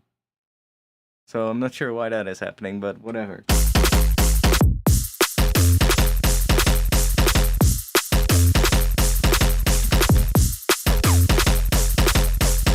Oh, now it's doing something.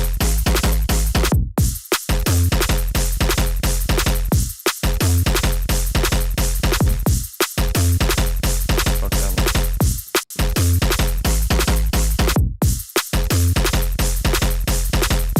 Yeah, but like, what can we do to it? Let's see.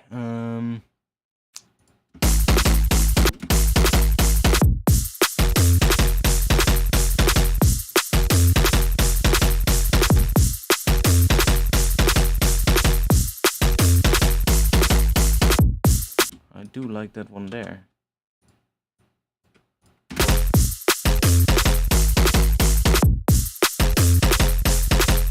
But maybe we can...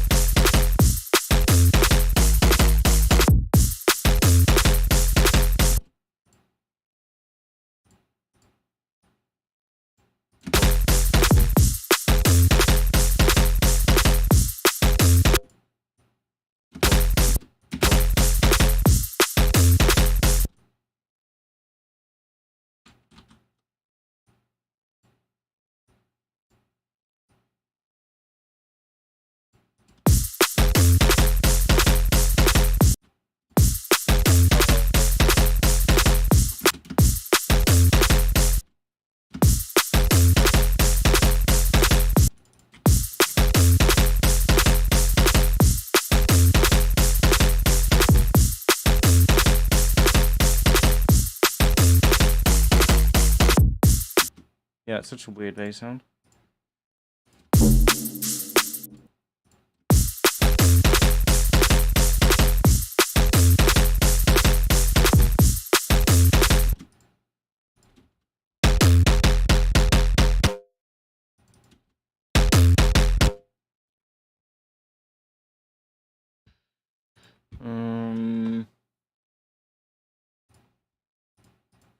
Let's think.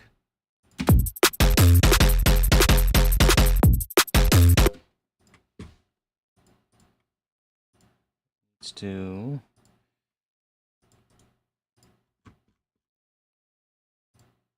Oh, come on. Why did you do that?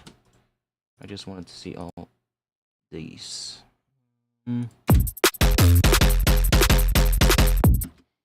think this is gonna...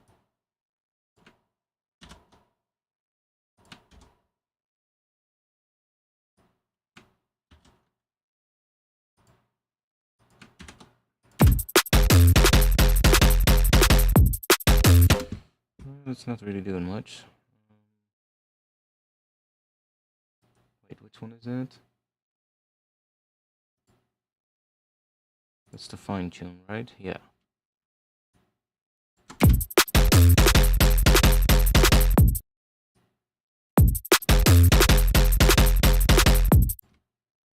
Which one? Fine tune of the corpus.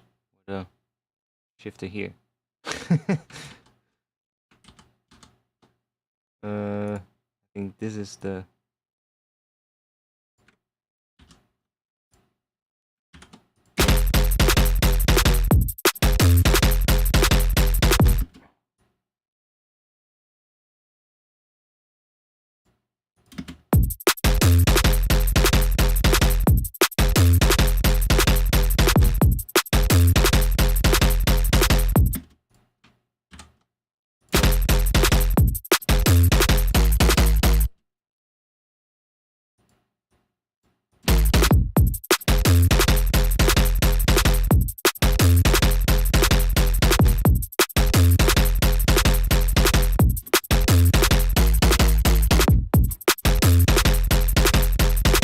Okay, let's see what we can...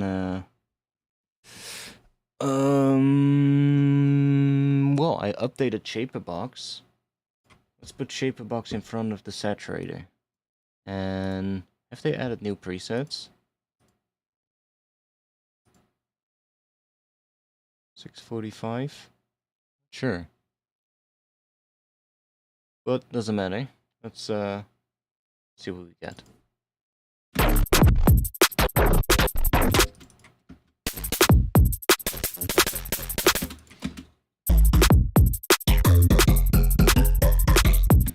Sometimes you can get some pretty weird things. Especially with the ones where we get some, I don't know.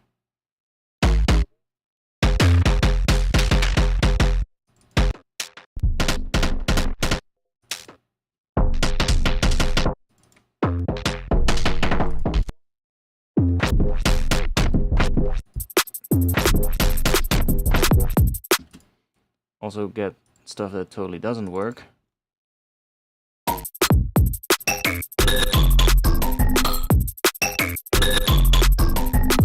But it's good for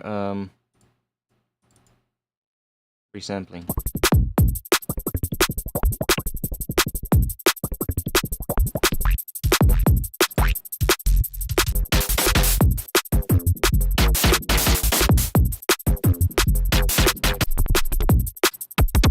Yeah, exactly. Shaperbox, Thermal, Portal. Those are all plugins that I love. I kind of want to have Infiltrator for the same reason. So I'm kind of saving up for Infiltrator, and I kind of want to get that one at some point. Because it's another one of those plugins, right? Which just has a ton of presets, and it has a ton of different effects built into it. And you just flick through some presets to see what happens, and sometimes it just spits out some really cool things, and you're like, holy shit, what the hell happened here? But that's really cool.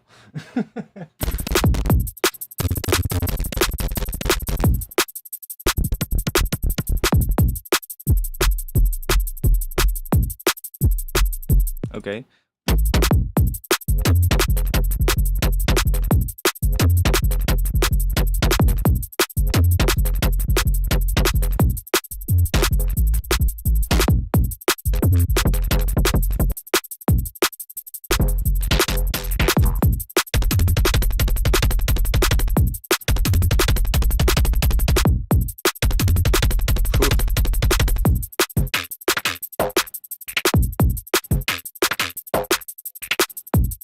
Yeah, it's just good to get inspired. Exactly. Just go through some stuff and just find something you like, or something that indeed inspires you and makes you go like, oh, that could be cool if I resample it or do that, or I don't know. It's always fun. I like messing with things like this.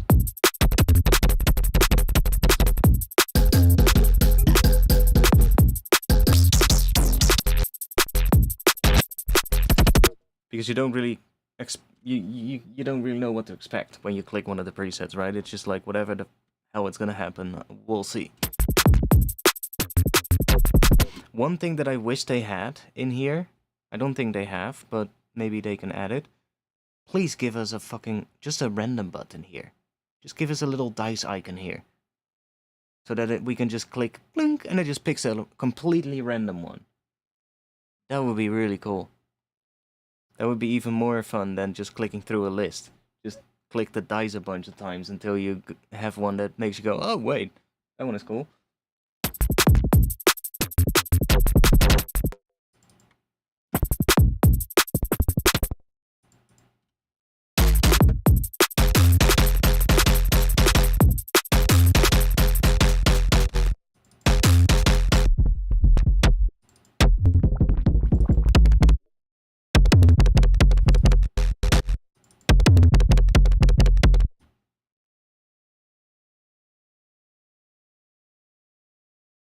It's not gonna do much if we do it in front of there, so yeah, it's gonna stay there.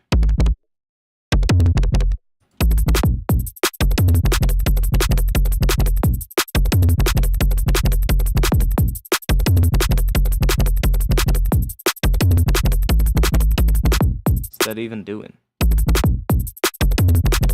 Nothing, it's just low pass.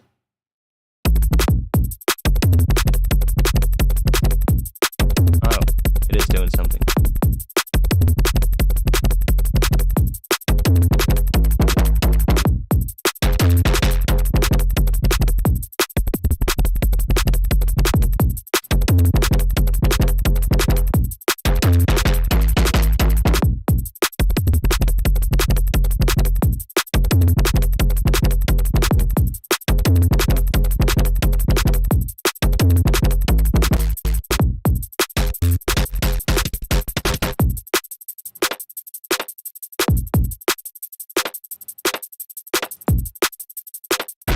And I wish that you could just click a preset instead of double clicking it in the browser. That would also be really nice. Because you have to double click it, and a lot of other plugins just use a single click. And I would love it for just to be a single click. It's just another extra click, you know? For no reason.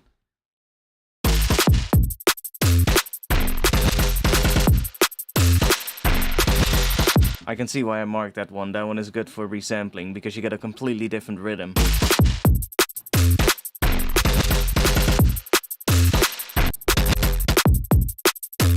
And then without the liquid filter, you get a pretty dry. That's a pretty good preset.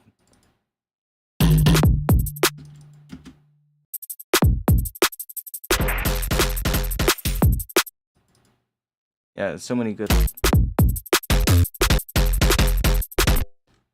see what happens if we do some weird health time. Is not gonna work because it's gonna get an octave lower.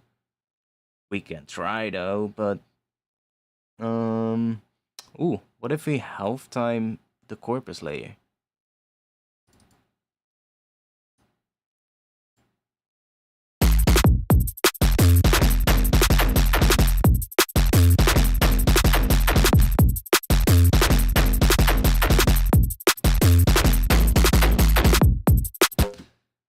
Okay.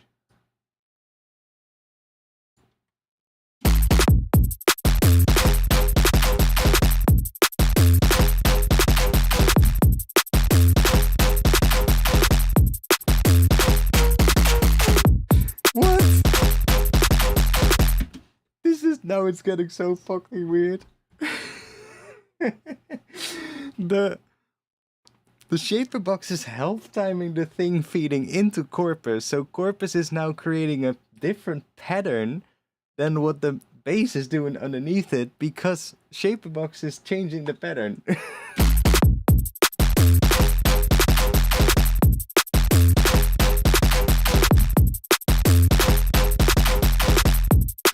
That's so weird. Okay, so I mean, I have the same MIDI repeating, so I can just mess one up and see what happens. What if we do...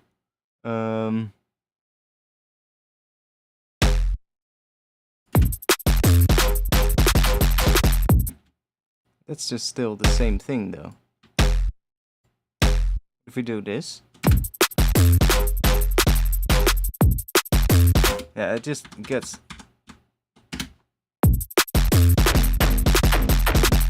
That's still also pretty cool though. But what if we put it before the disperser? It's kind of cool though when it's here.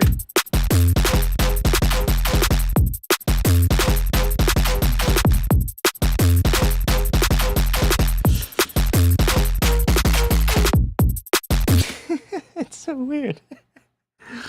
Let's try doing a 2-bar one.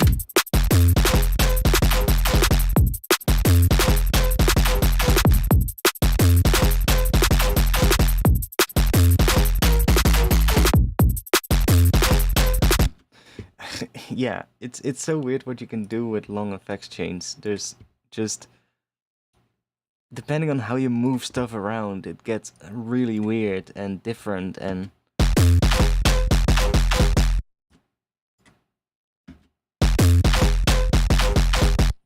Wave shape it here.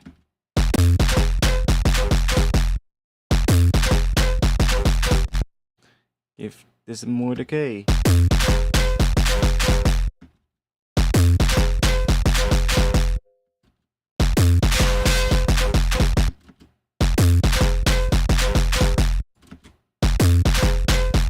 I love what it does on the high note now.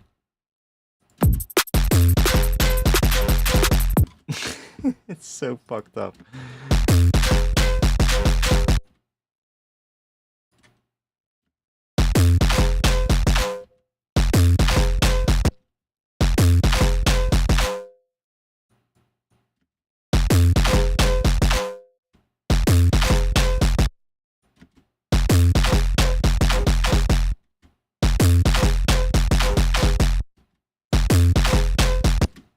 Okay, I'm gonna go back to here, but let's put shaper box, I don't know, here.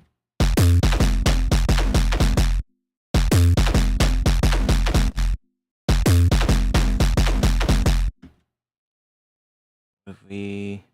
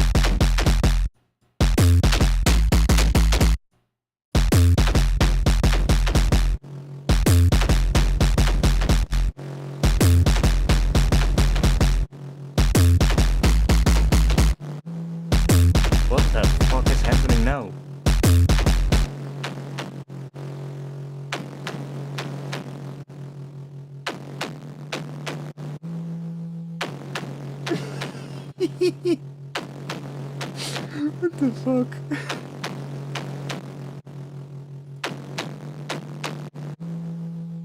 That high note, that woo, it's really cool. But on the end here.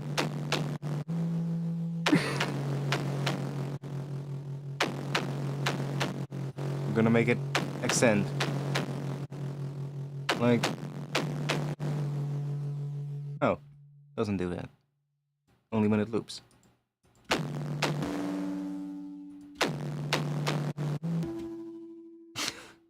So weird.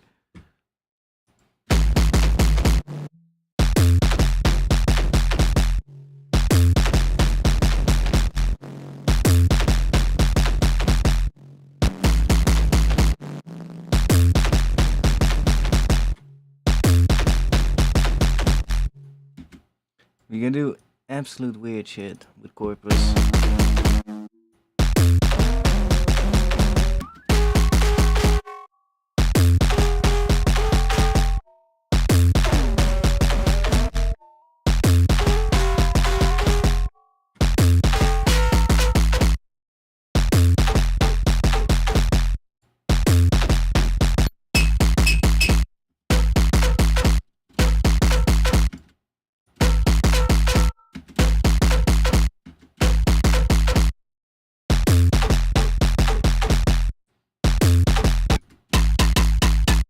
That's what it actually is.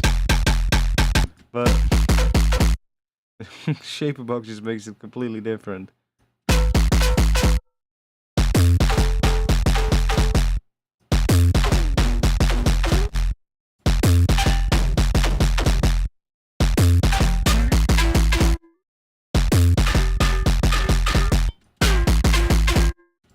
Yeah, you can absolutely keep tweaking this forever.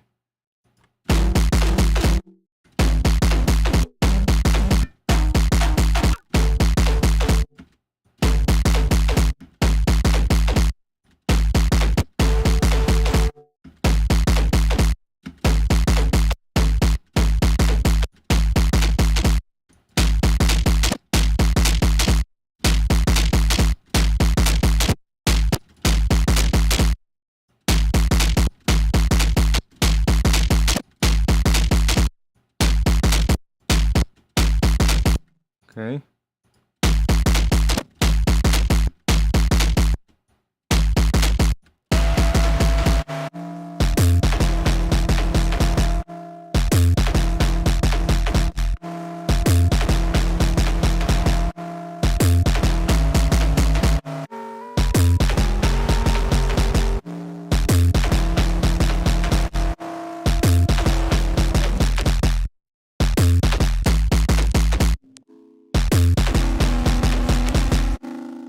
Yeah, if we go really low, then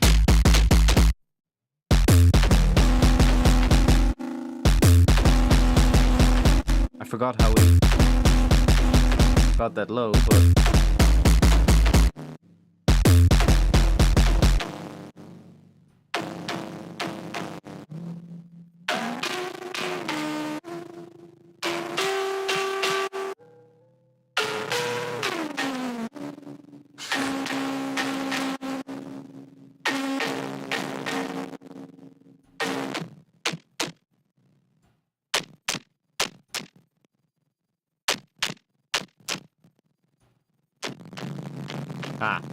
there, and then how do we get bass out of it again?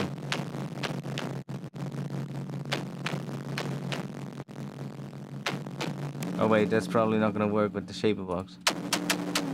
Well, maybe it will.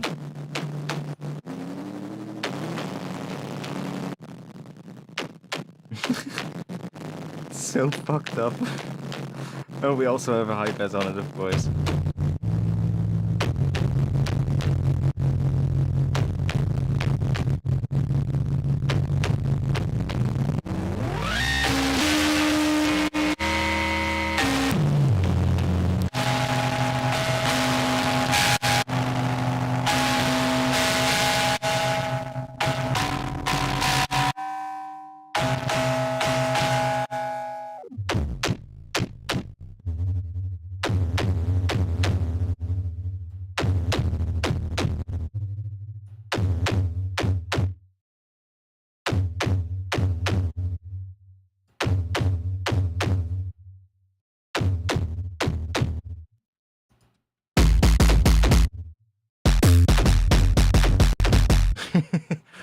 What if we okay.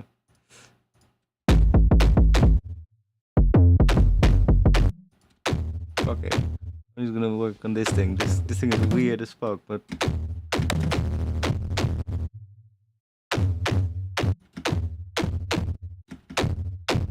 I love what you can do with chords. It's so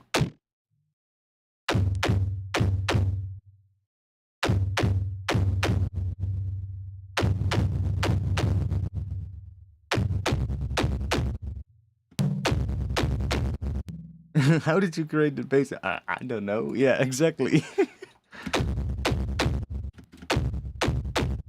My left ear likes that bass.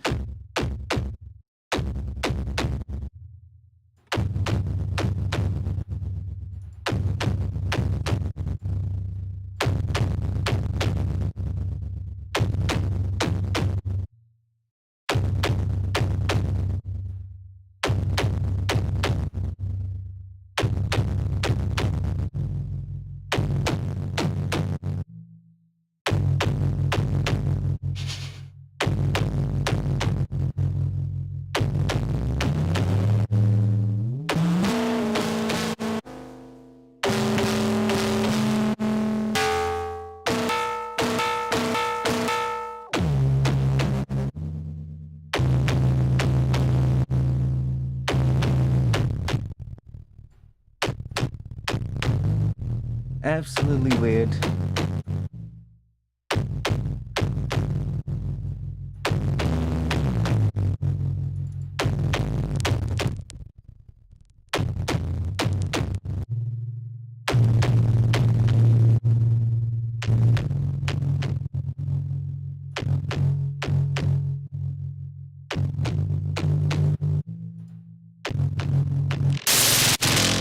Holy shit.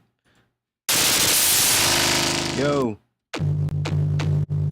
Play is cool. Membrane.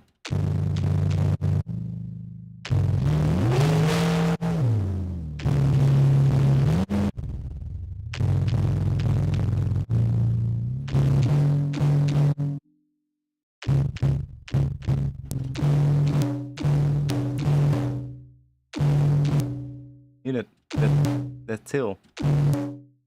Some nice resonance when it stops playing. Like, yeah, I can keep tweaking these things. And with Corpus, it's so much fun because it's so weird, and just you keep tweaking things, and at some point you just need to start resampling it when you have something, and just spend like 30 minutes tweaking it while it's recording, something like that. Because you get the weirdest things out of it, and then yeah, I'll probably just listen to it back later and see which ones sound best.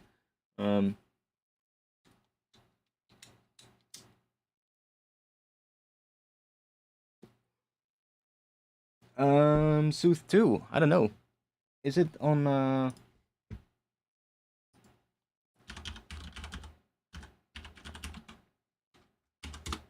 let me check.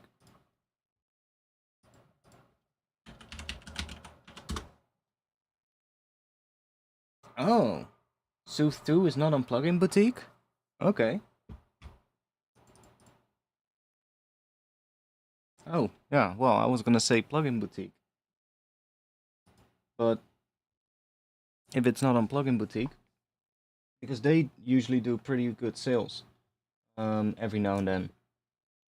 And with Plugin Boutique, is the other great thing is that with every purchase you make, you earn virtual cash, basically, which every now and then you can just use that when you're buying a plugin. So I use Plugin Boutique as much as possible.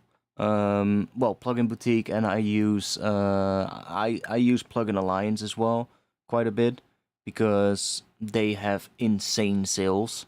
Like Plugin Alliance, any of their plugins, don't buy it for the full price, because it just they have the craziest sales, and then when you stack multiple plugins, you get extra discount. And then sometimes when you're like when you have a couple of products in your in your cart and you're browsing along the website for too long, then you suddenly get a pop-up, yo, do you want another 10% discount? And you're like, okay, cool, thanks. I've literally had every plugin for like just a few bucks on that website. Yeah, I would wait with spring, probably Easter. There might be a sale. Usually around holidays they do sales, so it's always a good moment to wait when there's a holiday coming up. Not that every holiday is a sale, but you never know. Would suck if you purchase a plugin and then like a week after it gets like 20 euros cheaper or something. Speaking about Plugin Boutique, Plugin Alliance, they have another plugin that's really weird. So if we just quickly set up a patch again that sounds something like, I don't know, not like that, but...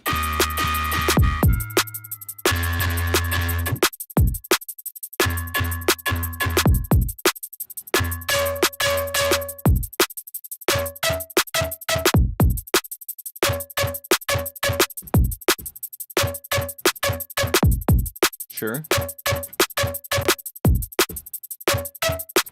This is another one of my favorite weapons. It's lagging like crazy at the moment. Oh, it's doing the lag when I move the mouse thing.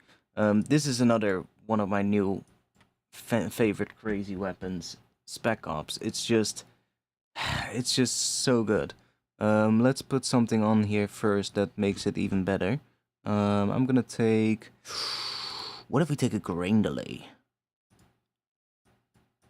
That's literally one of Ableton's goated devices that everybody sleeps on. It's so fucking good.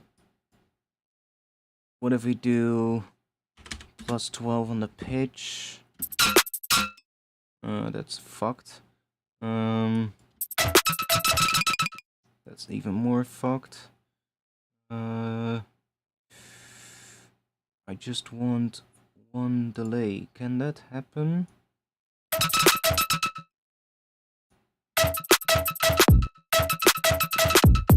Why do you have to be penned? Okay.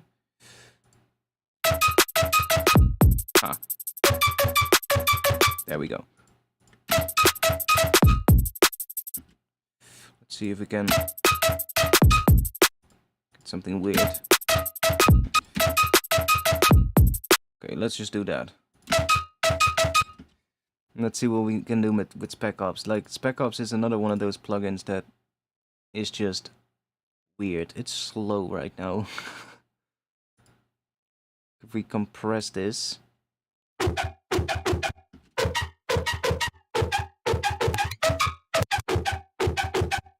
See? And the great thing here is we get a whole modulation section again. So if I want, I can say step sequencer.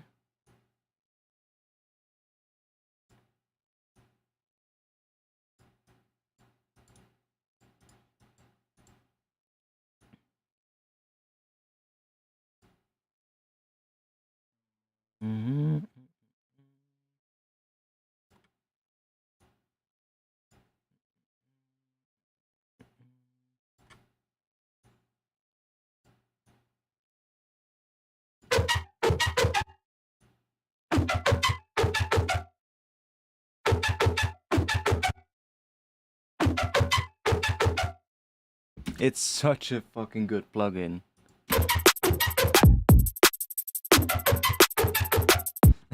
Like we've just completely went away from what this bass was doing. Like just to remember, it's made from a noise sample. So if we let's okay, that's the only thing that's turned off, right? Yeah. So now this is the most funniest part, I think, of this all. that it's made from that.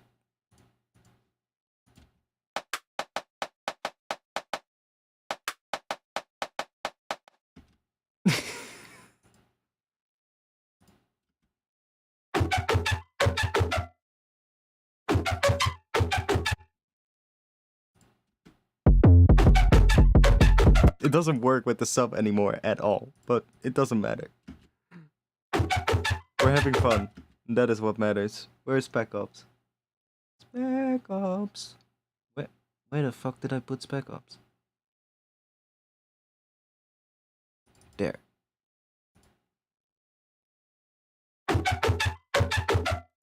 So compress, and then we've got expand. Does the opposite. You've got contrast, which just makes it thinner, which is probably better if we do... It's so laggy at the moment, my Ableton is glitched. I need to stop streaming, but fuck it, we're having so much fun now, we can't stop yet. And then we do a mixing with a contrast.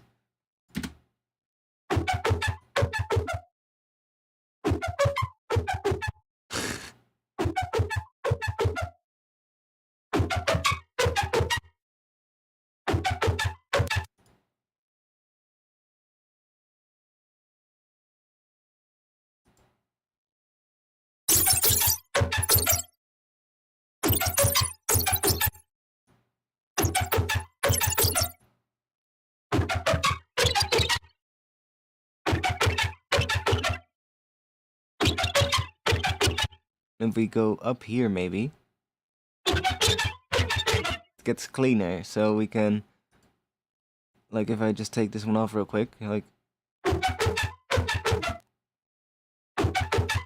see, or it changes a little, it gets more blurred, which is, can be pretty cool. Now we're gonna up the latency though.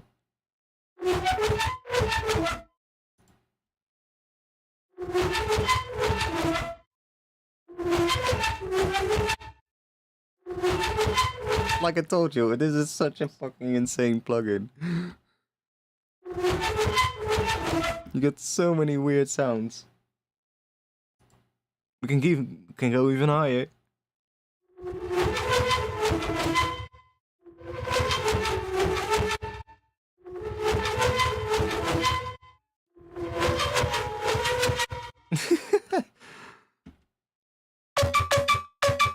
Can also turn it into that though.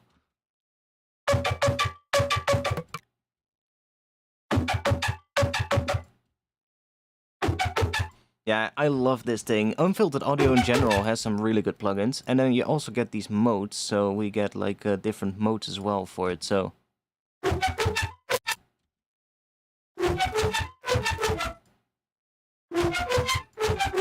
It's very subtle.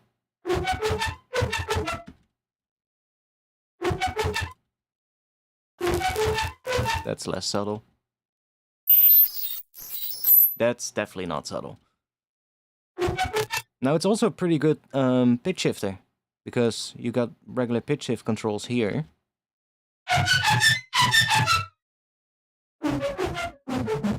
And it's a spectral plugin, right? It does a fast Fourier transform, so an FFT conversion basically. It converts the incoming sound into sine waves, and then it processes those individually, and then it basically sums it back together. So you get like really weird shit. And then next to this, you've also got a stretch, which is kind of more like a Foreman shift, which leaves the fundamental in the same place, but it plays more with the harmonics, so that's kind of fun. What does slide do? Holy shit! Ow!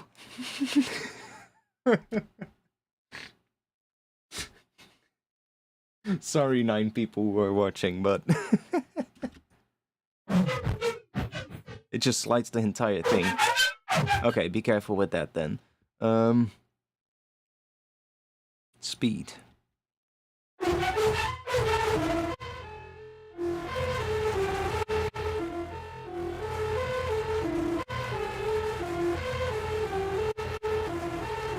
Okay. Okay.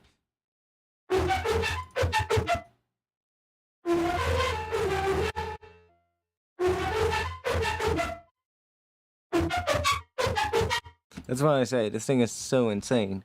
And then these glitch things.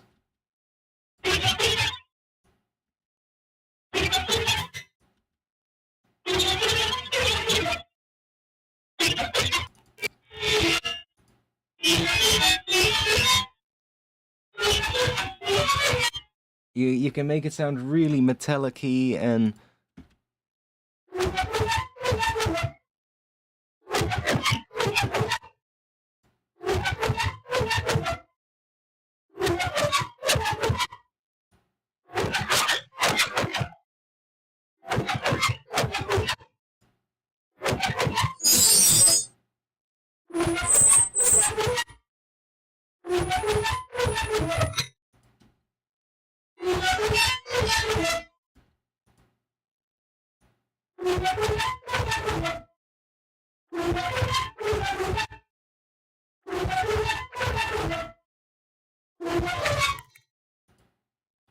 then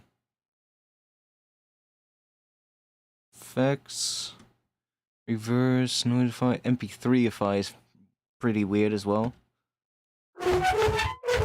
Basically just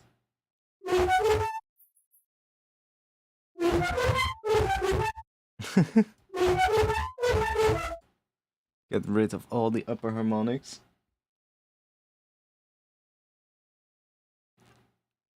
It's absolutely mental. The freeze ones are also interesting. I'll just make sure that it's not on the high end. Doesn't matter.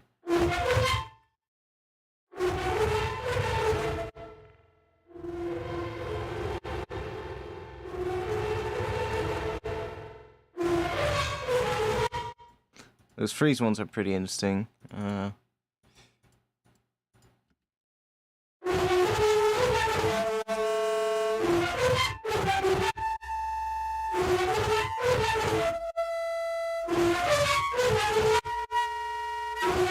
See, it freezes sort of like the last frequency.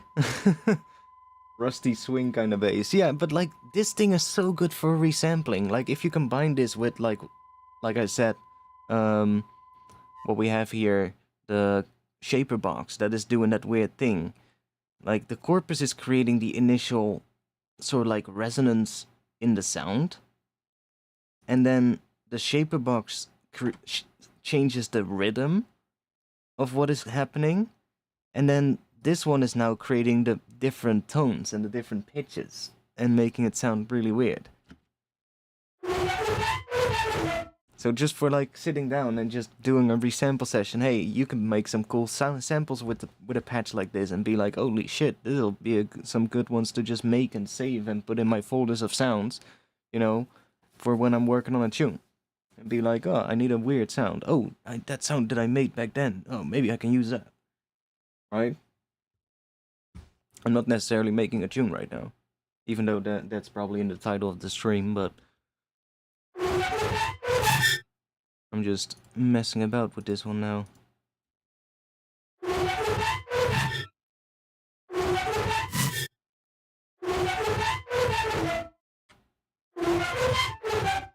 With a sub, yeah, this sub though is completely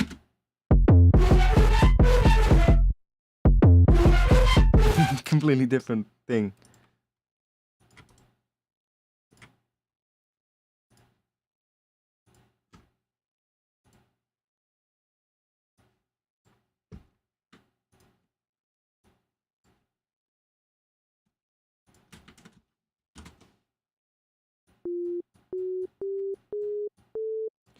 I'm also kind of hearing an A in it or something, I think, instead of F. But maybe that's me. We'll see. Good luck tuning it. Yeah, exactly. It might just be one of those that's probably better to put over just a sustained note.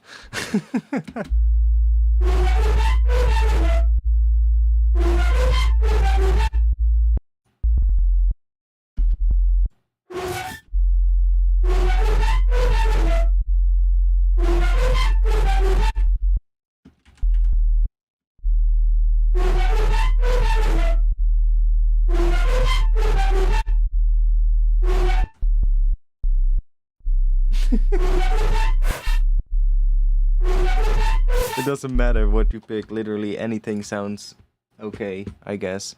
But what would you want to hear? Probably distorting the two together.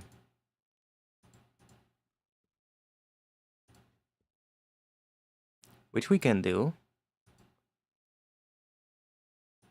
We can give it I don't know, saturator.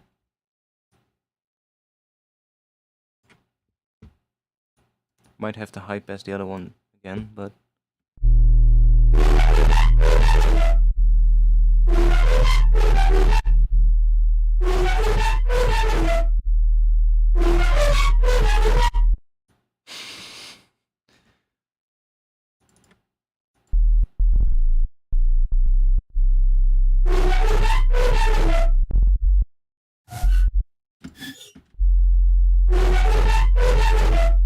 yeah, not really sure about that one. But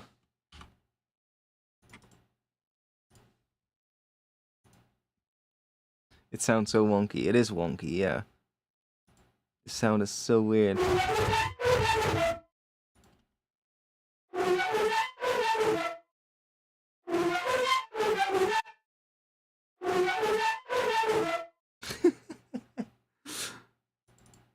And literally one thing off. Look, if we turn the shaper box off, it's like... What the fuck?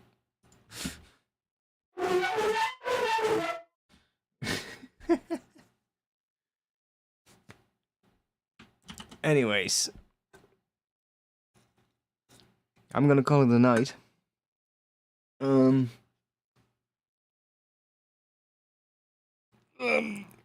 gonna maybe stream again this weekend, if I feel like it.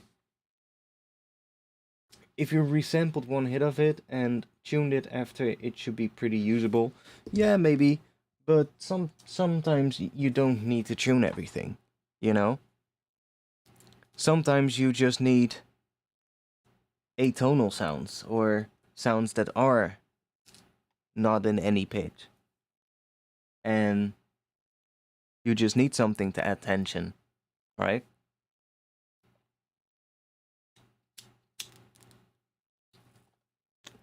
I'm not sure how or when I would ever use this sound, but it was a really fun experiment. And experiments are always good because you learn from them. And what I've learned is corpus is fun.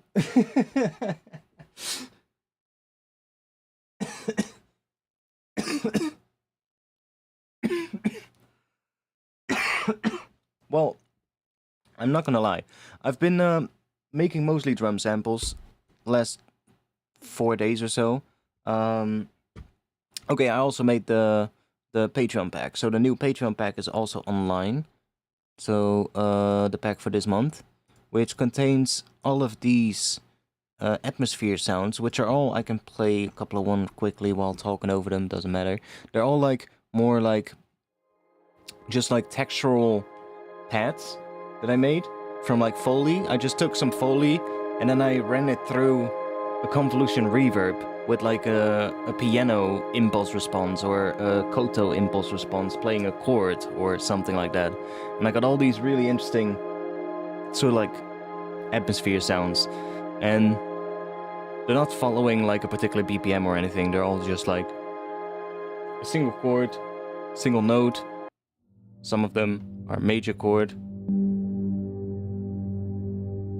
This one is just a single note, for instance, but there's these parts in it where, because I just used random sounds to kind of use as an input and then feed it through that convolution reverb, and then there's a whole bunch of ones that have like these interesting swells in it in the volume that can be used as like reverses for or something like that. And there's also ones that are really textural, like this one, which has like a lot of so like piano textures in it, which is kind of interesting. And then see, like that, like that's really cool for like an intro or something, sprinkling in as ear candy. So it's like a really tension-heavy pad or drone. So I really spent just like an afternoon making all these, and it was quite interesting. Like a choir one, but it's different than just a choir, right? It's like the choir is.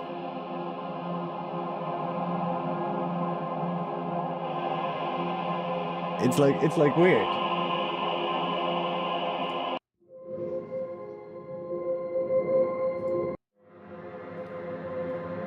Some actually sound pretty dark as well. Like this one has a pretty dark sound. Yeah, convolution reverb is really good. I'm gonna post the convolution impulses on Patreon as well. I think next week or next month at least. But yeah, I really had a lot of fun making these.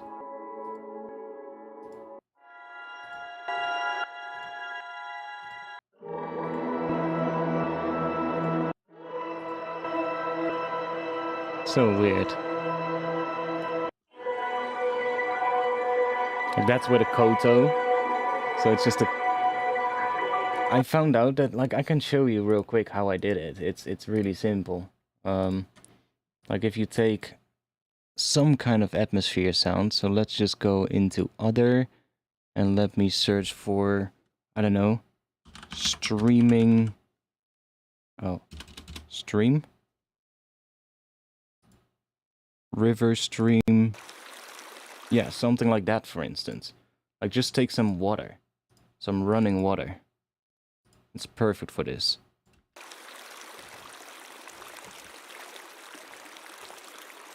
Right, just grab that. And then we'll grab hybrid reverb. Drop that on there. Fully wet. Let's go convolution. And let's drop one of my impulses in.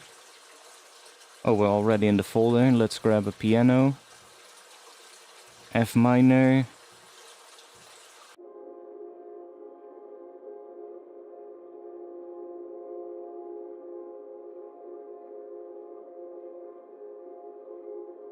It's a little quiet. Oh.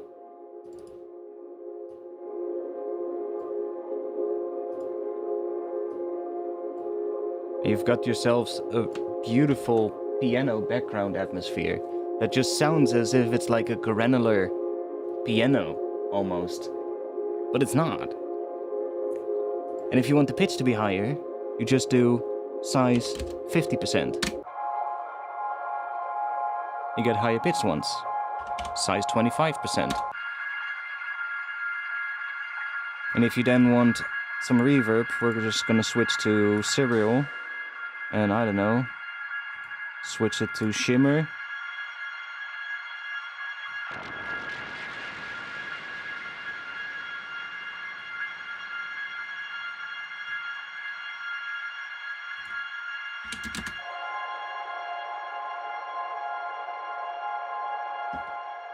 And like, if we, I have all kinds of different chords that I made. So I made for piano, I basically just made all the chords.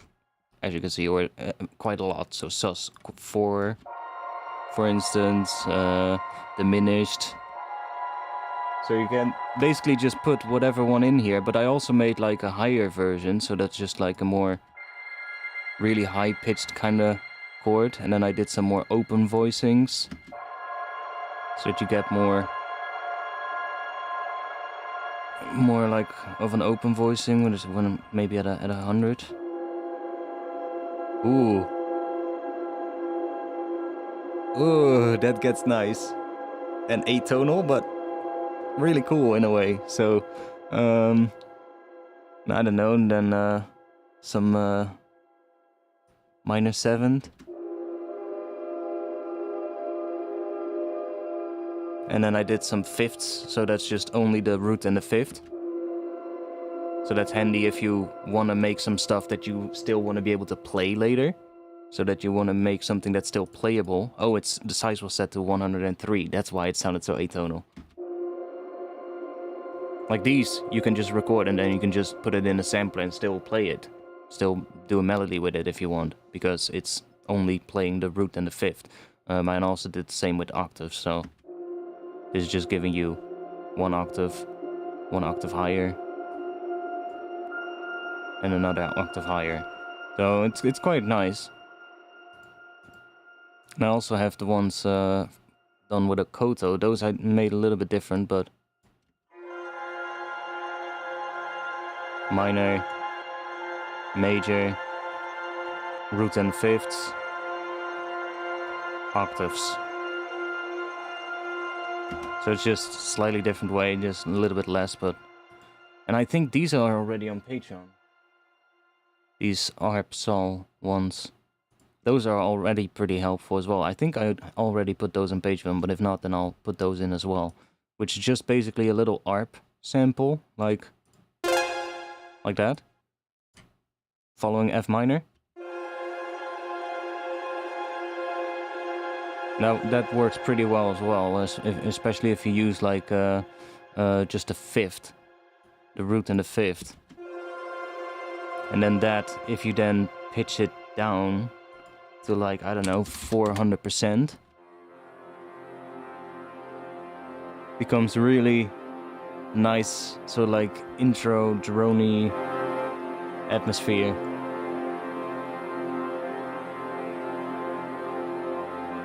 We're just taking like, I don't know, the octaves.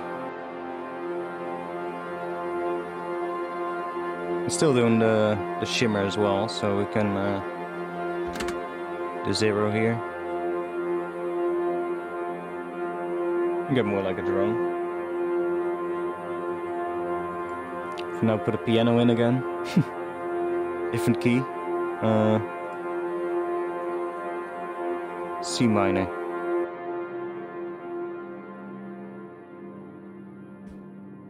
This is with a piano, but pitched down a lot.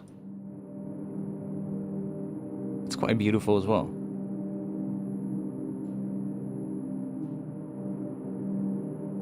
All you ambient producers out here, there you go.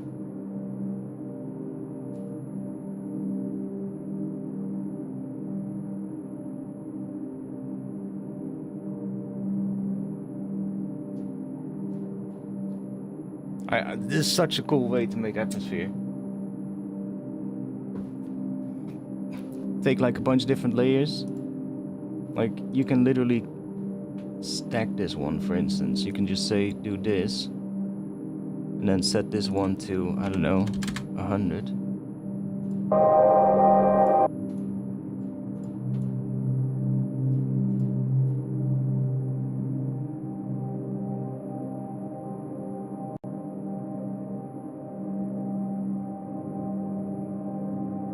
You can just automate the volume.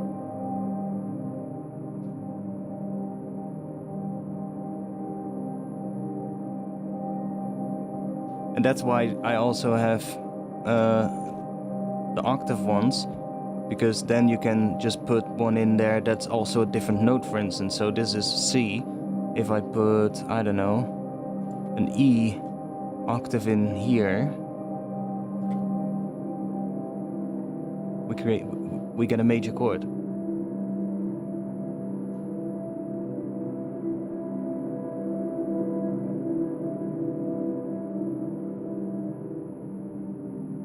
If I put D sharp in there, the minor chord.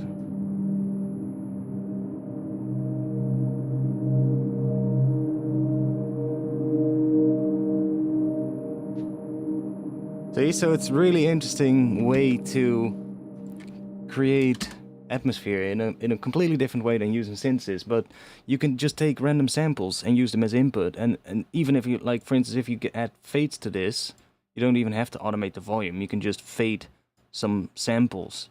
Like, you can literally say, like, oh, here I want something to come in, so I'll just fade it, make it a bit quieter, and then we get...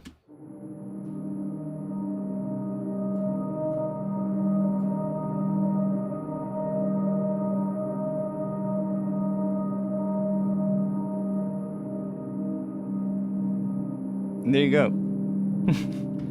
Let's put another one in here with a different sample. Let's do G sharp here. Put something in there and you just do, I don't know, a shorter little thing. Then we duplicate this one again. Put that here. And put a G in there. little fun extra thing. Let's see if this works. Should work.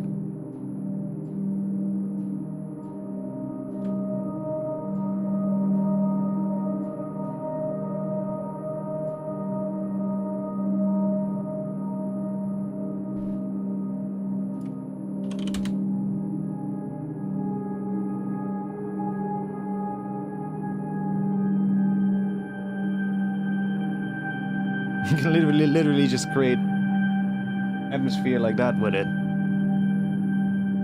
So I'll be dropping those impulse responses on Patreon somewhere in the upcoming month. I don't think it will be the Patreon pack. I think that will be the sample pack will just contain other stuff, but they'll be out on Patreon. Yeah, I've had so much fun just messing about with those impulses. It took a fucking long time to make them. Because, like, let's be honest, I had to literally go into a piano clip. Just made, like, a MIDI clip with a piano. And just literally for every single key had to do that bounce. And then I basically just had all the chords just in clips, just on one track. And I would just select the clip, bounce. Select next clip, bounce. Select next clip, bounce. And then at the end, I would just put a MIDI device on it and just pitch it up a semitone and do it again. And I had to do that 12 times for all the pitches. So it was fucking annoying. But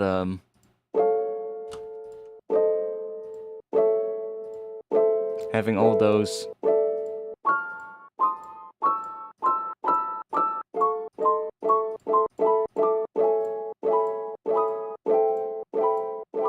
so it's just all just simple chords, but it works really well when making atmosphere, and I can really advise you to just try out making some of your own with like different instruments.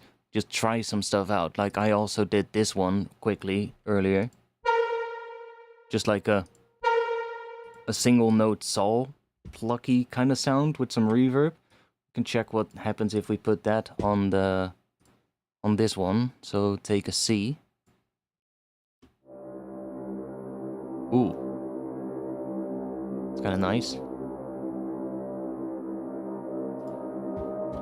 Let's replace them all with this one. So we did what was this? This was a D sharp. So let's put a D sharp in here. And I'm gonna take a G sharp. Let's take that one. And let's put a G in there.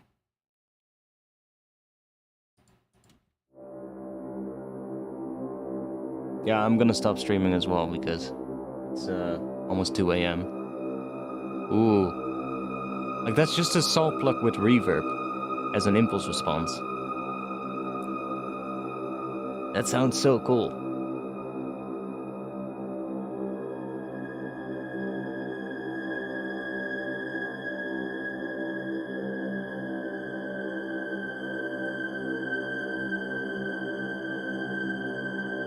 Yeah, so I guess that'll be it.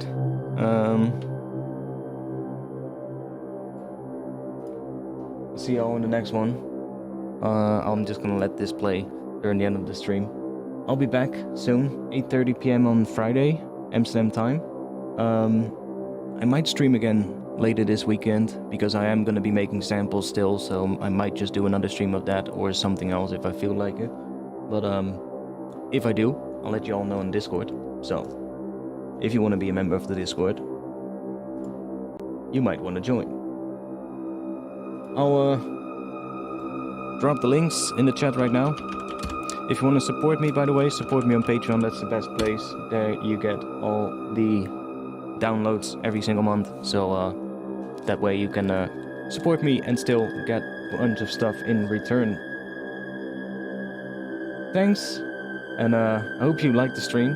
Was a little bit something different, but I like doing sound design. So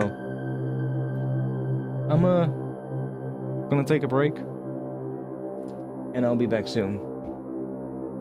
Thanks for watching. Peace.